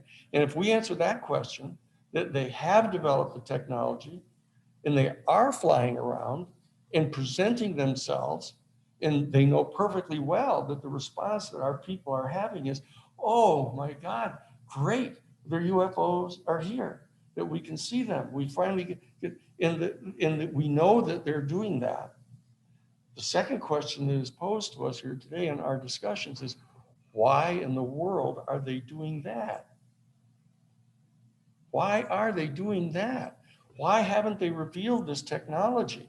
Why are they spending hundreds of billions of dollars building big rocket ships, to put people in capsules and send them up under rockets to go to the moon, and multi-billion-dollar programs that they're lauding and praising and getting us all cheering them going up into space with these gigantic flames rolling out of the bottom of their rocket, and blowing up people in the Challenger and getting people killed. I mean, why are they doing that? If that second question is answered that way, that yes, they've mastered the technology, and yes, they're flying around, and they know they're giving us all the impression that these are UFOs.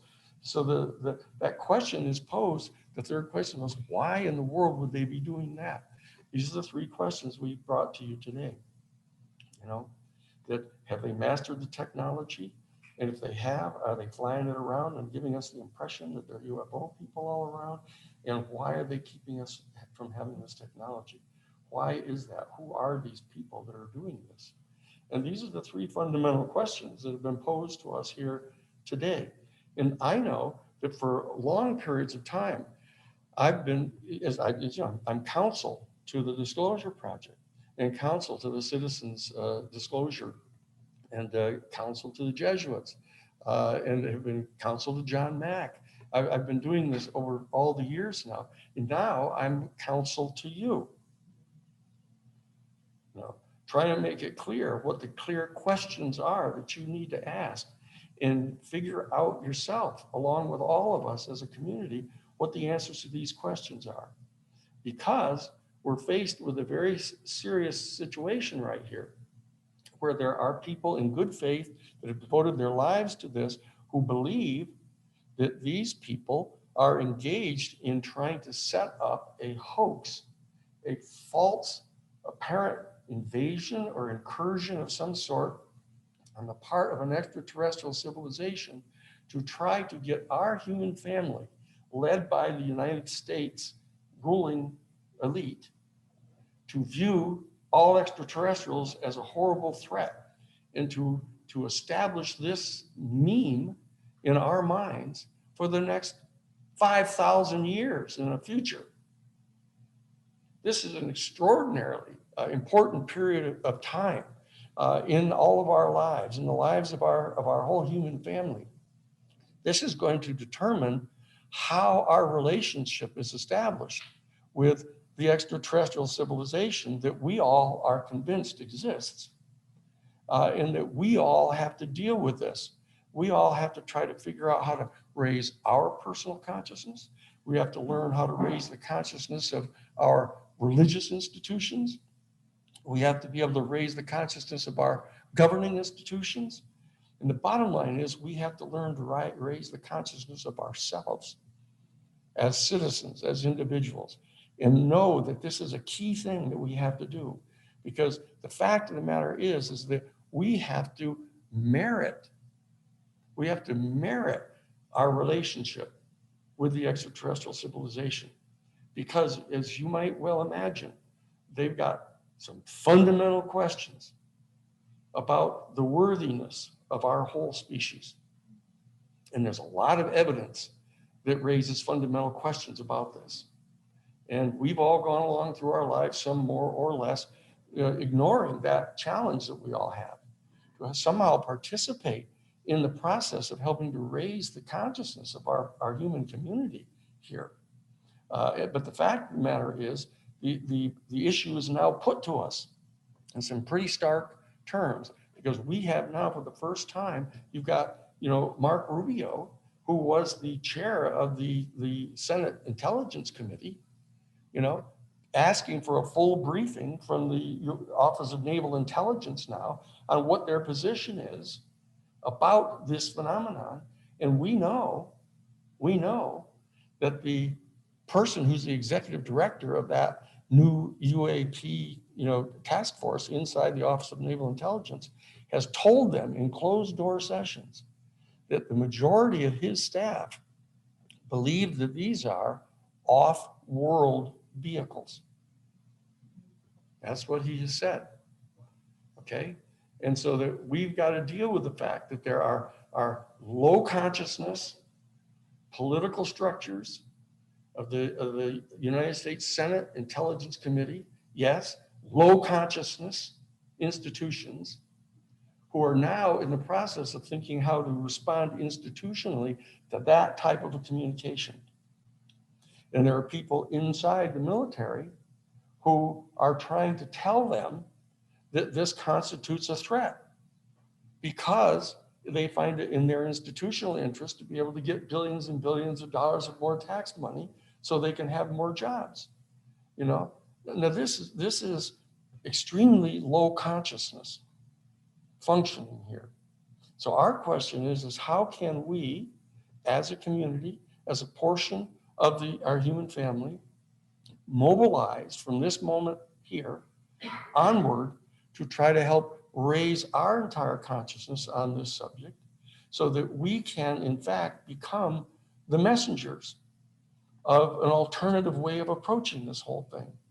And as you know, the medium is the message to a large extent. We can't be hostile, we can't be antagonistic, we can't be accusatory, we can't be confrontational. And so we've got to be able to think about these things ourselves. And what it really comes down to is we have to answer for ourselves the profound philosophical and theological questions that are posed to our whole human family, which are posed to us as well. And that's the discussion that we need to inspire. And that's what we're trying to do here this weekend, is to encourage this conversation among ourselves so that it's no longer just some of us who devoted 50 years or more to this to come and talk with you and give you the information and stuff. The fact is this has to be a collective activity on our part now. We have to respond to the call to figure out what the philosophical and theological implications are and internalize our own answers to those things and go forward as messengers of this, and at the minimum, we have to move very aggressively to stop the shifting of weapons up into space. We've just come out of an administration that is now actively advocated and set up a US Space Force, a military space force to go into outer space and to bring weapons and to try to establish full spectrum dominance up over the planets in our solar system. And we know that that's what they're trying to do. So we've got to roll that back. We've got to roll back. That's brand new. It's only been here for a matter of months, right? We need to roll that back as best we can. And we need to go forward to help support the setting up of this treaty on the part of the nation states of our planet to ban the movement of weapons into space. First, by banning the basing of any weapons in outer space, but also later prohibiting even the carrying of any of these weapons into space. And I don't think that we need to emphasize the fact that the extraterrestrial civilization isn't going to allow us to do it, because that's only going to inspire fear and antagonism and a dialectical perception of the extraterrestrials. What we have to do is we have to make that argument ourselves.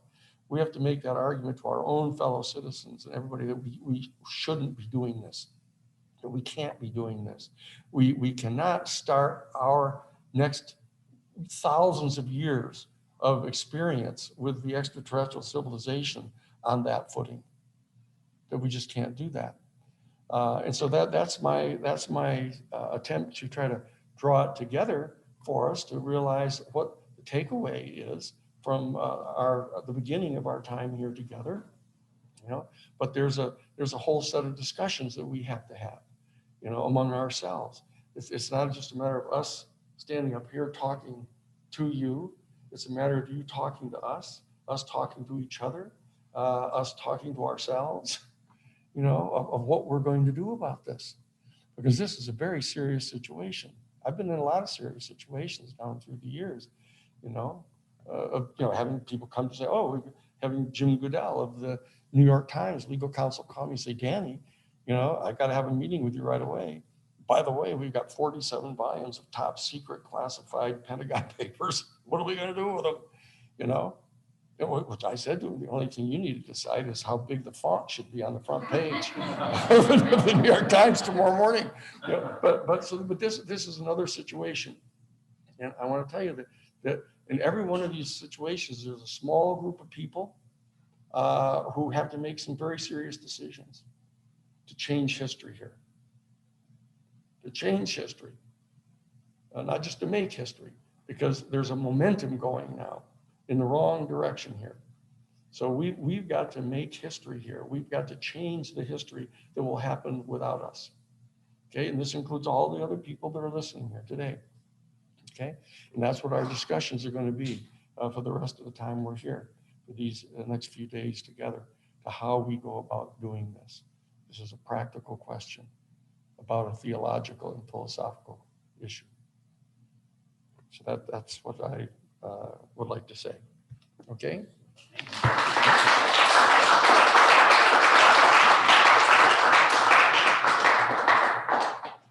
All right, thank you, Danny. It was beautiful. And just for those he didn't go through all of it, but he was actually taken into a facility when he was asked by folks to get some material together for President Carter, who had been denied access to these files and subject by outgoing CI Director George H.W. Bush, who served on this committee of 200 or 300 with Andrew Mellon and then later Senator John Warner. And I think one of the things that I remember you sharing was that you actually saw a file that had photos of a crashed ET craft that had writing on it. I think once you drew me the sort of hieroglyphic writing on it. And so this is all really very important information because it goes back decades and there are data point after data point after data point. And one of my big concerns is the discussion is always trying to recreate the wheel. In the 50s, 60s, 70s, 80s, 90s, 2000, it's now 2021. Are UFOs real? Are some extraterrestrial?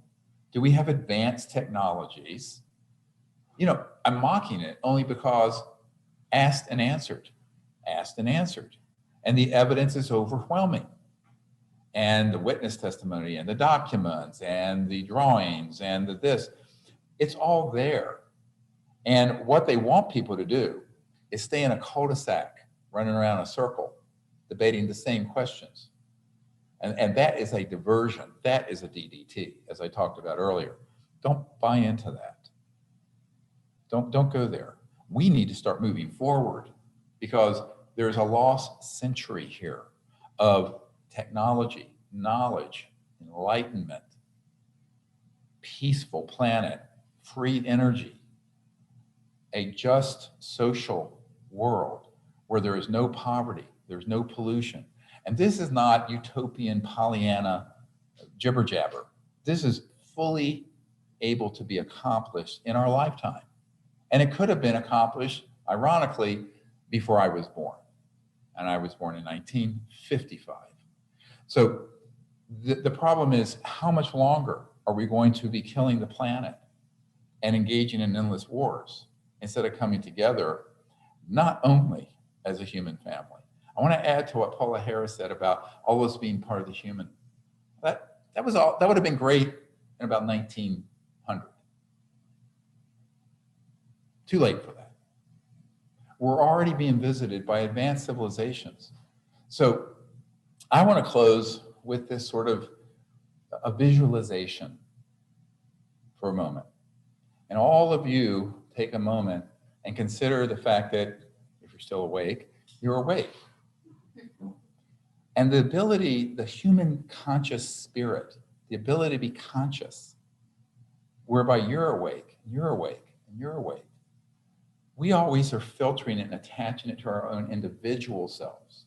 But there's this consciousness field, this essence, the spirit of the awake being that is in fact and been proven to be a universal field that is not limited by time, space, body, or individual. This aspect of ourselves, this is the universal being. And we are all that. And we are going to have to identify with that first, then human, and then white or black or gay or straight, or Catholic or Protestant or Sunni or Shia. And this is why, you know, I told the story a couple of times when the first time I was sitting with Demi Lovato, who's an actress and singer, and it was during all the rioting and what was going on in the country in the past year. And I said, you know, we're going to have to go deeper. It's not enough to just involve yourself in a subculture identity. Notice that within culture, it's cult. And I think we have to begin to go, if we cannot go beyond the tribalism of division, then we are destined to end up destroying everything. Because we have to honor and look at how beautiful, it's like a beautiful garden with all kinds of different colors and shapes of flowers and plants and what have you. That's the human family. But within all those plants is the sap, the chi, the life, the energy that makes that life happen. And there is your point of commonality. And what's beautiful about that is that it's universal. So if there's the civilization from that's out near Antares that exists, and read into that particular civilization, those beings are awake and they are conscious, and they're very different. I mean, look, if we're still fighting over our color, or whether we're gay or straight, or male or female, stuck in that kind of stuff for what now, thousands of years? How are we ever going to have any semblance of peaceful relationship with these other civilizations? We have to find a point of commonality, of oneness that transcends even humanity. That is the big challenge we are facing. And so at the root of all of this, it's a deeply spiritual problem, not religious, spiritual, the essence of a spirit. And that is the conscious field and the awake being shining alike within all of us. And so when you look into the eyes of an extraterrestrial being, don't be freaked out that they look different from you. It's like people being freaked out that someone is a different color or a different sexual orientation or a different religion or a different race or ethnicity. That is where they want you, the demagogues, the warmongers. They want everyone to stay at that level fighting. And what we have to do is transcend that and realize that there is this ineffable, but beautiful, and it's closer to us than our life's vein aspect of ourselves that is a singularity of consciousness. And that is infinite. And that is operative fully within every sentient, awake being, whether it's human or extraterrestrial. Why is that important? Because unless we begin to go beyond what I call exo-racism, and Paula Harris was referring to this, you know, they're the Nordics and they're the Greys and they're the, you know, it's just this whole mythology of racism within this issue. And it is racist. We have to get into a post-racist era where not everything is filtered through your color or your religion or your ethnicity. Those are all sort of systems and identities that are very superficial. Because as a doctor, you know, when I've seen people cut past the skin, they all bleed the same color. The brain is all the same within everybody. And deeper than that is this consciousness that is universal. And if we can connect to that, and it doesn't have to be through religious, fanatical things and what have you. It's simple. It's mindfulness. It's being aware of the mind and the consciousness and realizing, and this has been proven experimentally by Dr. John at Princeton and others, that that conscious field isn't limited to space and time.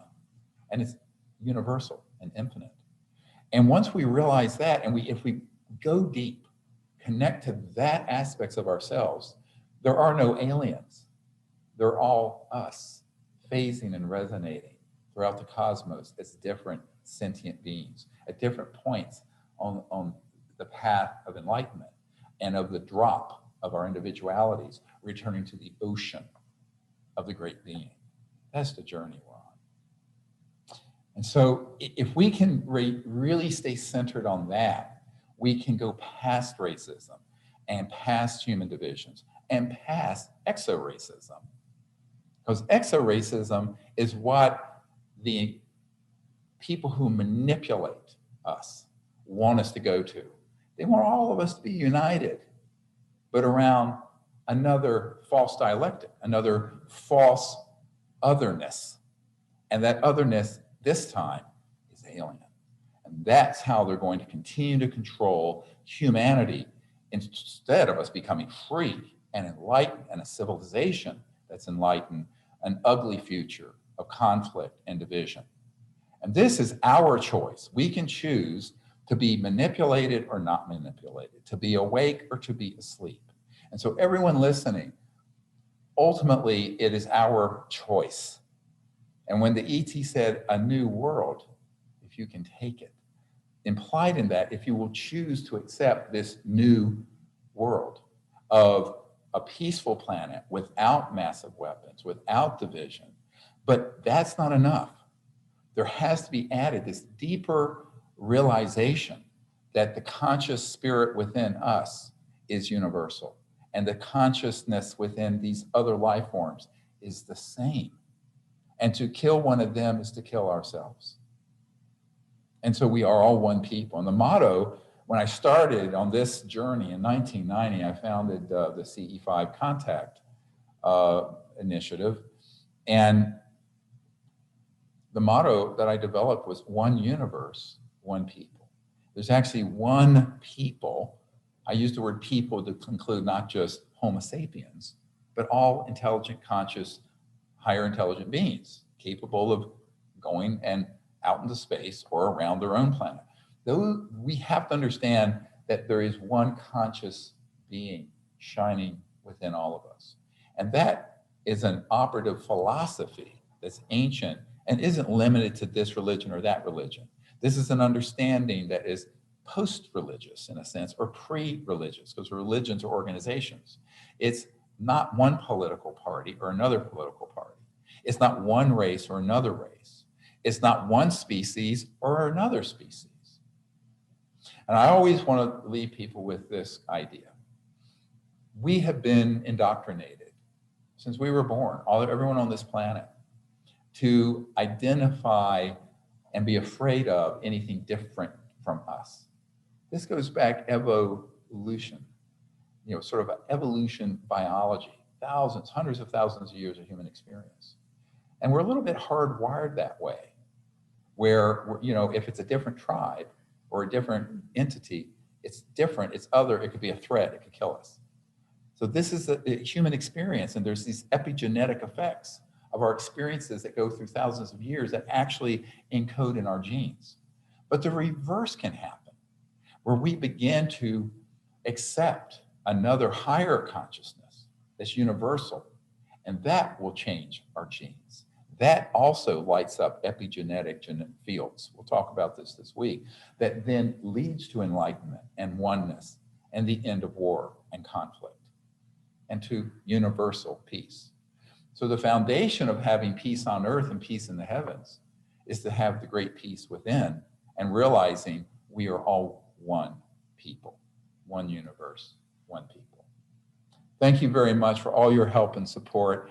And I will really appreciate it if everyone listening online can wait when you hear that we have completed this Cosmic Hoax documentary, that you, between now and then, network now with everyone you can to get it on every site possible, because it'll be free to release.